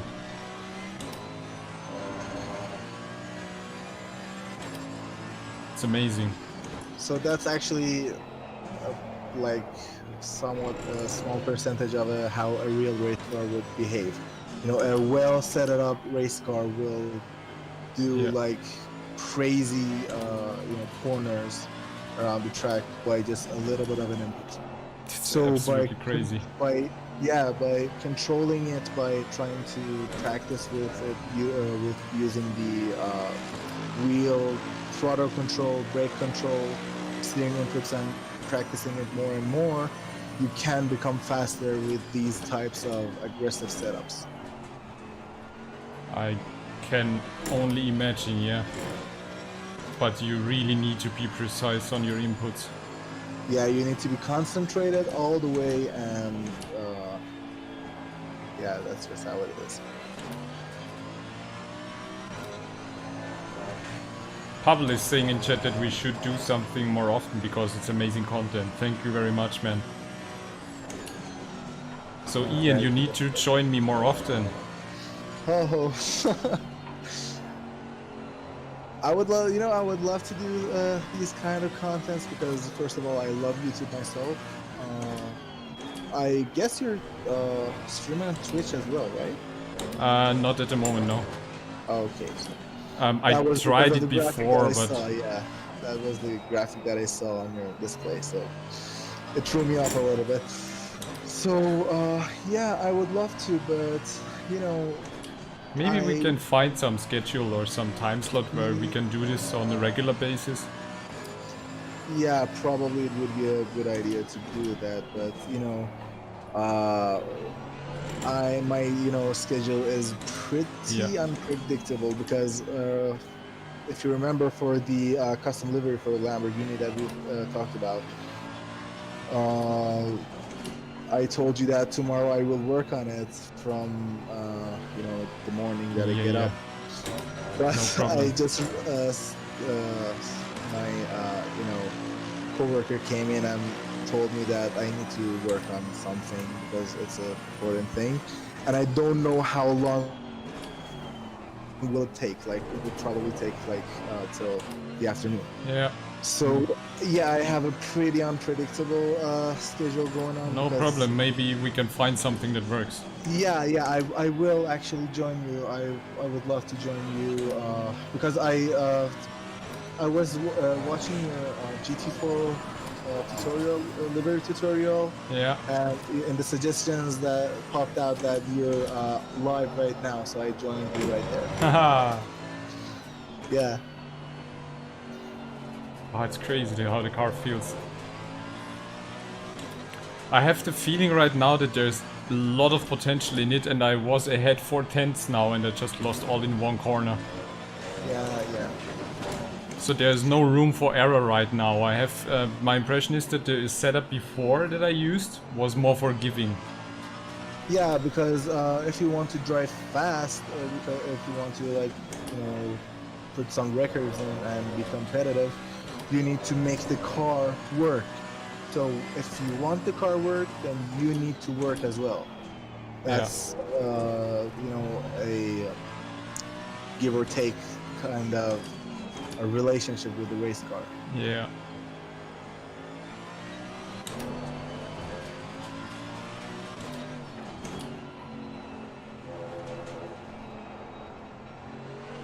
Yeah, but I'm also making too many mistakes right now, I think. Hey, you need more practice. Yeah, with, more practice. These kind of setups, yeah. The problem is we call those like soft setups actually lazy setups because it makes the driver feel too confident about it himself and throw the car everywhere, but at the same time the car isn't actually that fast. So for example, if you go for a track day or you get invited to a track day, for example in the Lamborghini Sparco Corsa, just like what the Lamborghini event will be held about, they will make the car way slower than it is in life by setting up the car. They're not limiting the engine power, they're not limiting anything, they're just putting a safe, reliable, predictable setup in the car so they don't lose their $500,000 race car on a track just because someone is trying to push the car. Yeah. I can imagine that, yeah. Oh yeah. Yeah, so this is something I think that is very important for everyone who is getting more into sim racing and racing in general is because all those, you know, aliens and pro drivers make it look so easy on their YouTube videos and their stream to go fast and to control the car, but it's a lot of practice and time that has to go into that. Yeah, pretty much Amir is practicing his race pretty much every day. Like, he's online right now and he's practicing right now at this moment. It's like 12:34 a.m. in Iran and he's still driving his car. Yeah. So every tenth of a second, not even tenths, actually hundreds of a second is achieved by like 20 or 30 laps around, and you know, extensive setups and changes. So it's not an easy task. I do agree that drivers and race car drivers and aliens make the actual so we are running out of fuel. Yeah. The other interesting part is fuel management. We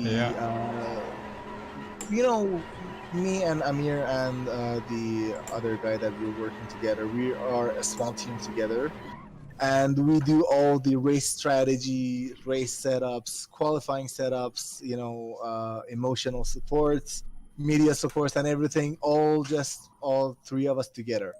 Yeah. So we are a mini team for ourselves. So yeah, those big teams that we see in the TVs and the races, the actual real races, that there are like 5 or 10 people just sitting on the computer, just watching how the car works. It's crazy. They're actually it just engineers. Gives you a totally different yeah, impression of this. I mean, I think 95% of the people who got now into sim racing don't really care about, like, you know, competitive racing, but nevertheless you kind of, you know, you want to be quick, you want to improve. It was the same for me when I started sim racing and I looked up the videos, and you know, I started racing at Nürburgring and I was putting in 2 minutes 2 lap times. I felt like, oh wow, cool. And then I watched videos and the guys were doing like 154. And I was like, that's impossible. How is that possible? And I think that's what a lot of people are experiencing. And it's just, you know, it's a lot of practice and understanding how a car works, because it's a simulation that we're playing. And that for me makes it so interesting. It's you constantly learn, and with every minute that you spend, you actually improve. And that's what's the fun of it, actually.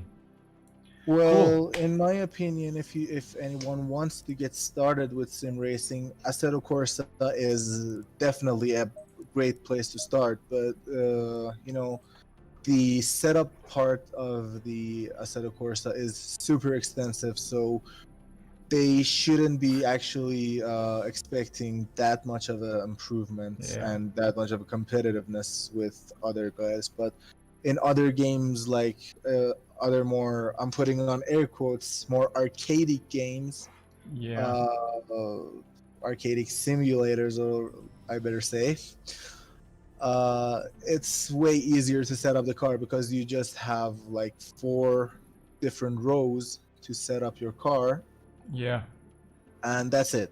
Like, you're just going for a race, and it's mostly driver oriented type of a race. That's why they are going so crazy with the new Automobilista, I think, or what's it called, or what's the other one that's coming out soon, that they showed some beta footage, and it looks arcadey and people are just going crazy. Well, there are a lot of things going on. I mean, Forza Motorsport and everything. I mean, to be honest, games like Need for Speed Underground, Need for Speed Shift got me at least a little bit interested, because they are fun, you know, but they're not simulations. So. They are just like way off from the reality. I mean, honestly, one of my favorite racing games in history is Need for Speed Underground. That was just mine too. Whole generation. And Pavel in chat says he knows that pain.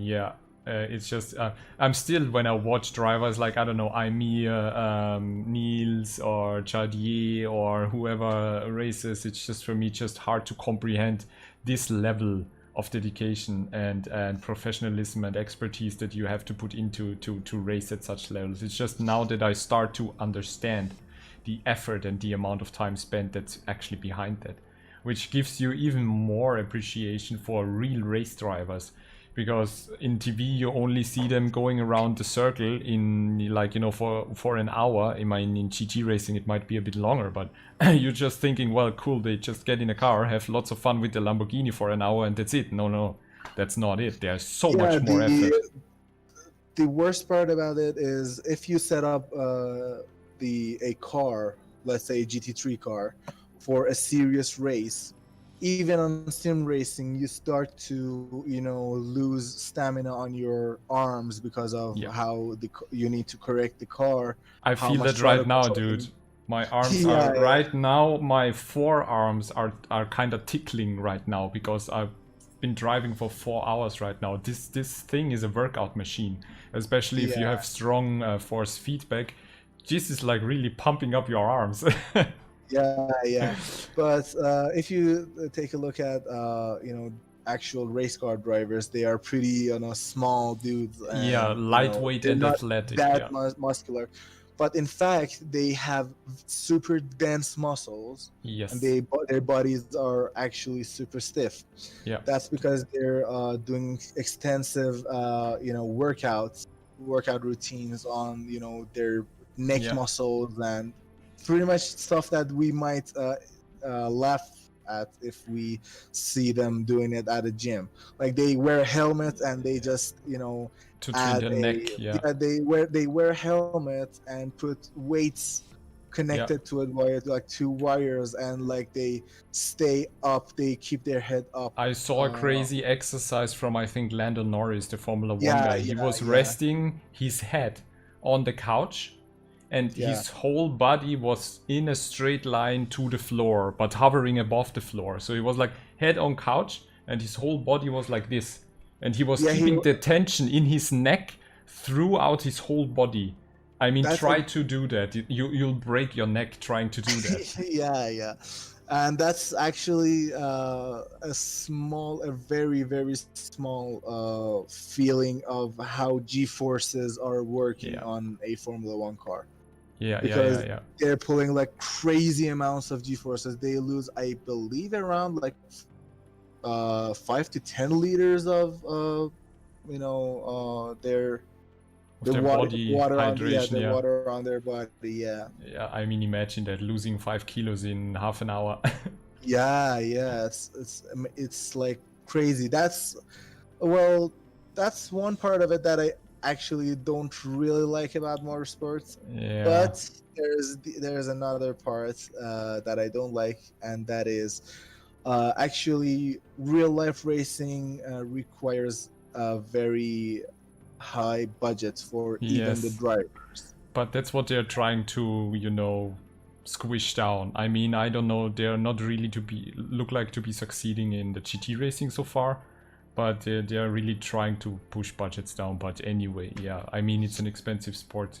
Well, they are trying to push it down, but you know, they're like, for example, for like Formula 1, they're like putting limits like $150 million. Like, come on, that's a limit? Like $150 million? I mean, the question is always, it's the top level of motorsport, so what should be a limit? But anyway, we can discuss this day and night. So anyway, I think we will just finish it for today. Pavel is just saying that he did wear his helmet once for sim racing. I thought about this because I'm riding a motorbike and I have 2 different helmets, but I don't think I want to do that. I'm sweating 3 liters already in these 4 hours, I think.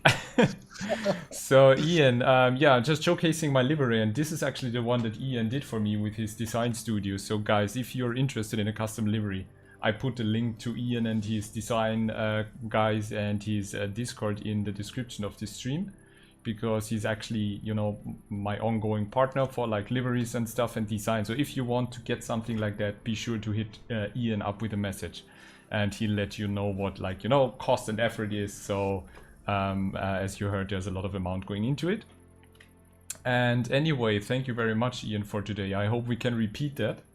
I think this was very, very informative for the people today.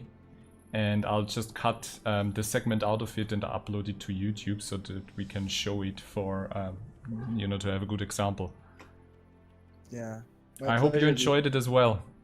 Yeah, I really did. I actually Awesome. really did. So we definitely need to repeat that. Yeah, definitely. Okay. It would be my pleasure. Yes. So now go to bed, man. I hope I will. Okay. Awesome, mate. Thank you very, very much, and I'll talk welcome. soon to you. Yeah. Okay. Take Thank you, care, guys. Ian. Thank you, everyone. Thank you for watching, and make sure to subscribe to Bunatics. He's an Thanks, awesome Scott. guy. And I guess bye. Bye bye. Take care. Yeah, bye. Okay, that's it. Thank you very much, everyone, for staying with me for so long. We had, wow, another very, let's call it, interesting race from the GRG. So I'm not sure if I want to continue in this league, because having turn 1 mass crashes and getting punted out of every race is not fun. So let's see what the next track will be. I'm not sure. I have maybe a race tomorrow, but I'm not sure if I will be at home. Depends on the weather. So you can just follow me Twitter, Instagram, and in Discord to just see when the next stream is happening. And I hope I can continue with Ian pretty soon. So I think the second half of the stream was way more value for you guys out there. I hope it was interesting. Thanks, Pavel, for the feedback. I will make sure to bring Ian back as soon as possible to continue setup work and to learn more about that, because that's just such a huge topic, and I know there's a lot of information out there, but it's always better to hear it from someone who is working in the field and who is doing that on a daily basis, and to have the chance to ask him questions. So I thank you very much for watching. I'll cut out the segment and upload it on my YouTube to make like a shorter, too long didn't watch version of it, like Aris is doing. And yeah, that's it for tonight. I'm checking out. I'm absolutely done for today. Take care, guys. Stay safe, stay healthy. Have a good night. Bye bye. I see you soon.